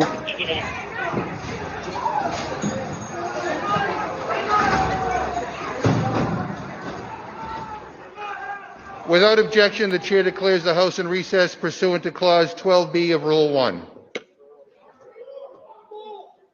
Mike Pence didn't have the courage to do what should have been done to protect our country and our Constitution, giving states a chance to certify a corrected set of facts, not the fraudulent or inaccurate ones which they were asked to previously certify. This guy's reading a Trump tweet. U.S. demands the truth. Bring out Pence. Bring out Pence. Bring out Pence.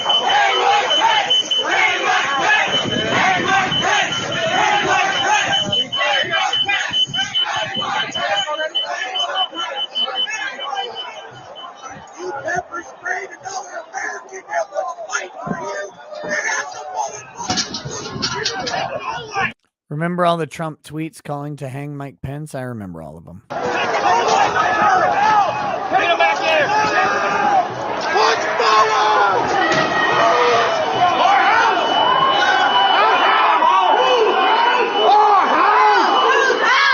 These guys are walking through the doors like it's a Disney fucking queue. Just, oh, fucking hell. I gotta walk through here. It'll be 10 minutes.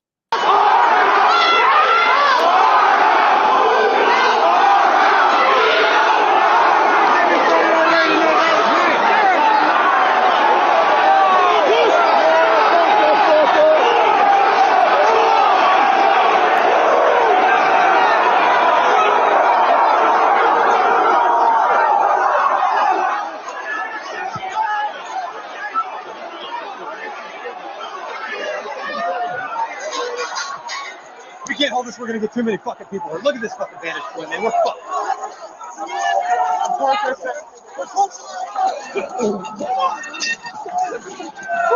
It's a lot of people complicit in the conspiracy to overthrow the government. Certainly doesn't look like just a bunch of fucking people angry at a government system that they don't trust anymore.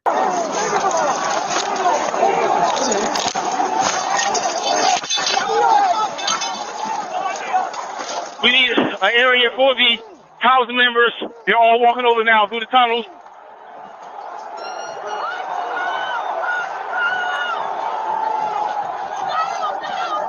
We're trying to hold the upper deck. We're trying to hold the upper deck now. We need to hold the doors of the Capitol.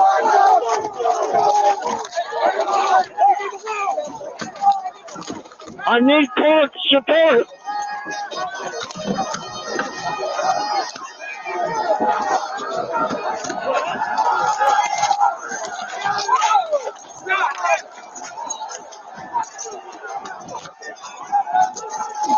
We lost the line.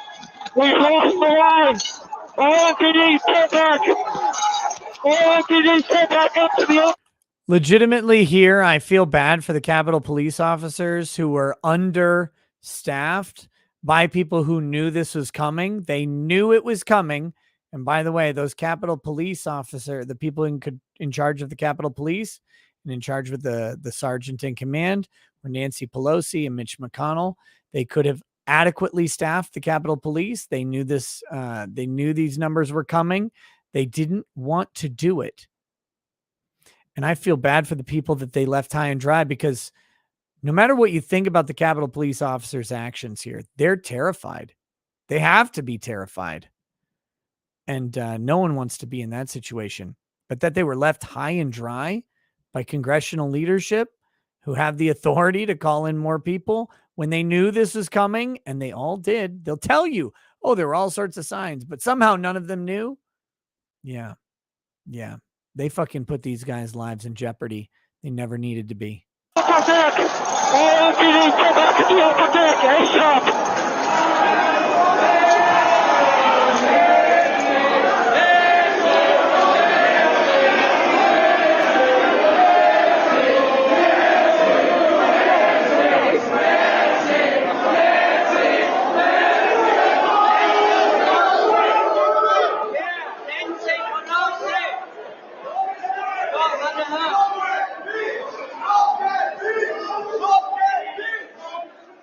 Cruiser 50, be advised that Capitol Police is going to start moving their resources inside.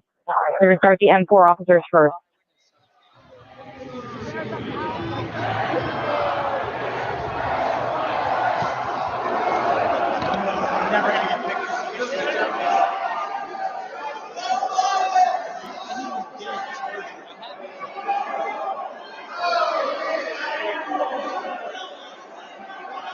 Oath Keeper stack number 1 enters. 4 members. The door's barricaded. There's people flooded the hallways outside. We have no way out. In fact, officers still remaining on the House floor, on the third floor, to use the subways themselves. It's time to evacuate so we can secure the members on the other side. Copy. It's up to us people now, the American people. What are you ready to do? One more time. What are you ready to do? And whatever it takes, I'll lay my life down if it takes. Absolutely. That's why we showed up today. Again, and I disagree with these people, but they showed up to lay their lives down for what they believed was an injustice committed upon. We have to put this into every indignant claim of injustice that the people on this committee have. Every single person in that crowd felt the same thing, but in the opposite direction. They felt that their democracy was under attack. Again, whether you agree or disagree with their ultimate conclusions, these people believed their country was being overthrown by corporate and political interests being married together. That's what they believed. I know it's cute to have a notion that they're there to commit a coup. They believed they were defending their country from an insurrection in the same way that these weirdos on Congress believe that they were defending their country from an insurrection. You can't have one be true and not the other. Frankly, I think all of them were wrong. Hey, we're coming in if you don't bring her out. Back up. Fuck you, son of a bitch. You back up. You back up. I have myself on back. Don't even try.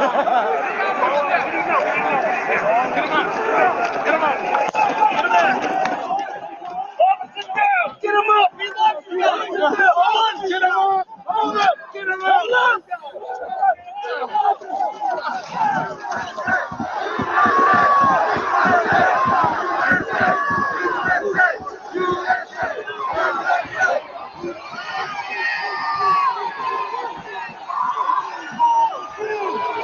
Almost done.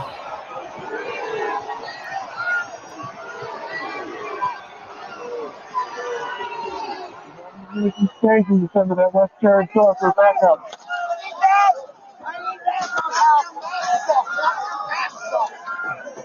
They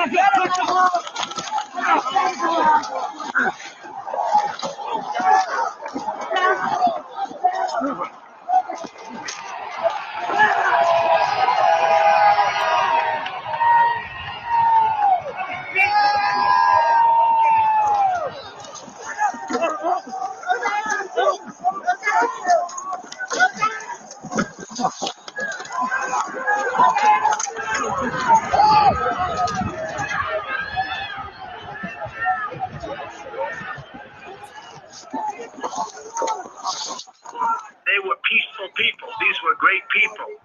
The crowd was unbelievable. And I mentioned the word love, the love in the air. I've never seen anything like it.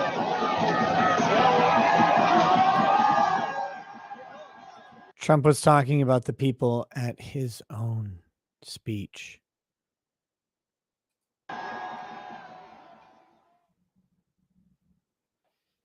That was theater. I hope you realize that was theater. That was edited together specifically to achieve the purpose that they're going for here.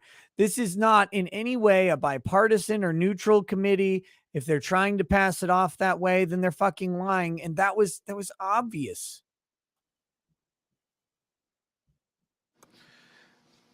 Pursuant to the order of the committee of tonight, the chair declares the committee in recess for a period of approximately 10 minutes.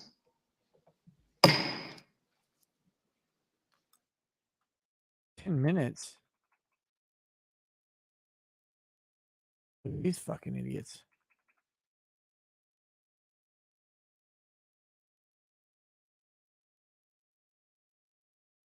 Here we go. How much longer is this shit? I thought this was almost done. Fuck me.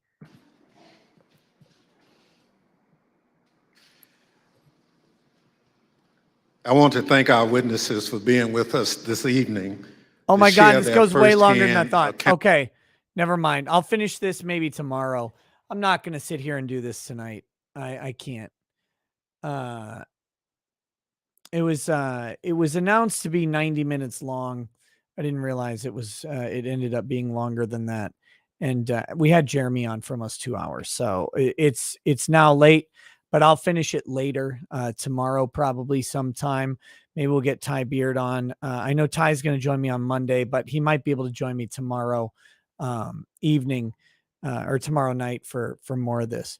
But I can't sit here and do this shit. It's fucking driving me nuts. We got to do unbreaded and super chats, and that's what we're going to do in just a second here. But this is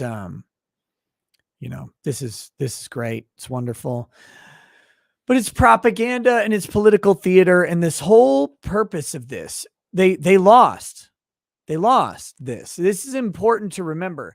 They lost the public opinion on this, and they lost the impeachment. And it's because they lost the impeachment that they lost the public opinion. That really that sealed the deal, because America watched the impeachment and it didn't change any minds. And if you didn't change minds, you didn't do the impeachment effectively. They know that. They're now trying to rehabilitate that, and they're trying to run this into the 2022 elections, and will continue to run this until the 2024 elections if they can, because it's the only political talking point that the Democrats have had any numerical success with at all. And again, this is irrespective if you're Republican or Democrat. You have to recognize that reality. They've got an economy in recession. They've got gas prices higher than they've been in anybody's remembrance. They've got a jobs report that's garbage. They've got housing prices going through the fucking roof. They've got people who are not employed or employable. They've got student loan debt that is rampant. They have all sorts of problems, and Democrat policies are supposed to fix all of them, and they're not fixing any of them. And right now, the middle class, the working class, is feeling the squeeze. They're feeling the squeeze, and they're not getting the juice out of the Democrats that they elected, frankly. So they have to run on the only thing that has brought them any success. That's why this is happening. That's why it'll continue until something else happens. So that's that. Now,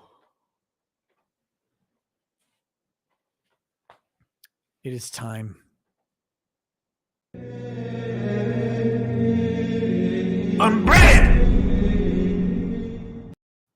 That's right. It is time for the daily unbreaded. I hope you are ready for it. Here we go. I'm not going to read a repeating meme page tonight. 6:38. Let's take a look at what we've got.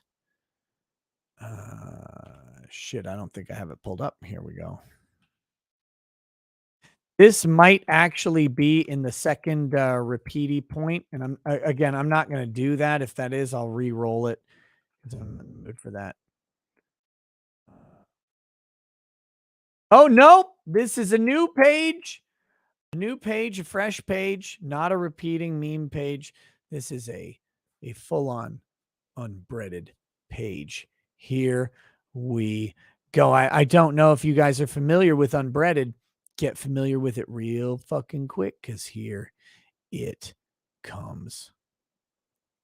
Called the United Nations. I was born under a bad sign called "This land is your land, this land is our land." I was born under a bad sign called human rights. I was born under a bad sign called Geneva Convention. I was born under a bad sign called Israel has a right to exist.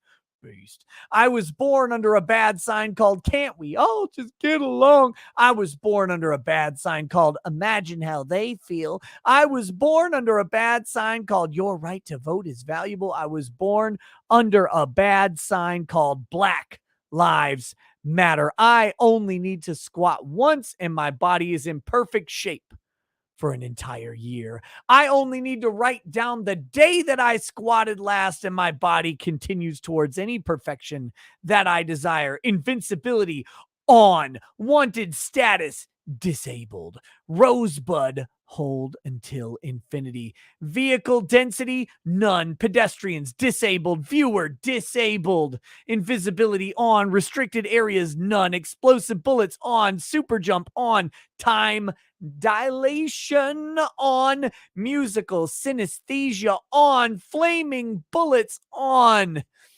Effortless seduction on. Overpowerful on. Taco bomb closed. Criticism disabled. Constructive criticism disabled. Labels disabled. Friendly competition disabled. Auto turrets installed and activated. Competition disabled. Skip scene activated. O'Neill's dead. Flashbacks disabled. Reviews disabled. Downvotes disabled. I only need to write down the day that I squatted last. As long as I remember that day, my body continues towards any perfection that I desire. Taco bomb closed permanently. STDs disabled. Pregnancies disabled. New generations disabled. Infinite comfort on. Infinite relaxation on. Infinite stamina on. The price of all things and the prices of all things are set by what I am doing so that I can do.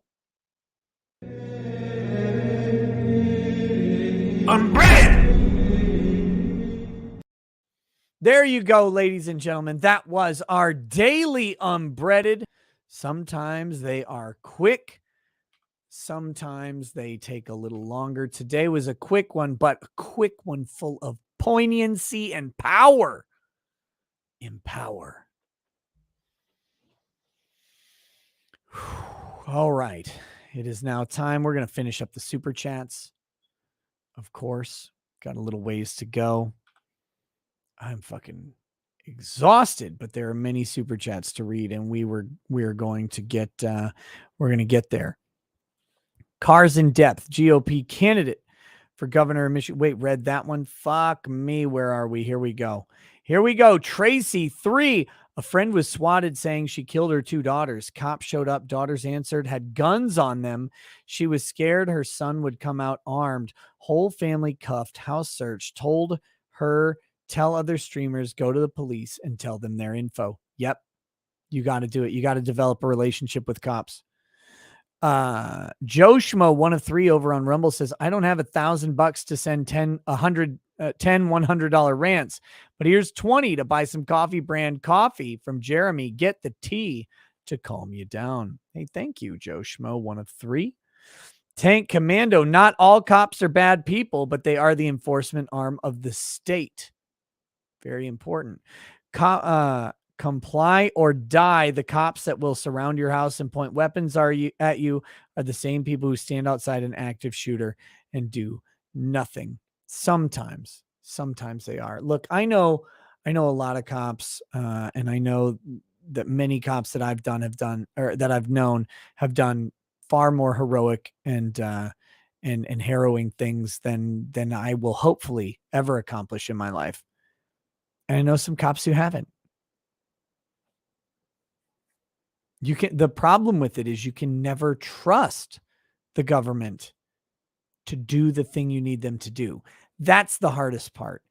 It's not that the cops don't do or don't want to. It's a crapshoot. You can never trust the government to defend you, which is why you need to be able to defend yourself. Look, the officers that I've done have all done heroic things, if you know what I'm saying. Retcon, please look into the Act Man. Hashtag justice for Act Man. He is being fucked by YouTube. Cannot allow false copyright strikes, doxing, calling people's mothers to threaten legal action to continue. I stand with Act Man. Yeah, I'll reach out. Maybe he'd want to talk. I don't know. I'm happy to spread the word because what is happening to him looks like bullshit. Character holding, quartering, making a local PD honest, 1 seat at a time. Bad Guacamole says, I've talked smack about Jeremy plenty. I'm wrong. I appreciate the time put in. No, you're right. I appreciate the time put in and sacrifices he's made to further his brands and spread awareness of many unjust situations. He's done more than I ever will. Thanks both. Guac. Hey, man, that was a really nice super chat. It was a really nice super chat. But honestly, guys, this is important. No YouTuber or commentator or public person is ever absolved or immune from criticism because some bullshit happens. But what we can always say is that no matter how fucking terrible somebody is or awful, they don't deserve this shit. Right? Like, you can disagree with people's opinions. You can say, oh, they're grifters. They're giving.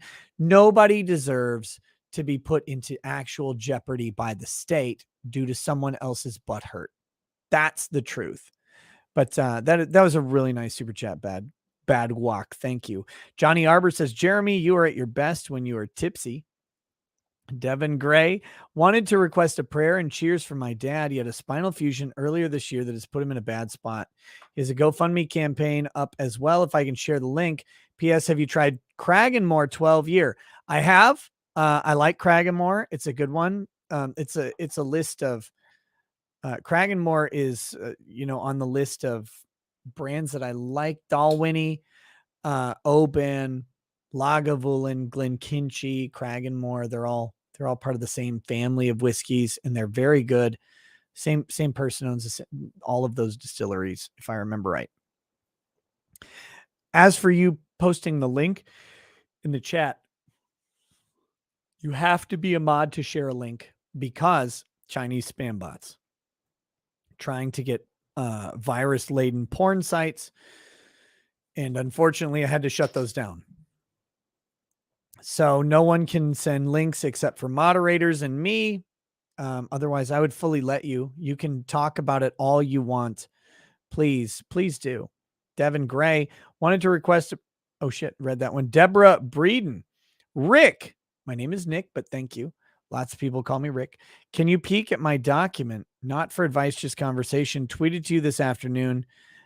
Jeremy, want to hunt for Fox video of Codes hearing Elvira Wig, acapella national anthem, every note on pitch. Grifter, grift. I'll have to, Deborah, I'll see if I can find your tweet.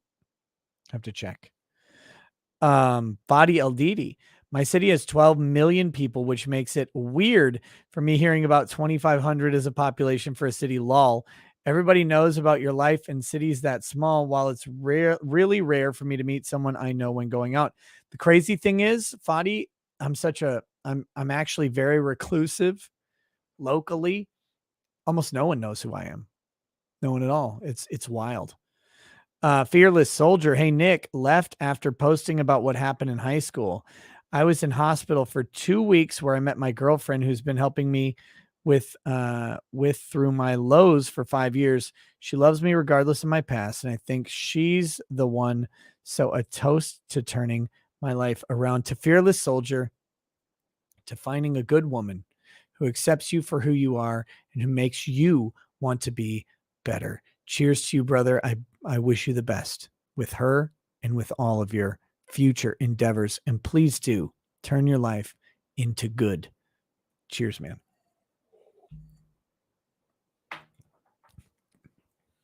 Tara Rayner. Jeremy, do you ship to Canada? Also, Nick, you forgot about my Shape of You parody meme. In the clip I sent you of a Lane B interview, I laughed hard enough to share in Facebook DMs. I did forget about them. I'm sorry. Coltrane. Jeremy, file paperwork with the court to get copies of the 911 calls. Always a possibility it's someone you know. Rael, read this before Jeremy leaves, bigot. Fuck.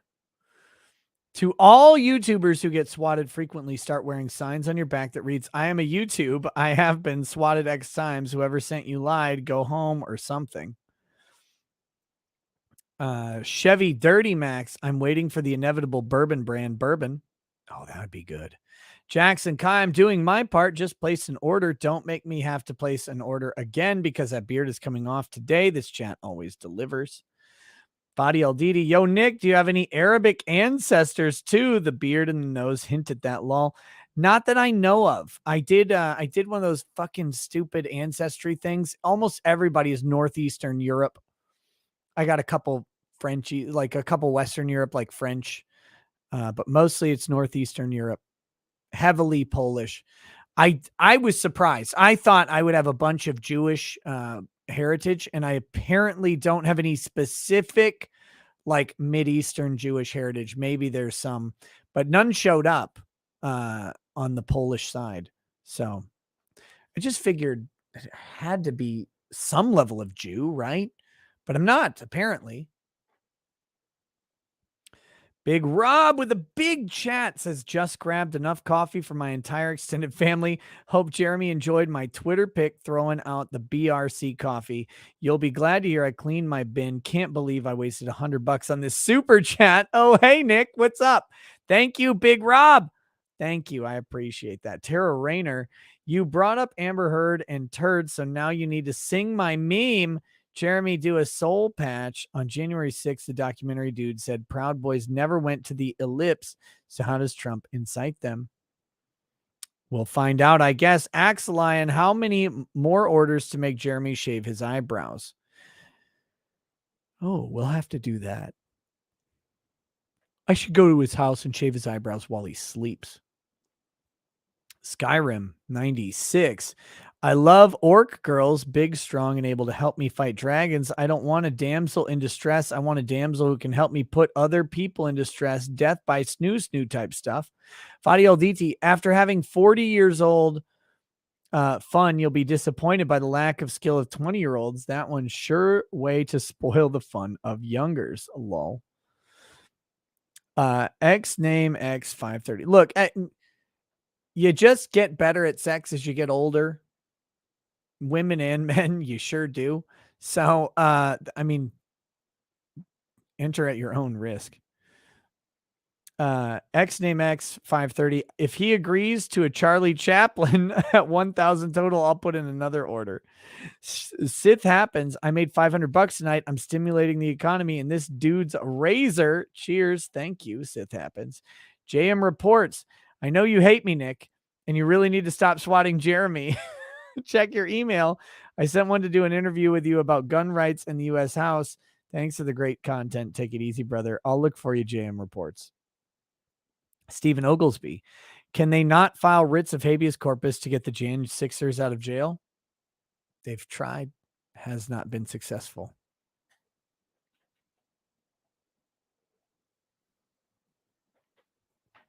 Damikazi.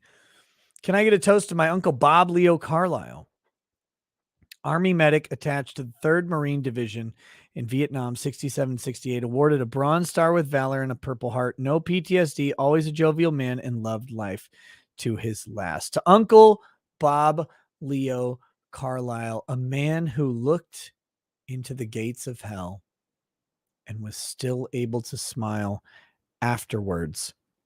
A decorated veteran in service to his country, but more importantly, a man in service to his family, friends, and community. May those who knew him best carry his legacy far into the future, long after his legs gave up the ability to do so.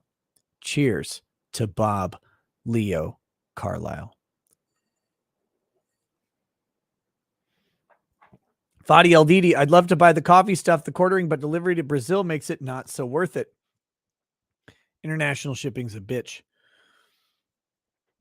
Mason Molnak says, just sent you an email about my father working for 8 years on a Las Vegas murder trial from 2001. Would love you to check out Margaret Rudin's case.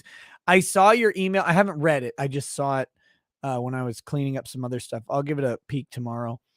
Keldire, it took about a year for the COVID smells to go away for me. I had the nasal spray. Once I started using it, it was about 25, 28 days and things were much better.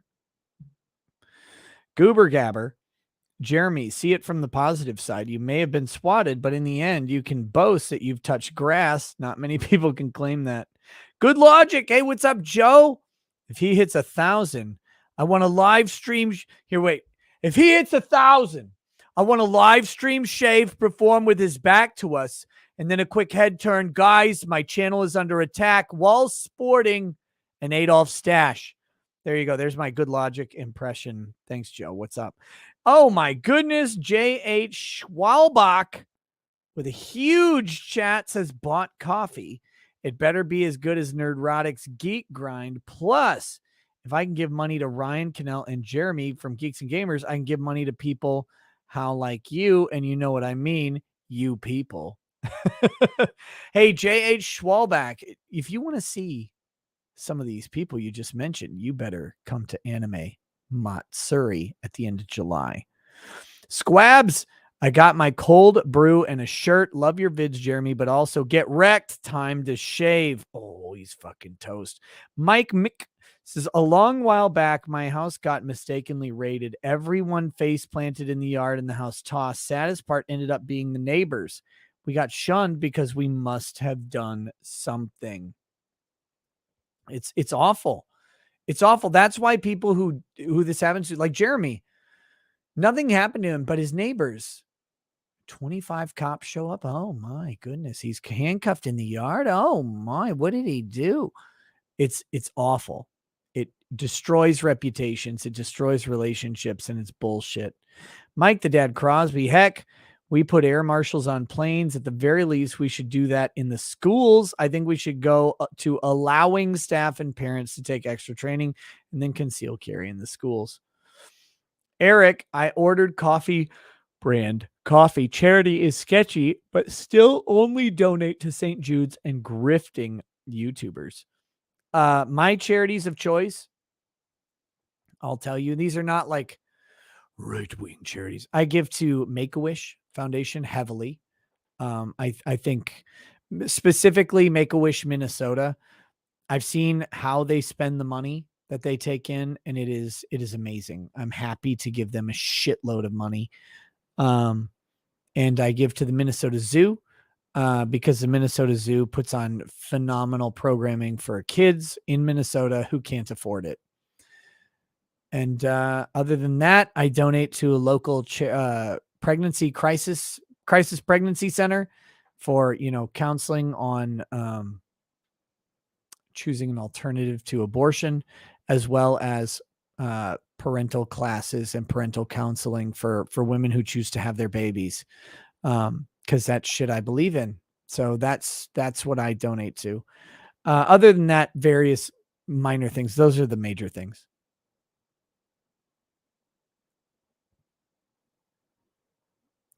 Madison Shikolai, I could get my audio archives because I know the detective who investigated the case. So I could get it. They're just not, there's nothing useful there. So that's why I don't really go after them. Winton Dupree. Oh, CL Hunter gifted 5 Ricadalon memberships. Thank you, CL Hunter. Winton Dupree, a new star will be born. Someone will rebuke these lies. I can't wait to see it. Jeffrey M., welcome to paralegal status. Kelly Graham, welcome to super lawyer status. Jackson Kai. What the fuck is this? Hold on.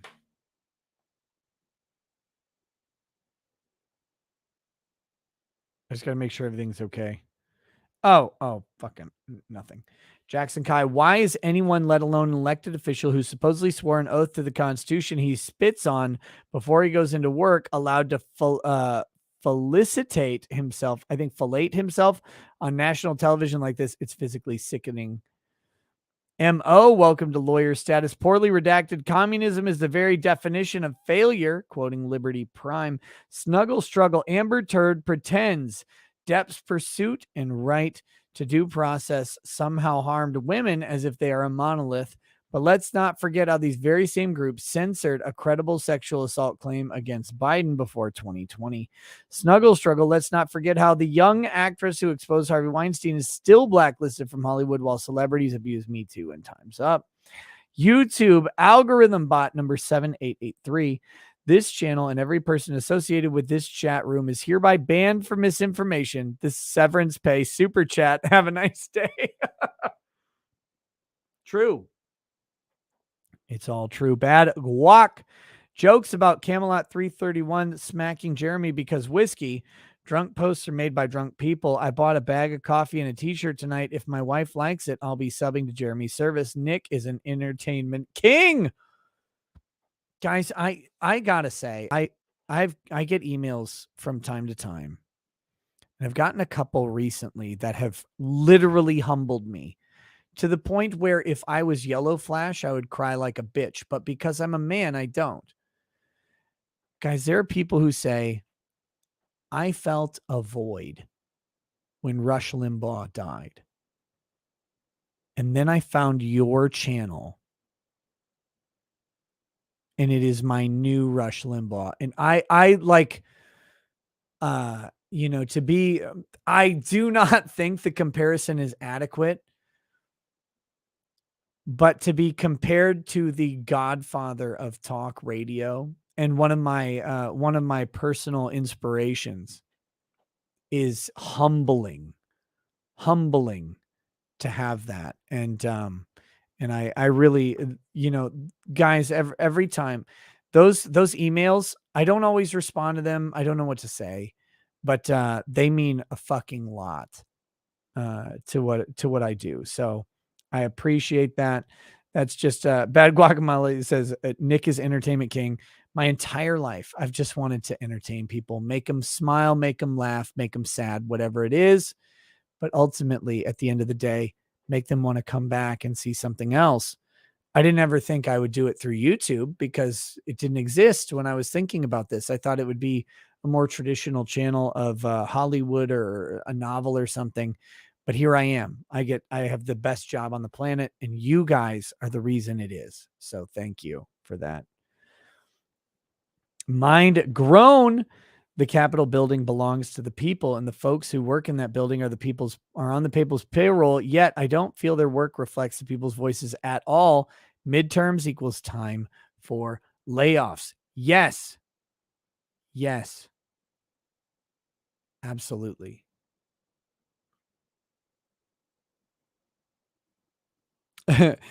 Absent Minded says you could be like Rush. You could be if you made it your passion, your job, but you do you, boo. This is my passion and my job. I don't do anything other than this. Stepping in, Rush had a $400 million syndicated contract. You just those don't pop about. If I had a path to Rush's syndication contract, I would follow it, and I think I could do a great job, but it's not like you can just get that. So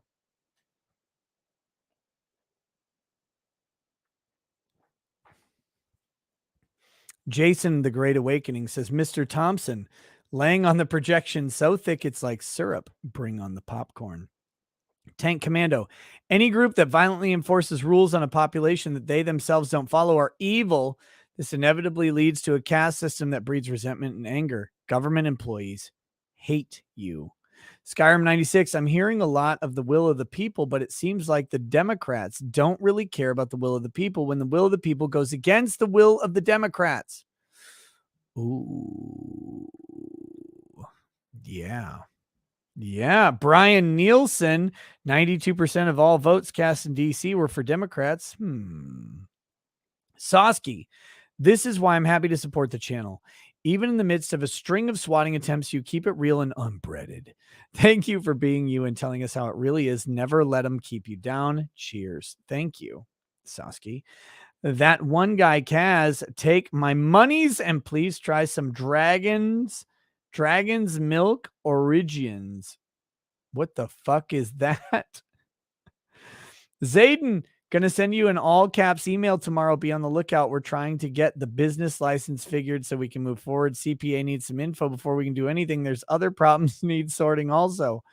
Man, Zayden, you have taken on a project that requires input from the worst person on the planet to give you input. And I wonderfully respect you. I'll try and respond to your email. I don't know if I can give you what you want, but I'll try.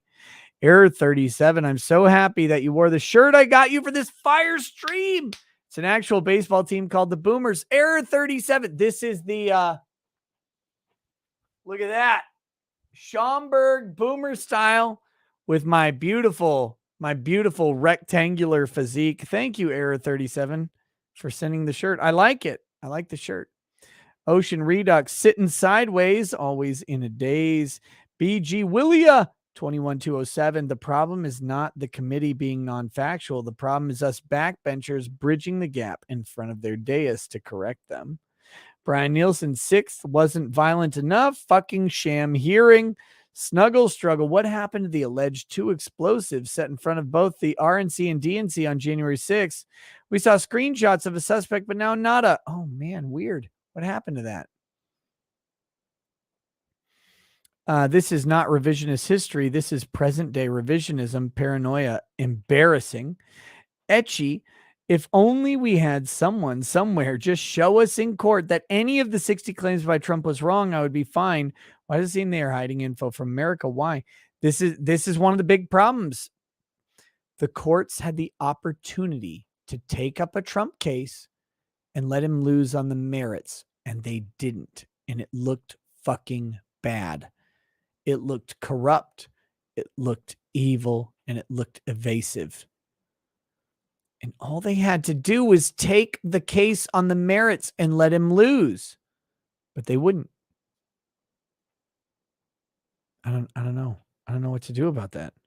The cartographer, Washington and Jefferson would be stacking the motherfuckers on the White House lawn. Skulgar Thane, they weren't kidding about this being the highest production committee. This is some Hollywood level deceptive editing. Xena is the business has take us into orbit, Mr. Malmsteen. We've seen enough. The squid, I'm no conspiracy theorist, but the lack of security makes me believe the feds intentionally allowed the crowd to get violent, but also let's ignore the crowd that tried to intimidate Congress into not confirming Kavanaugh. Yeah, that whole thing. Oh, don't worry about that. The squid, that's popular. The squid also says, I was warned never to date an SJW. But I ignored all that advice, and now my car makes a really annoying noise every time we go anywhere. Can any mechanics help me troubleshoot the problem? Hallucinosis. Best charity is FPC, Firearms Policy Coalition. Nick, hey, there you go. Thank you for the recommendation. I'll have to check them out. Holy fuck. We have much to do with chat still. Oh my. Oh my.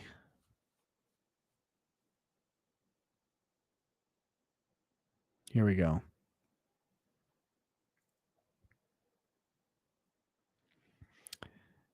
Duck dangerously.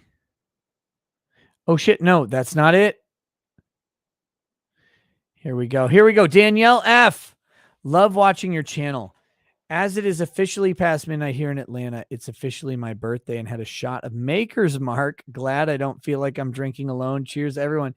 Danielle, you got to watch out for those Maker's Mark bottles. As a female, specifically, you got to watch out. You know what I mean? When you know, keep them away from your lady parts because men value those lady parts. One day I'm going to do a cheers to all vaginas everywhere because they're great. Duck danger. Oh shit, I'm drunk. I just realized based on that comment that I am hammered. Ask me anything, chat. I'm officially tossed. And just to show you how tossed I am, we're going to have another Bardstown. Go ahead and ask me whatever. I feel honesty coming on. I'm always honest with you. Don't get me wrong. But liquor honesty is something different. But man, do I like vaginas. Holy shit. Duck dangerously says, as an Illinois native, Illinois does suck. True. Fattest dolphin being on time is very breaded. Miss D Ray.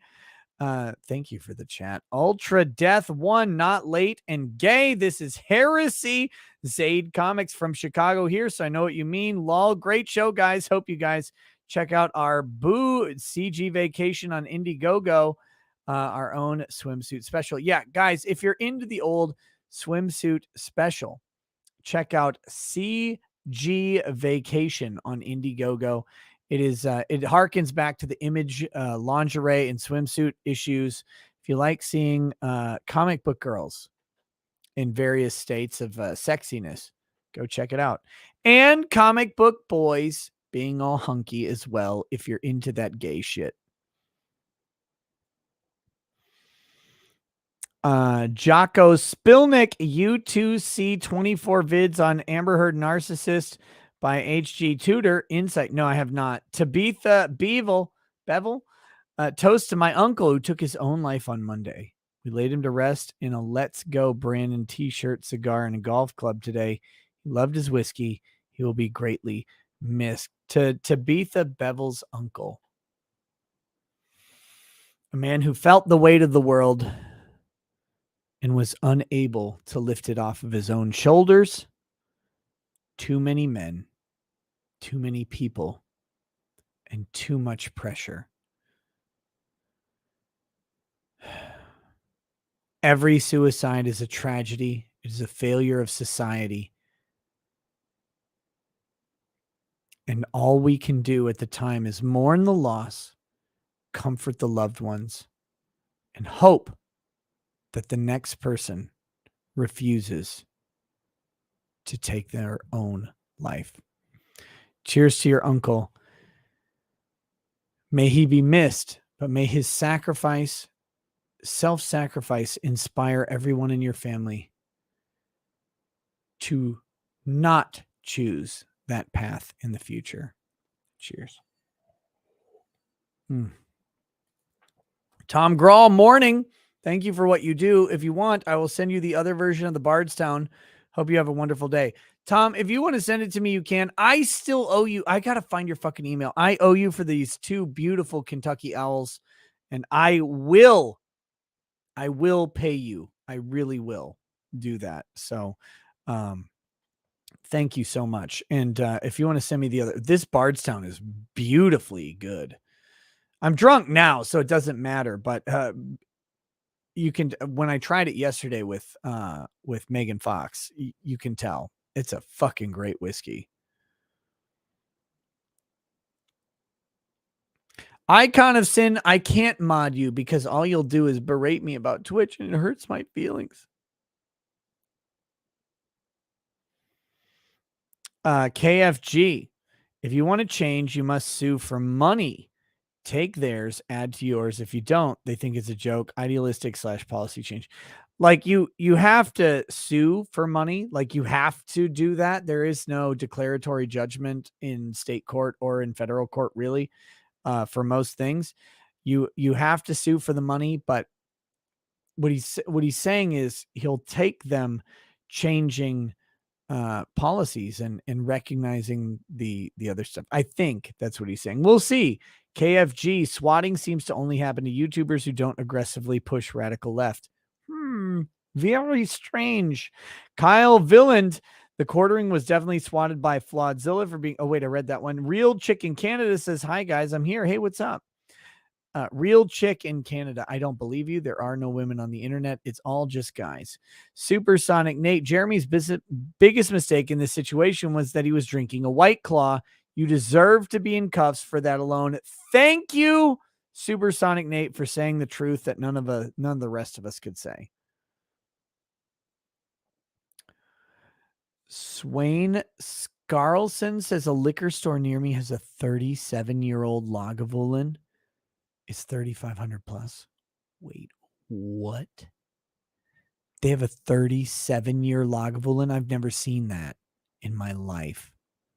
Holy fuck. Do they ship? Swain Scarlson, ask them if they ship and we'll take an online order and send me an email of who I can contact. I'm curious, very curious about this. Next, William Barnes. One of these days, people are going to get so tired of swattings that they set up something to take the entire SWAT team out in a blaze of glory. Not applicable. The police are in on it. They all enjoy doing this. Tainted Sasquatch, Jeremy letting loose with the non-self-censorship always sounds odd. He's not the sweet little angel he pretends to be. Look, he's just ad-friendly. Ms. D. Ray. Why are there two D's in your name? Says 5:30 in London and woke up for the show. How's that for dedication, you wonderful hairy beast? Screwed up first super chat. Feel free to refund me. Pound Ms. DD Ray. The world is yours and all that's in it. X. I wish if I could somehow refund you through YouTube, I would. Miss DD Ray. Thank you for tuning in. Josh Krushke. Not bad enough that you are a shyster lawyer. You're a D&D nerd as well. As there no bounds to your depravity. Good times to be had by all. Helix Snow. This is ridiculous. You guys be safe. Thank you, Helix. It is ridiculous. Zuma Dog. I sued LAPD and won. Jeremy is going to own the police department. He's going to get a huge settlement worth $500K. In my opinion, the department will want this to go away. Our bad says, Jeremy, you/Tim should contact 911 PSAP dispatch. CAD can hold your full contact info and high profile DID line for inbound calls to cancel. Thanks. Magna Nemo, cops violently raiding citizens' home based on anonymous reports has to be the stupidest fucking thing in America today. It's pretty stupid. Pretty stupid. Swain Scarlson, I have the Joseph Magnus cigar blend. I have it. It's upstairs in my house. I have that. I'm really curious about this 37-year Lagavulin though. Next. Patrick Banks. This is insane. Glad you're okay. Hope Jeremy is as well. Also, I'm starting to think swatting Tim is to pull the cops away from someone else. John Stern, January 6 hearings this week. Biden jokes about jailing opponents on Kimmel. Michigan GOP government candidate is arrested on January 6 charges day. Just a coincidence, I guess. Bogey 34. Why is it hard to track? The caller is the swatter. Yeah, because the phone call doesn't come from them. It comes through VPNs and internet-based phone numbers that, like the swatting call. I didn't ask, by the way, but the detectives tried to track down the swatting call against me. And they're like, yeah, it came from like Saudi Arabia or Yemen or something. It is bullshit. You can't find this. You can't find where this shit comes from. MLP, what recourse do January 6 defendants have? Many have lost homes, jobs, etc. Can they get restitution from the government? Is that possible? No, fuck you. That's what you get. I mean, that's the government for you. It's insane. J-Dub CCGs. I can confirm that watching your parents be arrested as a child was traumatizing. When I was 6, policeman busted in our door to arrest my mom. I'm 29 now and I still feel like that affects me. It should. It should. It's terrifying. Bowery Boys. Liberalism is a cancer to the Constitution and traditional Western values. Raise your kids with a moral compass to combat the cancer. HP, am I wrong in believing that the Ricada chat can infiltrate Reddit and 4chan to find out who is doing this? There's just a limit to what you can find out. That's the problem. Snarlbuckle. Wait, shit. Brian Lecomte, I'm in Illinois too, and no one is happy here anymore. Snarlbuckle Swatting. That's because Illinois is controlled by Chicago, and it shouldn't be. Because the rest of Illinois is actually full of very good people, but Chicago is full of fucking idiots. Snarlbuckle, swatting is terrible. Imagining it happening 100 times as much due to red flag laws that are now being debated in Congress. Mistakes will happen. Yep. Any law, by the way, any law ends with a bullet. That's why every single fucking law needs to be considered with it ending in a bullet. Apollo 536. Apologies if you moved on. I just got up for the morning, but I've always viewed the events and responses to January 6th in the same light as the 1933 Reichstag fire. Cheers, Nick. Wow. Wow. Cornelius Buttknuckle says, Jeremy, it doesn't matter how good you say your coffee is. If you willingly drink seltzers like White Claw, your taste can't be trusted. People who drink piss will drink anything. Nicole Mine. I'm buying the coffee. Also got hubby Angel's Envy. Thanks for the recommendation. He loves it. There you go. Kendra read that one. This is a brick zero. Quartering is not Chuck Norris. There's just a chin underneath. The YouTuber's gruff. Mortimer Duke, another Illinois native who couldn't be happier to be living anywhere else. Tainted Sasquatch, flawed is super base. So is Mio. Bean 175 sounds like the January 6th trial is a bit of a kangaroo court. Goose, would you be willing to have Taftaj 1 on for discussion? Talk about trans issues. She's a trans e-girl.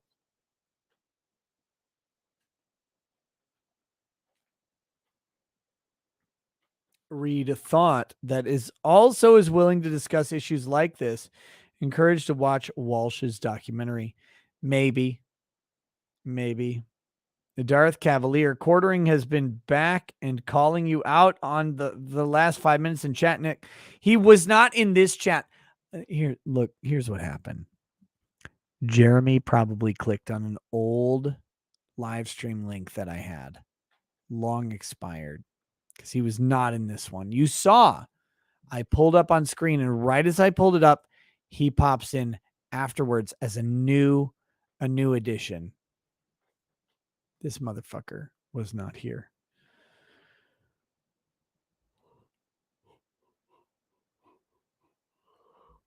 Jennifer Boltman, nice to hear. Fair and balanced on YouTube. Who knew it could happen? Emily Wooten. Nick, you hear about the Michigan GOP governor frontrunner arrested for January 6 misdemeanors. Democrats after political opponents. Bad precedent. F. Whitmer. Oh, Whitmer is one of the most corrupt governors in America right now. Whitmer probably also has a dungeon full of raped children. That's all I'm saying. I don't know if it's true. That's just what I've heard. I heard it from the whiskey that Gretchen Whitmer has a dungeon full of raped children. I don't know. But legitimately, Gretchen Whitmer is a threat to freedom. She is a disgrace to the Constitution, and she should be removed from office by whatever legal means exist. And in another era, she would be tarred and feathered and killed for what she has done to Michigan. Fuck Gretchen Whitmer.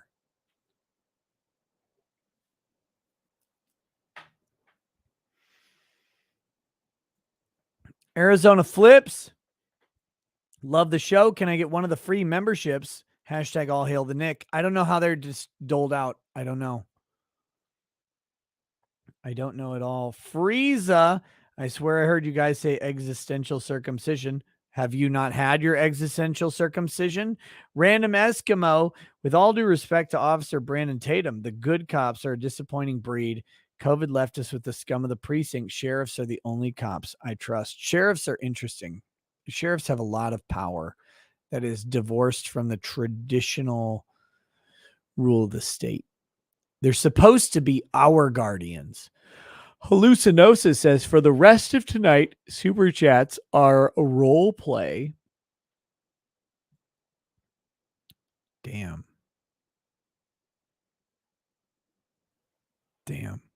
Jeffrey Conboy, Tim Dillon's solution to school shootings, worth a watch. Lol, how Americans can keep schools safe. Garrett, hey Nick, can you do a toast for my grandmother Martha? She was 79 years, 7 days away from her birthday. She went in her sleep. She is with God. To Garrett's grandmother, passing away peacefully in sleep, returning home to the God that she loved and believed in. He didn't say it, but you can tell from the toast, right? You can tell. Returning home to the God she loved and believed in.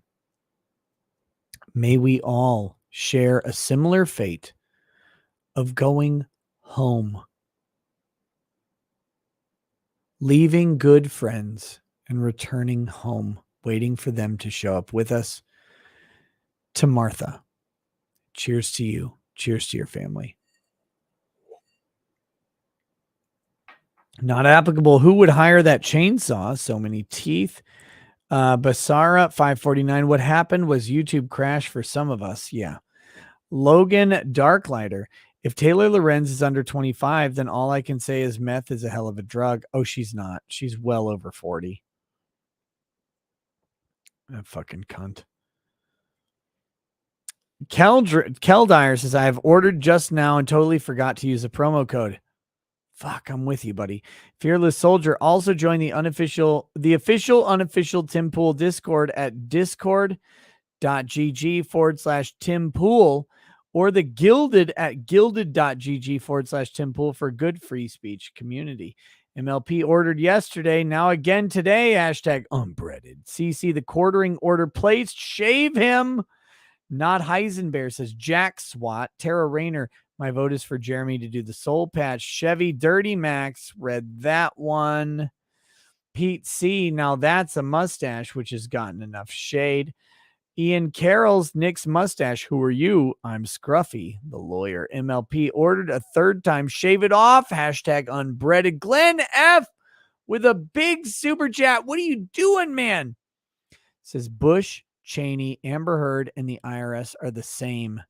Tell me I'm lying. What you're saying is they're liars who lie and accuse falsely? Won't find me fucking arguing. American Legend says, I'm deeply concerned about the SMBs and mine surviving. Drew says, hey, RSE Chin, I can't order in Australia. American Legend says, with that said, I wish both of you all the success in the world. Love you both and super happy for you fellas quartering. I'll get back over there. Emily Wooten ordered coffee brand coffee. What a grift. What a grift. Kyle Mitchell, he said 300 at 496. So if he hits 796, we win. We won. Faint Circles just bought some tea and a hat. Let's see. Skin. Salty C, thank you for the donation. Johnny Arbor 007 got my bag. Shave lol. Tortheo ADL had KKK Peppy that didn't show up a reverse image search. Cappy Tan, I think you're thinking of the SPLC and their offshore funds. Silver Dragonian, Rachel Welch, and Margaret Liz Taylor, just some of the most beautiful. Oh, you mean Raquel Welch. Raquel Welch.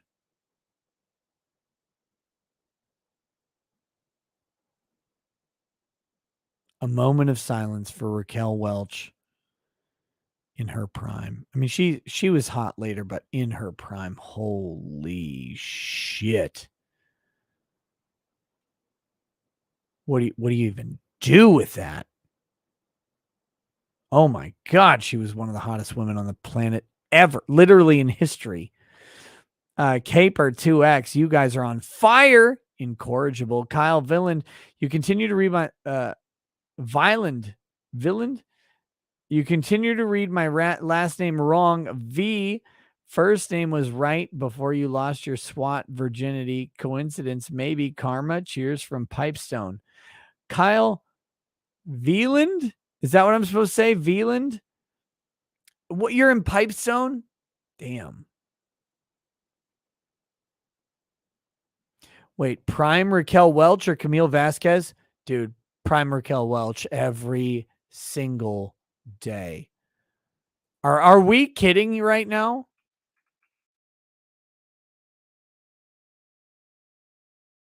Raquel Welch in her prime was one of the hottest women to ever live. Ever. I don't know how else to frame it than that. So, look, Camille Vasquez is a beautiful woman, but Prime Raquel Welch, they're nary a competition. Like you're talking the top 0.01% of women to ever live to compete with that lady. She's still alive. Yeah, I know she's still alive, but look, Raquel Welch at like 25 is not Raquel Welch at 71 or whatever she is. Okay, Caper 2X, you guys are on fire. Oh, I read that one. Triquetra 331. St. Jude only accepts kids who have a cancer they are studying at the time. They don't accept every kid. Well, I mean, they lost my support immediately with the heel stream thing.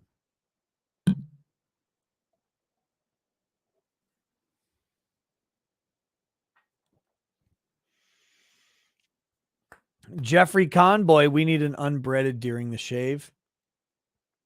Ludwig World Order. Big ups. I edited an abridged version of Nick and Null going over DSP's bankruptcy forms in my most recent vid. Hey, check that out. That should be good. Next, we've got Cody 180SX. Oklahoma has anti-red flag laws on the books. Joha Wa Al-Himar. I may be moving to Bloomington, Indiana for work soon. MRI. Either of you know anything about there? I don't. MA. Post-coof, I ate a pack of tuna fish. Ever since then, my body odor smells like tuna fish, while my farts and crap smells like watermelon. Oh, shit. Nut is says, hey, Nick, I know you were most likely asked this before, but what is your favorite video game of all time? And what is a game you would recommend? My favorite video game of all time is EverQuest, which I know is gay, but it was a perfect storm for me. I had the time to play it. It was new. It was like the MMOs were so fucking new. It was a cool experience, and I met a lot of great people. So EverQuest is my ultimate video game. I legitimately wish to go back and play it. I wish I could in the same way that I played it in college because I had so much fun. I can't. It doesn't work the same. The game is different, but it was a thing of magic and beauty.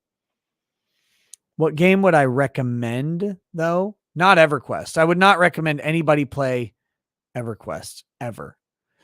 I would recommend Total War Warhammer 1 and 2. Total War Warhammer is a fantastic fucking set of games. They're really good. Go play them.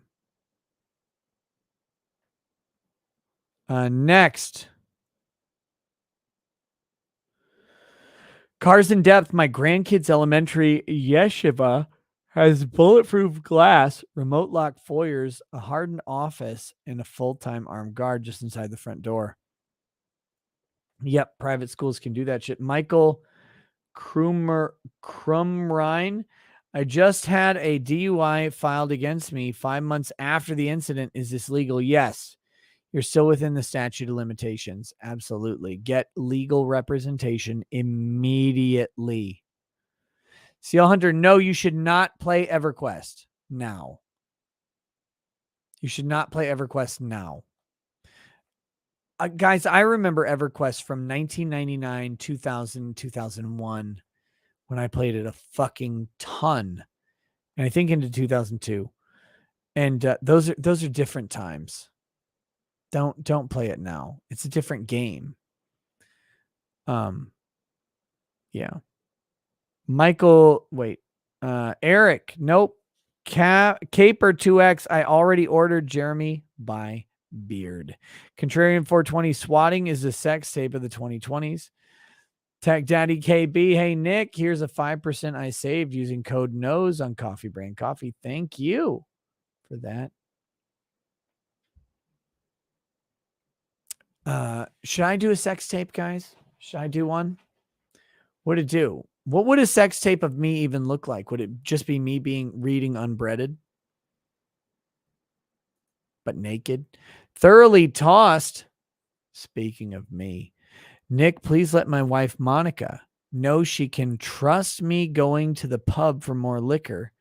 FYI, you are a #1 YouTuber. Keep keeping on. Peace from the make-believe land down under Australia. Peace, peace. Hey, Monica.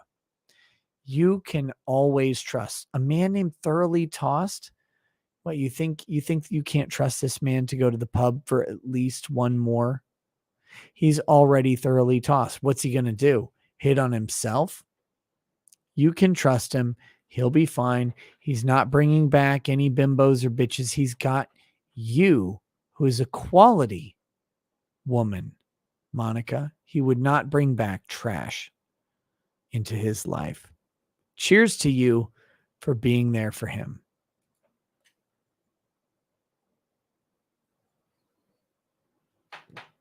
Big Rob says, pretty sure I'm drunker than you. Likely. My whiskey stash is vast, and I'm pretty sure I'll regret these super chats when I sober up. Thanks, Nick. Big Rob, you'll never regret them because they are all true. Ian Sawyer. Okay, we're going to wrap this up very soon, guys. Very soon. Ian Sawyer says, have you heard about the Ash Street shootout 1989? I have not. Not off the top of my head. Maybe in a sober state. By the way, guys, I gotta say, if you ever see a sex tape of me, it's fake, because come on now. I'm gonna take this boomer dad bod out for a test drive on a camera. Are you kidding? I would probably want to eat a bullet immediately. Penny Whitbrot over on Rumble says, Jeremy, which hot chocolate did you say was dark chocolate favor? I think Jeremy said the Negro chocolate was the dark chocolate one, but I don't know. That's his words. I don't know how to answer that. Roy Rat, behold the benevolence of the Pompatus of Unbreaded, yet though he did layeth his super chat blessings upon the quartering. Rumble username sucks says, Nick, speaking of bad political theater, any thoughts / plans to watch? Comment on Biden's Kimmel appearance. Yes. I, for one, can't wait for another 5 months of this shit getting crazier until something breaks. Hey, just remember, January 19th, 2023 is when Biden is allowed to die or retire. Let's see what fucking happens. Firefucks sent 4 of these in a row. I'm going to read all of them, even though the total of all 4 of these comes out to less than a penny. Today's my 28th birthday. And I've been unemployed / underemployed since being laid off in 2020. If you don't have $5, I felt lost and hopeless. I want to thank you for being a light in the dark, an escape from the incessant ideation that all would be at worst a net zero loss without me, and at best would be a better place for my friends and family. It never will, buddy. Like, without a hint of irony, you being gone from them will never be a better place. Your shows have allowed me a small respite in the storm. And through your words of encouragement, it has allowed me to gather strength to fight back, to not go gentle into that good night, but to rage against the dying of the light. I've decided to be better, or decided to better myself. Between you and Camelot 331, a solid dude, by the way, Camelot, love that guy. I've gotten serious about getting fit again.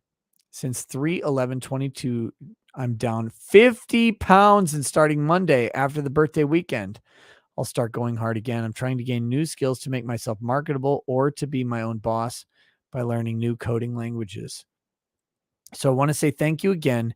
Cheers to you, Nick, for providing solace to the weary and downtrodden, for providing humor when all else is bleak, for giving encouragement when all seems hopeless. Life before death, strength before weakness, journey before destination. Firefucks, you hit me right in the feels and in the cock at the same time. Dude, legitimately, life comes in seasons and waves. You are in a season that is growing. The water is going away from the shore, and you are looking towards a massive, massive wave after a drought of activity, buddy. Keep working on you. Keep improving you. And show all the motherfuckers who ever doubted you that you were worth every penny you asked for and didn't give times 10. Go do it, brother. You can. You can. Don't get yourself stuck in a fucking corporate rut. Don't listen to the valuations of other people. You are what you make yourself worth, not what someone else says you are worth. And you can do it. You can do it. So go do, please. And cheers to you, brother. I wish you nothing but massive success. Otaku for Life says, imagine what these swatters could do with a federal red flag law. And Aprende Con Flower says, what do you think about mandatory gun safety and training in all schools? I don't like mandates, but I like the idea of gun training and safety in schools with real guns that could be used if someone decided to try and murder children. Dragon's Treasure says, you better invite me on after this fat cancer. Invite you on? What is this? Why would I do that? Why would I do that? Legitimately, guys, the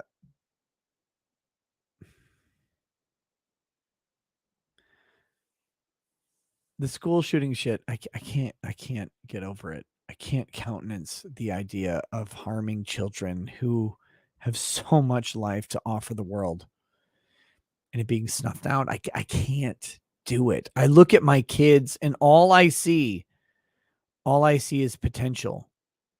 Because I have kids ranging from 4 to 14, right?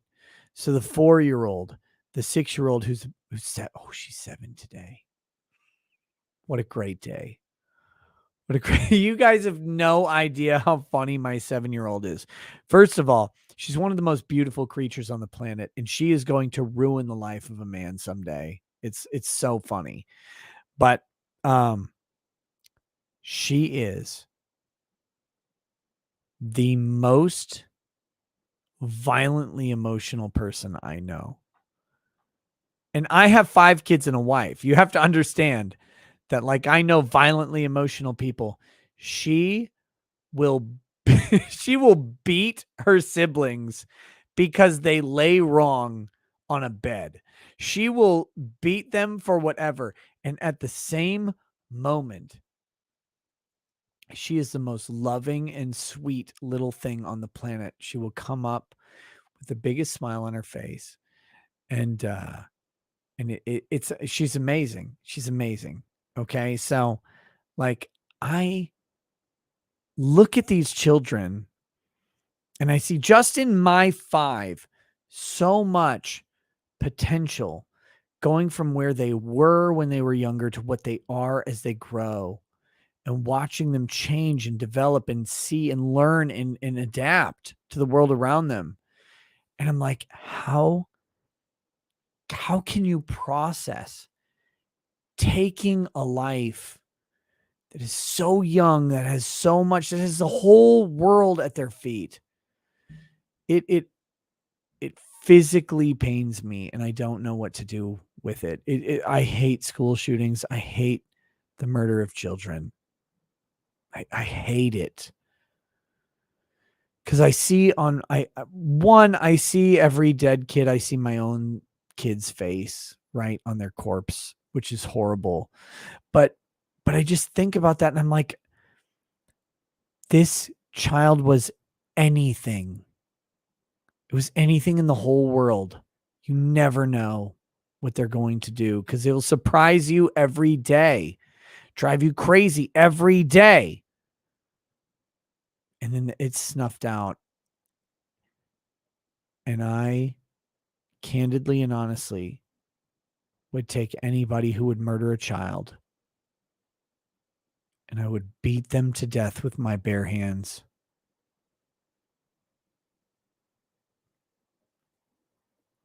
Without hesitation, without cognizance, and without regret for the prison I may go to because of it. I would beat them to death with my bare hands if I could. If I could stop the murder of one child, I would beat them to death with my bare hands.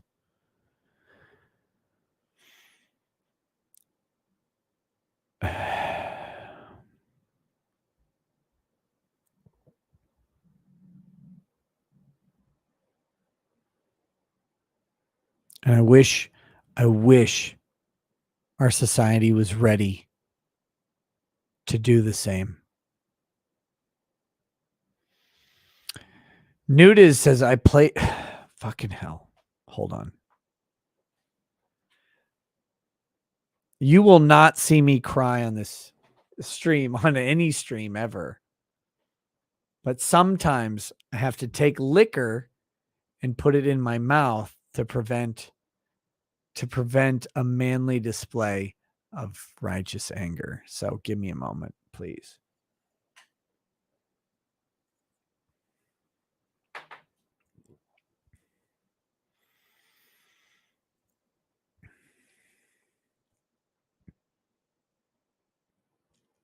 All right. Newtiz says, I played the other type of Total War games before, but I will have to check out the Warhammer ones also. What is a favorite genre of games?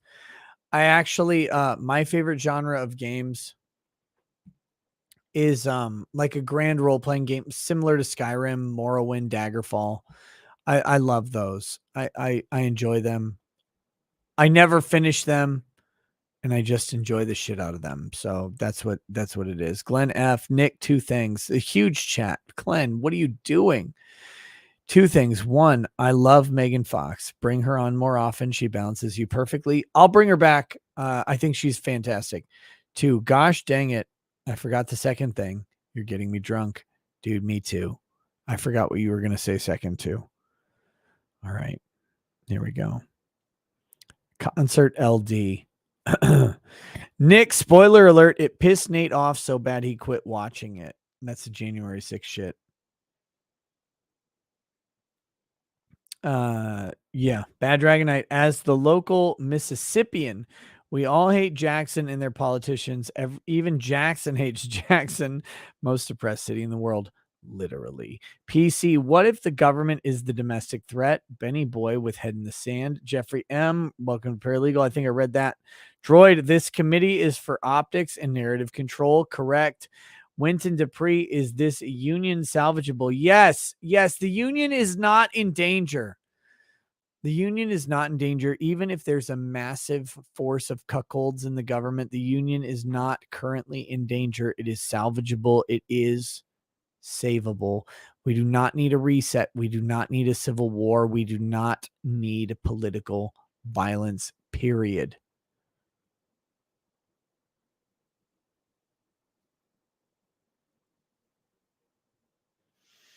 Someone special. These clowns are going to turn this kangaroo court into a live televised lynching. It's a threat to the people that no longer have rights. Just the tyrants in the state. Radioactive llama. Axe is not technically incorrect. It has been around since Shakespearean times. The Shadow Knight. As this goes on, keep in mind this is just relitigating impeachment number 2. They're massively butthurt, and that it didn't work out at all. Hostage Turkey, you'll be reading this as I'm waking up in 2 hours, but you're splitting facts. You're spitting facts, Nick. Is it 2 hours? No, it's 3 hours. By the way, the girlfriend situation from the other day is much better. There you go. Hostage turkey.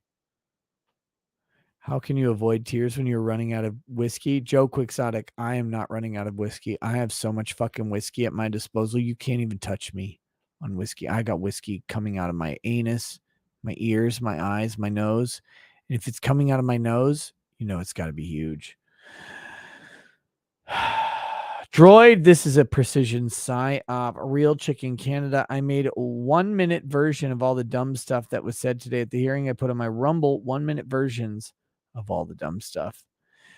Aru Kane, talk about the pros and cons of having reactive versus proactive police departments using the topic of swatting. There's no pros and cons. This is simple. Police were not designed to be proactive. They were not designed to be reactive. Police were designed to deliver warrants on behalf of the state after an investigation had occurred. They were not designed with the idea that they could intervene in any way. And the fact that we're doing that because of technology is a completely different animal than police that we've ever conceived. And we need to consider that, and we need to stop it. Jackson Kai, I swear you catch every 20 plus that comes up at the end except mine to make me stay up as late as you, lol. Yes. But to add to it, imagine if Congress spent half as much time and money helping kids as they do on this. Thanks for voicing rage if many of us can't. Yeah. Congress is shit, and I hope they all get murdered peacefully by God and nature, not by anything else. Keon, nothing says we're totally serious other than making a congressional hearing into a primetime miniseries. Yep. Fuck, I'm toasted. Ron Crossman says, gas is nearly $5 a gallon. My grocery bill is up 30%, and they think this sideshow is going to save their house seats. F them, they can get effed. They didn't remember the words of Bill Clinton. Hey, it's the economy, stupid. It's the economy, stupid. Nothing else matters than people's pocketbooks. And the pocketbooks right now are hurting. Hurting. Ryoji Mata, the chief are the cops, plus the cops rescued their own kids while their own kids while the whole classroom was murdered. Rich Brocker, could Trump file suit against the federal government after this just so an actual court could review all the evidence? No. I mean, he could. It just won't go anywhere. Tomb of Arminius.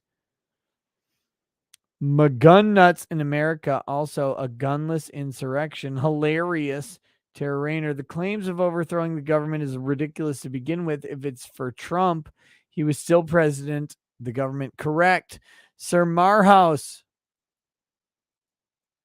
Did I miss my earlier super? I sent a $20 before the hearing coverage. Anyway, I love you. Sir Marhouse, I don't know. I don't think so. I might have missed it. I hope not. I tried to get all the 20s. Fuck. I'm sorry if I somehow missed it. I'll try and grab it as we go. Goody gumdrops. My grandma passed away this morning, 95 strong. This is a fight for emotional votes. Worry about your friends and family, not this shiz. Amen. Look, I've said this before and I'll say it again. That super chat echoes my sentiment. If you want to have impact where you have influence, which is in the world around you. Your bubble is as big as your bubble is. If it's one person, great. If it's 10 people, great. If it's 1,000 people, great. If it's 100,000 people, great. My bubble is very big and it's unexpected. But my statements to my bubble are the same as they would be if it was just one. Have influence and good stewardship with one, and maybe someday you'll be able to speak to many. But it doesn't matter what the number is, your messaging should be the same and consistent. Because principle is what matters, and principle is the anchor in a government that doesn't have any. You can always have principles. You can.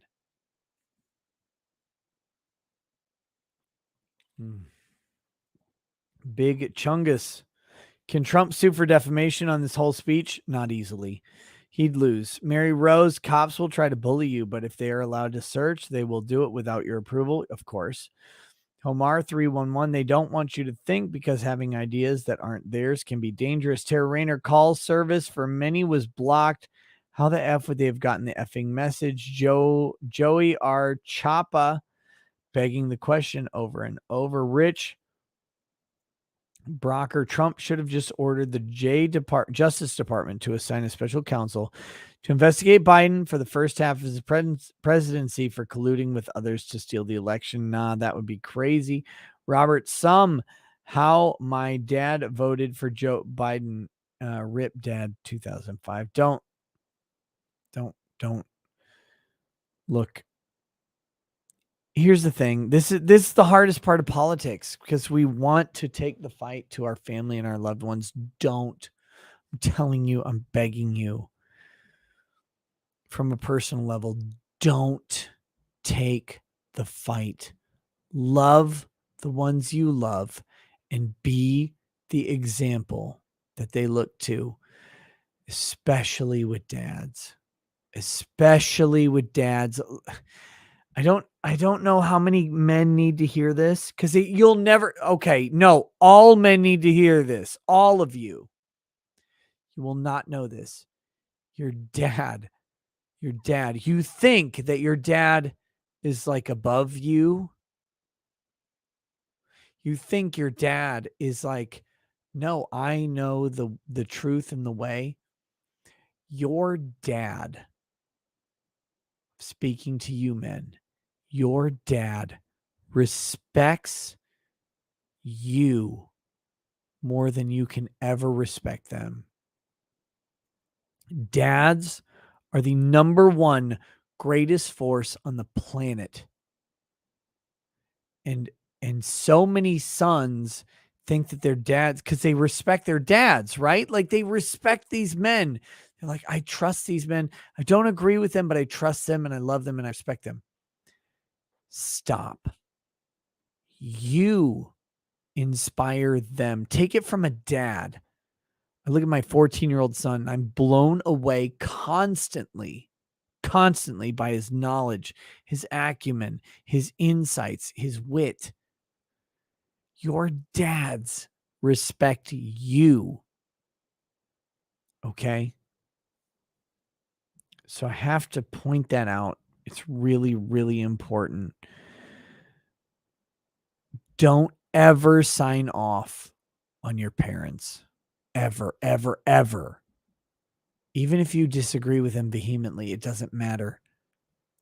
Just keep going because they respect you more than you'll ever know. Because you're sitting there going, man, I respect them so much. I disagree with them, but I respect them. Believe me, they're doing it more. Nicholas Cruiser says you are wasted. That's true. True facts. Ali JD, per NPR, the former chief of U.S. Capitol Police, says security officials at the House and Senate rebuffed his earlier request to call in the National Guard on January 6th. Yep. Mind grown. Isn't this mask guy the same Miller, creator of Getter? Am I wrong? I have no idea. Rael, Nick, go ahead and call me a bish for being butthurt. I heart you and will keep watching, but you specifically say you read 20 plus super chats quickly, and I get one of two. I get that you get a ton of super chats, but why should I send $20 chats if it means they'll be read first at the end of the stream? Sorry, heart you still. Rael, it depends on the stream. It depends on the stream. If I have a guest, sometimes they take a lot longer. There's a lot more of them. Look, I've gotten a lot of chats today. Probably somewhere north of 700 chats that I'm reading through. And I try to get to them all as fast as possible, and I'm not perfect. Rael, legitimately, if you do not feel the chats are a service to you, please don't send them. Please.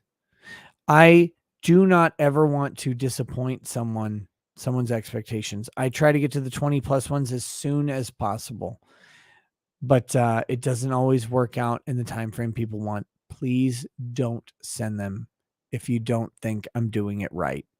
Would never. One, I don't ask you to send any chats. Two, I would never ask you to send a chat that you think will not be serviced in the time frame that you want. But I do my best, and I'm just a guy. Okay, here you go. John A. Trump won. Even the deniers know he did. They can feel it in their wallets. Rael read that one. Max Hines, Trump lost fair and square. Emerald Eyes, 7 Zemi. Thank you for the donation. Nicolette Akiko. Wait, are they just going to cherry pick evidence and testimony to disclose as they see fit? How is this legal? Yeah, because it's a congressional hearing. They can do whatever they want. Joe T. Legal Eagle is just terrible. Yes. Mine grown. I don't know whose reaction is more fiery, Nick or Viva. Lol. Viva was on fire earlier, like smoke out of ears. Fire. I bet he was. Viva's a good dude. Big Rob, the made for TV production on this is hilarious. Michael Roser, I'm calling out people for not testifying. Isn't she trying to make them look guilty for being silenced? Yes, but there's no court here. It's just a congressional hearing. Benjamin 3000. The only thing this hearing proves to me is that they are terrified Trump and MAGA. Warhawk, and please don't get banned. I need to see your content. American legend Nick, you are a real American. Thank you for doing this. You true, authentic American legend.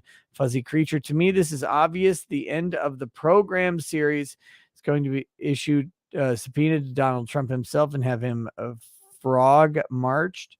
The John Beck, I bought Lagavulin 16, Whistle Pig 10, and Angel's Envy Caribbean Finish. Can you rank them in order of beginner to advanced? Thanks, Nick. Angel's Envy is a beginner whiskey. And, well, no. Whistle Pig 10. Sorry, Whistle Pig 10 is the beginner whiskey. Angel's Envy Caribbean Cask is a moderate whiskey, and then advanced is Lagavulin 16. You gotta know how to drink whiskey to drink an Isla whiskey. They're smoky, they're peaty, and they're hard to drink if you don't know what you're doing. Nick Starling says Brian Mo chromosomes. Pualani Casey, remember Trump put a video tweet telling everyone to go home, and guess what? Twitter banned him immediately afterwards. Liz has failed to present the video. It's a clown show. John M. We have lots of pew-pews. You would think if it was a planned insurrection, they would have brought some, and Trump supporters wouldn't have been the only ones killed. Yes. Stash House. The Proud Boys are more diverse than BLM or Antifa. True. The anime guy, like, seriously, how does a kid making minimum wage and minus taxes on his checks without spending a dime get all that gear when he's on an FBI watch list?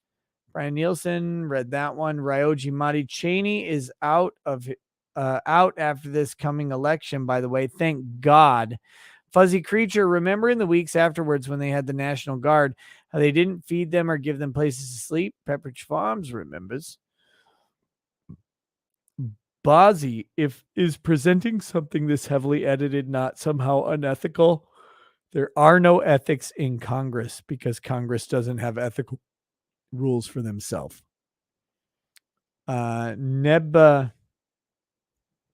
Nebulaeus, who hired Officer Hodor, Pureblood, quote, worse than 9/11, end quote. Sure, Queese sent, thank you for the boss sticker. Frozen Smoke, the Capitol Police flashbang the peaceful group at the steps of the Capitol many times. This is when the mob got aggressive. I have the videos. Long Dong John, how often are swatters caught? Never. The illustrious, almost never. The illustrious dude, inauguration side, they maced, threw grenades, and beat my people while they were peaceful. Roseanne was killed and people snapped. Roll camera. There's a counter narrative out there, y'all. Knuckler 23, the same people who say that your AR can't stop government also think that January 6th was an insurrection despite not a single firearm being used. Yep. Anime guy, to be honest, that kid shouldn't have had that much ammo with ammo prices that are through the roof, not to mention he was still in contact with the FBI agent. Honda 420 Nick, I have 2 strikes on YouTube and have been waiting for them to drop off. Been on Rumble, but coming soon. 24-hour stream on YouTube. Awesome. Venus Lord Asserman, you see Owlcat is doing a 40K Rogue Trader RPG. I've said that. If If you like the Pathfinder RPG, it's the same people. I hope it's good. I hope it's fucking good too. I'll play it. I'll buy it. I'll do whatever. I'm a fucking idiot. I'm a glutton for punishment. New Tiz, what is your most played video game in hours if you have Steam? And if you don't have Steam, what game do you think you played the most? Risk of Rain 2. Period. Risk of Rain 2. I might have played EverQuest for more hours, but in any recent years, it's Risk of Rain 2. I love the game. I think it's phenomenal. It's perfect for me because I can play it quickly, not have to commit a bunch of shit to it. And it doesn't have a story because stories in video games are fucking bad and gay, and I hope they die and get raped. Risk of Rain 2 is great. Honda 420 says, just Google gay frog chat and you will find me. I'm the only one. Silent calling rackets. I've got an ear infection. Just called into work, and while I'm glad you're still on for my sake, go to bed, Boomer. Love you, man. Peace. We're almost there, buddy. Cornelius Buttknuckle. Oh, Nick, you'll always be a Jew to us. Albanian and Anissa. Fuck, where are we? Says, Nick, I was just talking about you to my husband. You are so special and needed in this community. My only daughter just turned 10. Guess her name? Justice. That said, January 6th. Middle finger to the January 6th trial. Hey, Albanian Anissa. Thank you and God bless you and your husband, please. Guacamole. Bad Guacamole says, for Rush. Thank you. Preston Park says, good morning. My day is just starting. Thanks for yelling at the TV while I slept soundly. Disinfection. What color are your eyes? They're blue. I can't figure it out. Is it blue, green, or what? Also, what's the story of your blue ring? My eyes are blue. They're very blue. They have dark designs through them. My blue ring is just, I used to lift before I got my heat allergy. And so I got a silicone ring because metal rings right here will pinch a nerve when you grab a bar. So I've got a blue silicone ring that I can wear all the time, whether I'm lifting, doing push-ups, pull-ups, whatever. That's that. I don't do them as much anymore because I'm a lazy piece of shit. Tom Grawl, is that the Discovery 5 or 6? It tells you the mix on the side. What, the cigar? I don't have it here. Oh, wait. Are you talking about the Bardstown? Bardstown. Number 6. Discovery Series number 6. Tom Grawl. Mr. Personality, will you cover the Sussman trial and the weird things going on there? I will not, only because it's already been covered by Robert Javera, and I would encourage people to check that out. I don't have time to go back to the Sussman trial, and I don't have the knowledge base for it. Please check out Robert Javera, Watching the Watchers. He is a guy I trust. His legal assessments are going to be on point. So, Xena is the business. In a time of ancient gods, warlords, and kings, a land in turmoil cried out for a hero. She was Xena, a mighty princess forged in heat of battle. Look, the only Xena episode that matters is the one where she and Gabrielle are in a hot tub.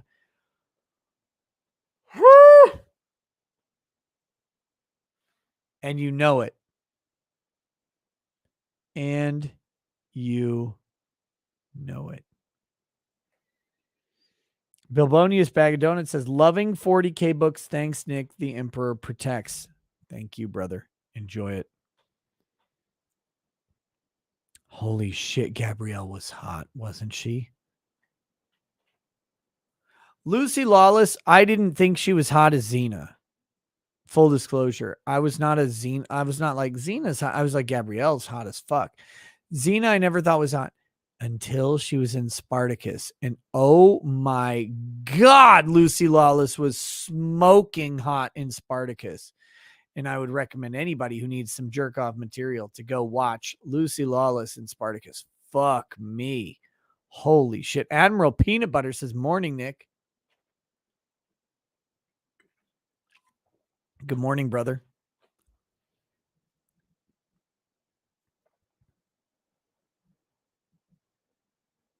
Bad Dragonite says, at 2x speed, you sound fine. At normal speed, sloshed. Steve from PA, can you give a shout out to my beloved Taylor? We are celebrating her bicentennial this year.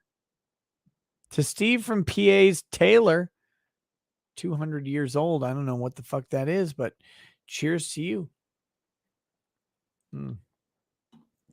Glenn F, I'm a female. Quit trying to trans me nose. Here for the freedom. Glenn F, I'm sorry. Your name is Glenn. I thought you were a guy, but I'm glad that you're a woman. I am a respecter and lover of women. Kay Turner, just got to give you a small donation for those stellar choice of games. I can't play them often because I will lose my whole day playing them. Me too. Alan Paxton, fat shame me please. Had kept off 10 stone for 12 years, but injury has started to slide in the wrong direction. Help me by brutally shaming me, Law Daddy. Oh, the excuse of every fat person. It's always something else's fault. Not the fact that you're fucking eating everything in your path, but you won't get up and even just move, you lazy piece of shit bigot. Yeah. I'm injured. I can't walk. Oh, you can't walk? Try walking on your hands, you fucking fatso. I can't walk on my hands. Why? Because you're too fucking globular? Because your body is unbalanced? Because you're a bitch? Oh, if you can't walk on your hands, try dragging your fat ass on your hands because your legs don't work because you're too fucking fat and your diabetes is taking your feet, your calves, your shins, and your thighs, you disgusting pile of garbage. I don't know. Maybe stop shoving truffles and caramel into your mouth, you disgusting piece of shit. Eat a steak, eat some pineapple, and coom all over the place for exercise, you weak, pathetic, fat bitch. There you go. Big Raj gives a thumbs up. Arcanus Einbrick says, thanks for all the entertainment, you filthy old man. Hashtag hail emoji hail chat. Tin H sent a heart. Thank you. Nova, seriously, I'm in Australia and I'm going to go to bed before you do. It's been 6 hours already. Do you have a piss bottle or something? No, I really have to go. I really have to piss. I'm going to do it in just a minute. Icon of Sin says, hey, Nick, look out your window. It's getting brighter outside. That's true. That's fine. Just skip sleep. Let's play video. It's true, but I don't have windows in here. I'm underground right now. I'm in a bunker. So, but when I leave this room, I'm going to go up and I'm going to be sad. My wife is going to find me sleeping like on a chair like this. And then I'm going to go up and I'm going to go and crawl into my bed around 9 a.m. That's how it goes. Pope Rackets touched me. He says, anyone else catch them calling Popo guns long guns? SD Alex 46 and 2 says, did you let Jeremy off the hook for Unbreaded on purpose? No, he was only, I didn't think Jeremy was going to stay 2 hours. I thought he was going to be on about 30 minutes. So he was on to tell his story about the swatting, and then a whole bunch of drama happened, and he stayed way longer than expected. He's great. Joel Reese says it's pronounced Govea, Robert Govea. Oh, what the fuck ever. If you know, you tell it. Big Raj says, hey, Nick, you thought I sent you a Tumblr last week, but that wasn't me. I sent an old law book and a Dragon Ball themed drawing. Oh, I got those too, Big Raj. I love the old law book. It's 198 years old. Holy shit. I'll show it on the stream tomorrow. Thank you. Jonathan, for your trips to Florida, take 39 to 74 and avoid Chicago and Gary completely. There we go. Guys, that's it. It's over. I'm going to bed. I love you. I love you. Peace. Peace. Fuck off.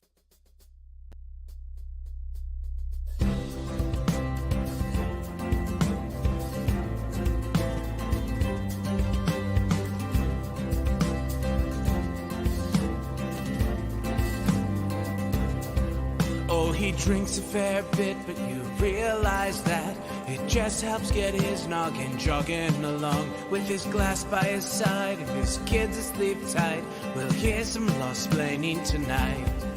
With his microphone muted, we'll laugh at this boomer until he explains it's all part of the plan. Watch his face become redder as he becomes meta, raging at idiots from Twitter and Erland. From the white shores of Maine to the hills of Glen Living, limit. There's no one who explains the law better than Nick.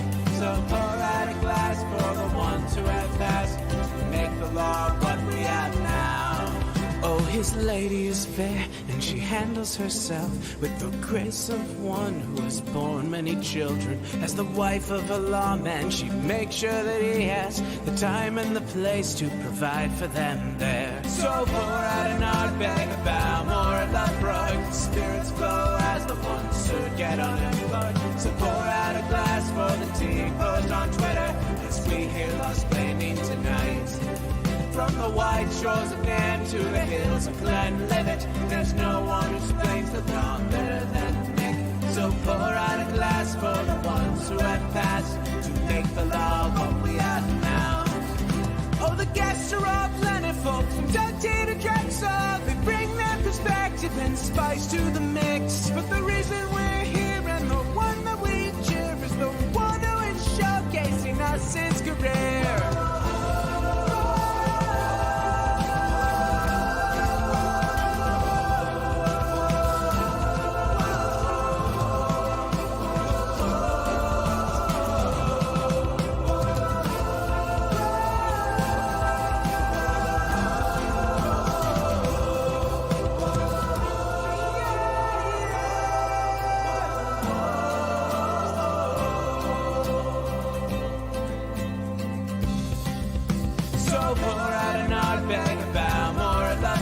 Spirits flow as the ones who get unemployed. So pour out a glass for the tea post on Twitter as we hear Lost Blaming tonight. From the white shores of Nam to the hills of Glenlivet, there's no one who explains the law better than Nick. So pour out a glass for the ones who have passed to make the law